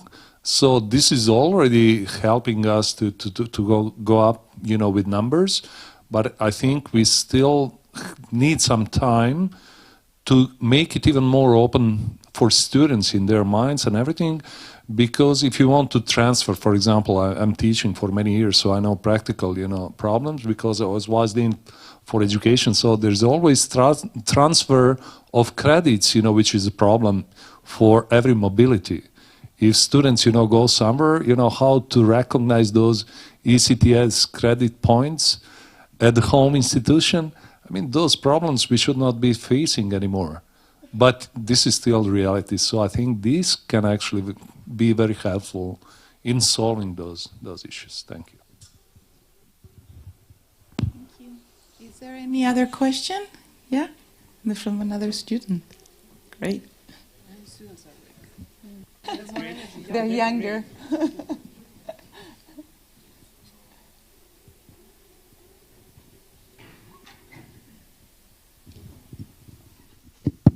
Hi, I'm Fahmida Yasmin, and I'm representing here University of Bremen. It was very nice to hear what you have shared today, your views and your works. So even though I'm new here, but it would be really great if these projects could be shared more descriptive way to all of the partner universities, then other students can know it. And also as a student, I feel that we have many perspectives and we maybe can add some more points that will elaborate and it could be enhance the whole projects in a different way. So that is one aspect I want to share. And the second one is, as you were mentioning, Mr. Joran, I'm sorry, I do not pronounce your name correctly. So why, or maybe it could be possible at the European University to introduce the same ECTS, or maybe not the ECTS, but the credit points. Like in Germany, we accept one like grade is that means that that's not the grade that is the greatest grade could have, and 5 means that that is the fail. That means fail. But if we like compare to UK, that is different, right? So if it is possible to introduce the same grading system, that could be easier for us as a student, I'd say. Thank you. I guess I need a comment, this. Well, luckily we have students from Germany studying in Split. At a medical school we have about 270. Out of them are about 175 or something German students. So to enroll German students in our administration, we needed actually to convert the skills. But I understand the question. I don't think it's difficult to do that. But there is another issue, which is also what we are facing within the Alliance. We are developing the 3 joint studies. Several universities are partners, bachelor, master's, and PhD. And then we have a problem with Malta, which is a big kind of issue, because they have UK system for PhD, so there is no teaching, obligatory, there is no sessions. So how to deal with this? And I told my, my responsible, people at the university, ignore this. Don't think about the problems, but think, about what we share together, and then everybody can actually find a solution there. So I think if you convert our mindset, instead of dealing with problems, dealing with solutions, you cannot get any response from the EU, like somebody will tell you how to do it. You need to come with a solution to them, and then they will be happy. Yeah.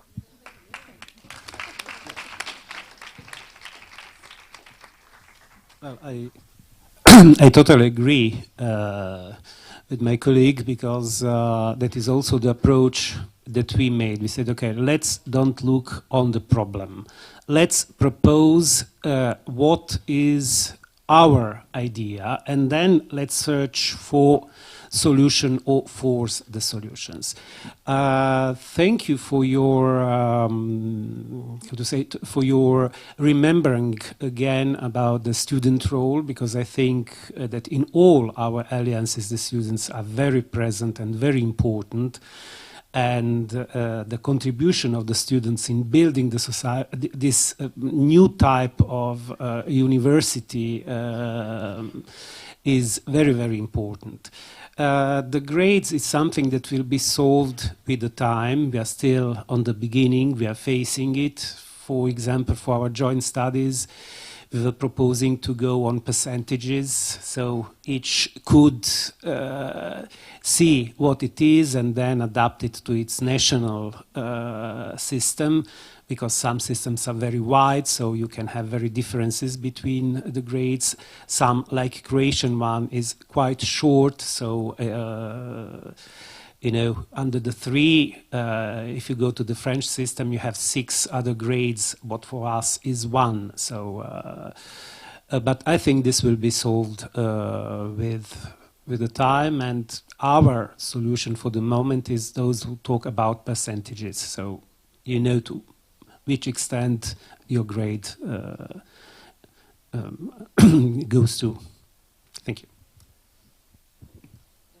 I just also wanted to, is it working? Oh, now it's working.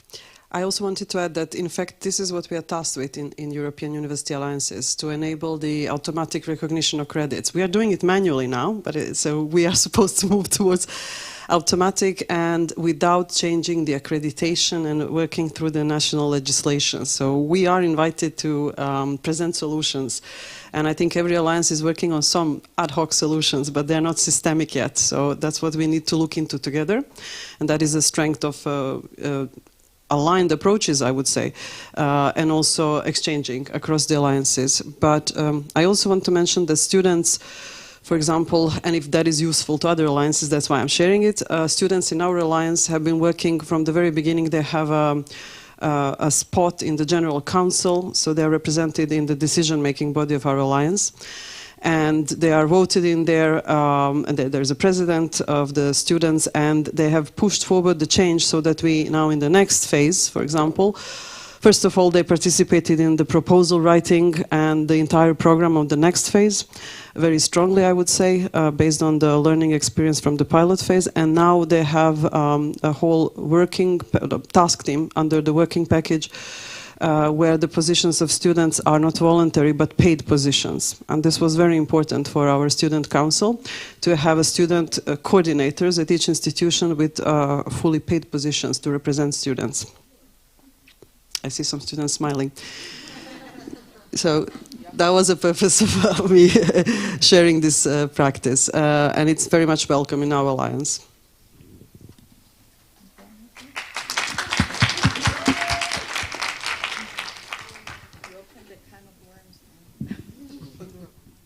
Yeah, hi. First of all, thank you. And I'm just going to get straight to the point. I believe everyone's tired. So I would like to say that today we've seen, at least as students personally, I have seen so many projects that I didn't hear of and other alliances works that we didn't hear of. And we would love to hear more about it.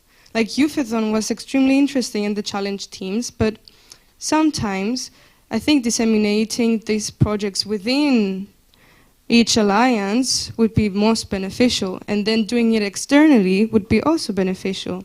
But I believe this today has been really interesting and really beautiful actually to see, and I'm really positive for that. And I would like to say thank you, and maybe even trying to get students contacted between these projects would be very interesting. And this is maybe intercrossing projects within alliances, but in this way students can actually disseminate what each alliance is doing. So I think that's just a small comment, and I hope it takes into consideration maybe. Thank you.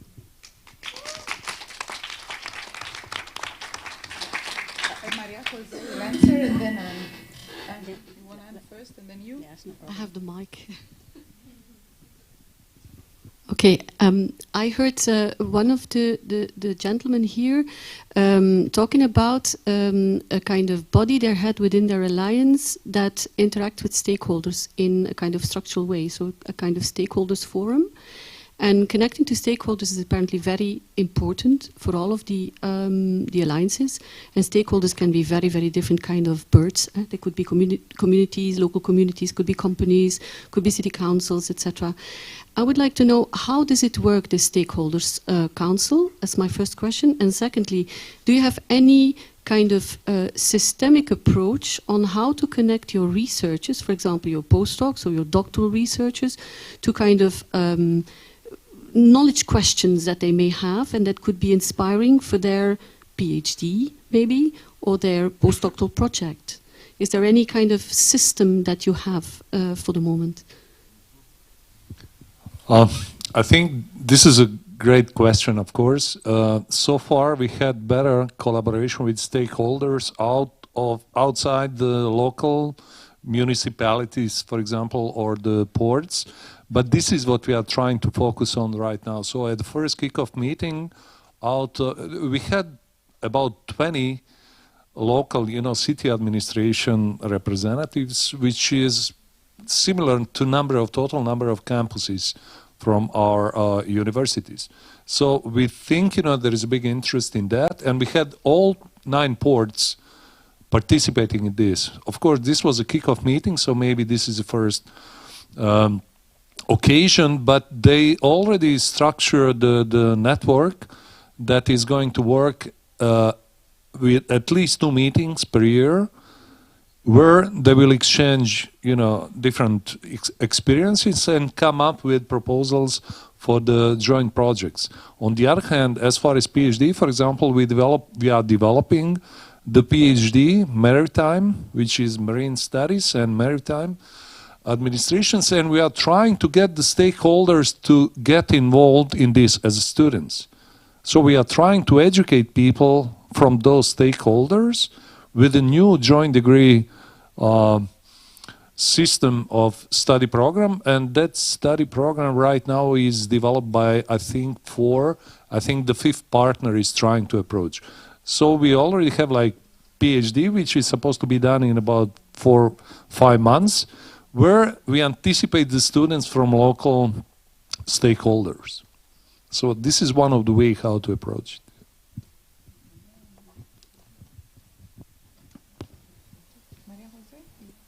Yes, thank you. I go back to Andriani, which is thank you very much for your question and your comment.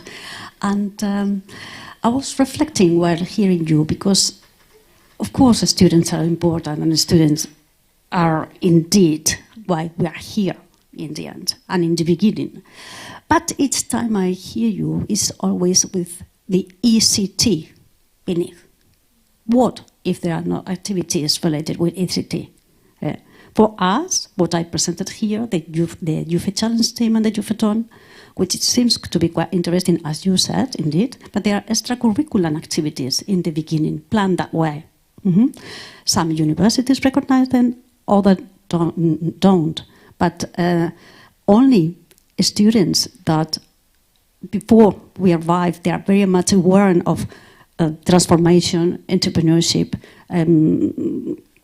that sort of mindset, or they are interested in setting up a company, those are the only ones that in the beginning listen to us. We do have representative of the student forum in our work package. The question is, why don't you in the student forum talk about it? Why don't you in the student forum know about us? Indeed, dissemination is an issue, and it has been an issue, and there is a long space to improvement from our side, indeed. But I would suggest also not to focus only on ECTs from your side, although I know it's difficult, but I would suggest to look for another ways of learning, not always related to ECTs, and to be very proactive. If you don't know something, or you want to know something about a work package, just go straight. Don't wait for me to be here. For me, for us, because we are many of us in the same situation. So keep pushing. Thank you. Thank you. And I was wondering when Manisha was going to ask something. I was worried about you. So please, we have only 4 minutes in the panel, but Manisha, you may have the last question. It's not really a question, but it's more a response back to your point which you have made. The problem is not us attacking you or you saying back. It's about both side communication, right? And that's the whole reason why we have been discussing and debating this process throughout actually this whole town hall. So I just wanted to make that clear, as well as with regard to the ECT. Honestly, none of us here are working with any ECT. No? And also with regard to the challenge teams and any sort of extracurricular activity, we are all doing that at the moment as well with such intentions. So it's absolutely not the case here that we are focused on some sort of recognition at the moment. We are doing this out of voluntary intentions. No? So just wanted to make that point come across, and also thank all of you very much for the points that you also made. Thank you. Thank you, Manisha. I think Maria Jose we have a saying in Greek. I'm saying it to the mother-in-law, so the wife will hear it or something like that. It's a very sexist, very old thing, but this is what it is. It's for you to take it back to the whole community of the students. Obviously, you guys, for you to be here, you're not interested in all of that, obviously. But there's a huge amount of student capacity that we have to get inside. And I think that's what Maria Jose's point was. Thank you. Gadinka wants to make a point too, and that's the final comment. And then we will all cheer and... So no pressure whatsoever to be the final comment.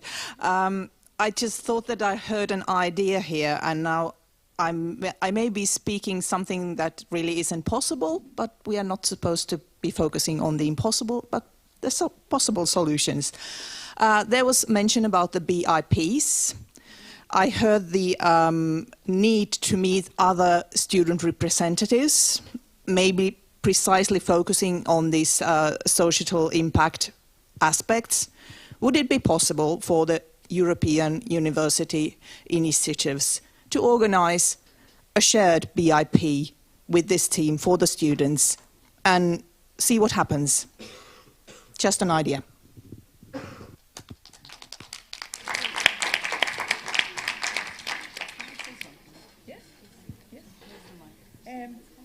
And that's the last one. Thank you for that initiative. I just wanted quickly just to tell you that we are already working with BIPs in Aurora, and they are terribly complicated administratively. And we are working on one which is on plurilingualism, and the other one which is BIP about BIPs. So how we can use them as the alliance, and we have that upcoming. But there are easier ways. I think we can connect our student populations, our engaged student groups across the alliances, and share the best practices again, and just have them work together. There is a student already who has the idea how we're going to do it. You have 10 seconds.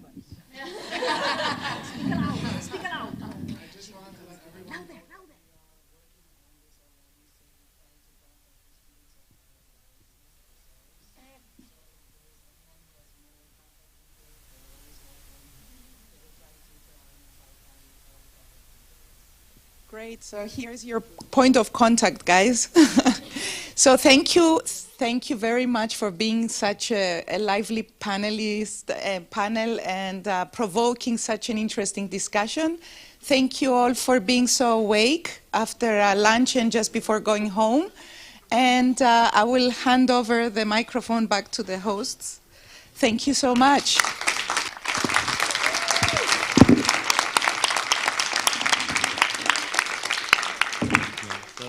Thank you, panelists. And so, of course, all good things come to an end. And so it's also time to end this year's YUFE Town Hall, but of course with a positive outlook. And I hope that you all can't wait for the future YUFE events and for the future YUFE Town Halls. But before we finish, I will invite Madam Rector to give a few closing words. But before that, a few practical notes.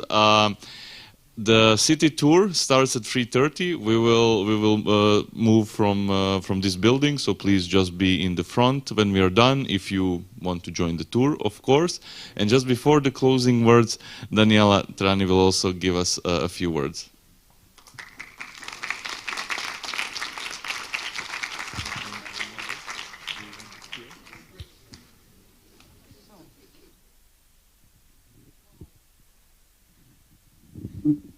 These are going to be the last non-famous words from me.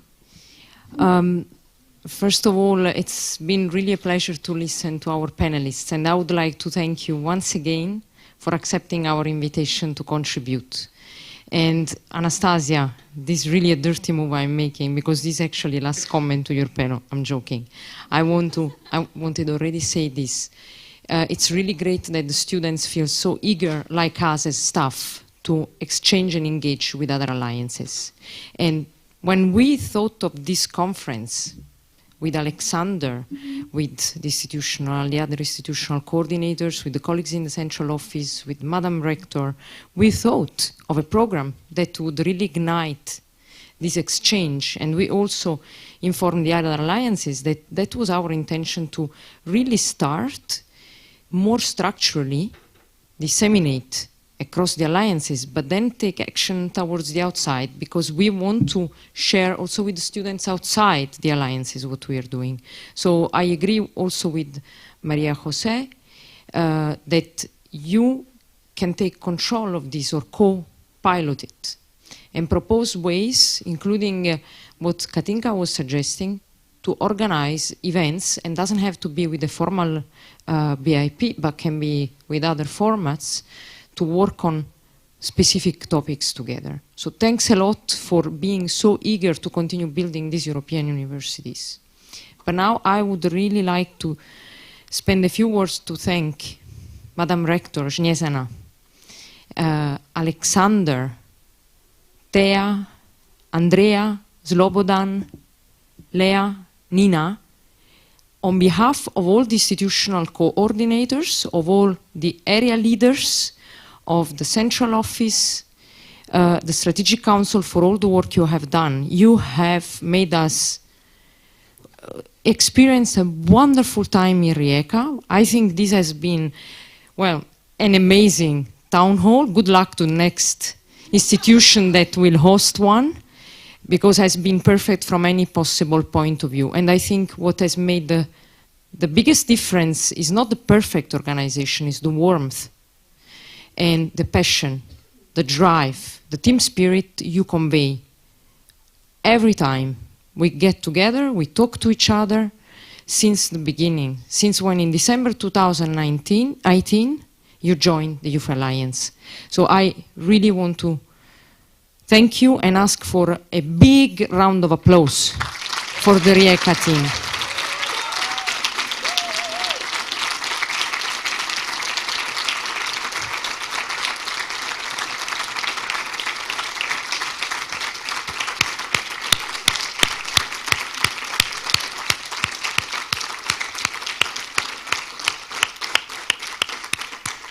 You all are making it really difficult to finish the appointment for me. But I'm just extremely happy to again feel the spirit, the amazing spirit in the Alliance. Now, I hope, I'm looking at our executives. I see Tasos here, Miguel, Zniezana, you could not have been involved in a decision. I did not submit a formal request to get a small present for our wonderful hosts. That's where, you know, well, also without a mandate, you can make some decisions. No, just joking. We have, on behalf of all of us, of the entire YUFE team, a small present for all of you, which I would like you to come and get. Or we leave them here, and you can distribute them later.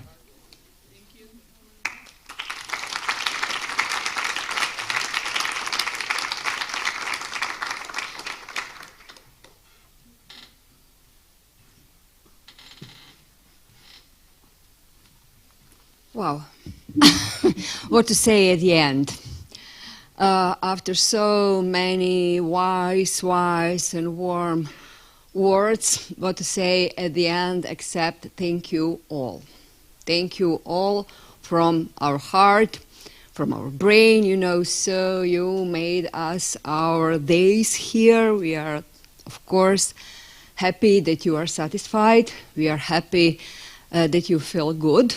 We really want that you feel good, you know, so this was our mission to create an atmosphere in which we can debate, deliberate, and I have to say that I'm very, very much satisfied, I'm pleased, you know, I'm actually delighted and thrilled with our high quality discussions. This is not just, you know, the words of, you know, etiquette at the end of the conferences, but I really think, yeah, and I see that I'm happy that you share with me, you know, this, that we really have substantial debates. Yes, we know that European Alliance's initiative is the most important enterprise, you know, in Europe, and I agree with many of you who actually, you know, underline that. Of course, we have a lot of enthusiasm about that here in YUFE, as we see in other alliances. We are all aware of the challenges for the European alliances, the general challenges for the universities. You know, what actually Mr. Van Dam today kindly shared with us, many things on which we can think, you know, but what Herman said at some point, problems, yes, but we will solve. What our colleagues said, you know, yes, we are looking at the solutions. So I really think that the one of the crucial reason of this high quality of debates is the different perspectives. So I'm definitely very much thankful to our colleagues from the other European alliances. Thank you very much. You and we now realize how important is also this kind of cooperation, not just inside the European alliances. I would like also, and I think that it was good, you know, to see what the European Commission thinks, what the other European association, EUA, thinks, what the network, you know, Sylvia is here with us, you know, try to accommodate these different kinds of association networks, alliances, and to see how we can collaborate together.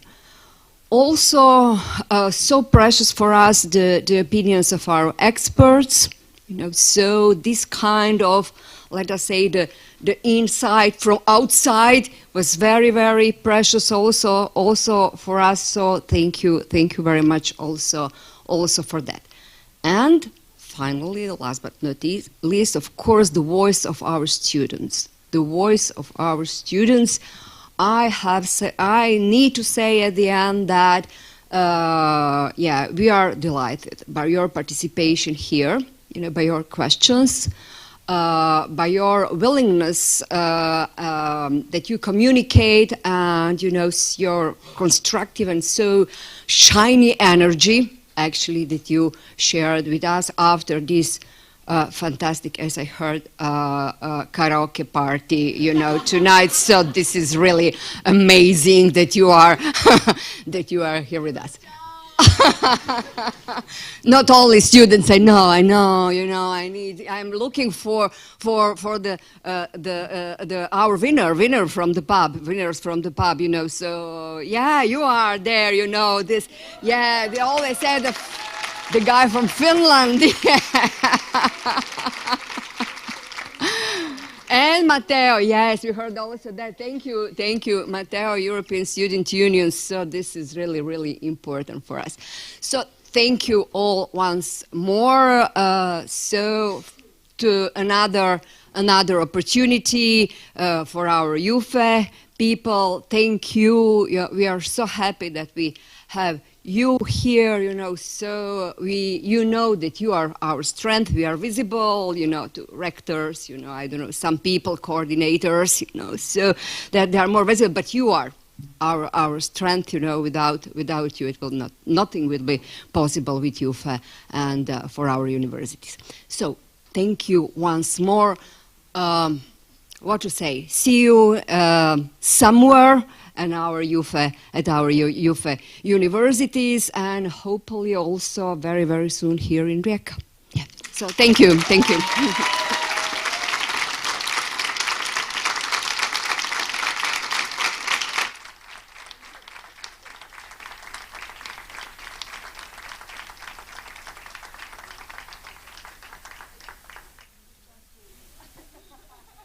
So as Madam Rector reminded me, I haven't shared with you one more information, and that is about our dinner tonight. So the dinner tonight is in Restaurant Tarsa. It's all in the program. Just please have in mind that there will not be an organized transport, so please just call a taxi to the address that is there, and we'll see you tonight then. But of course, the city tour first, yeah?